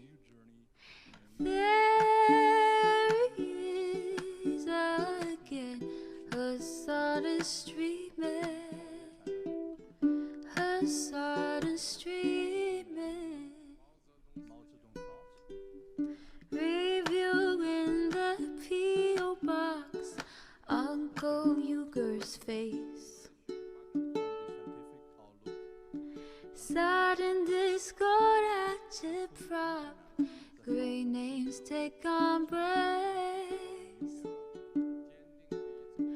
Tiny Bernie Sanders, LGBTQ Air Force. The whole left at your fingertips, Anne at your door. H3 crowded debate, the Young Turks online show. 3 24 fucking years of this, plenty more to go. 90-day fiance talks of champagne bourgeoisie. A Trump rally live reaction on mass riot at DC. There he is again, Hasan is streaming. Hasan is streaming. There he is again, Hasan is streaming. Hasan is streaming.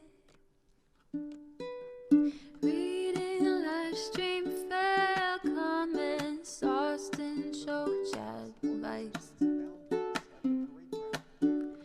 and all the ways the right-wing pipeline can suck you in online. JCS react, Lord frame gets broken, cover blown. A full-blown mass pandemic, monster streaming at your home. Total radicalization coming out to find. The system you were taught to trust in was broken the whole time.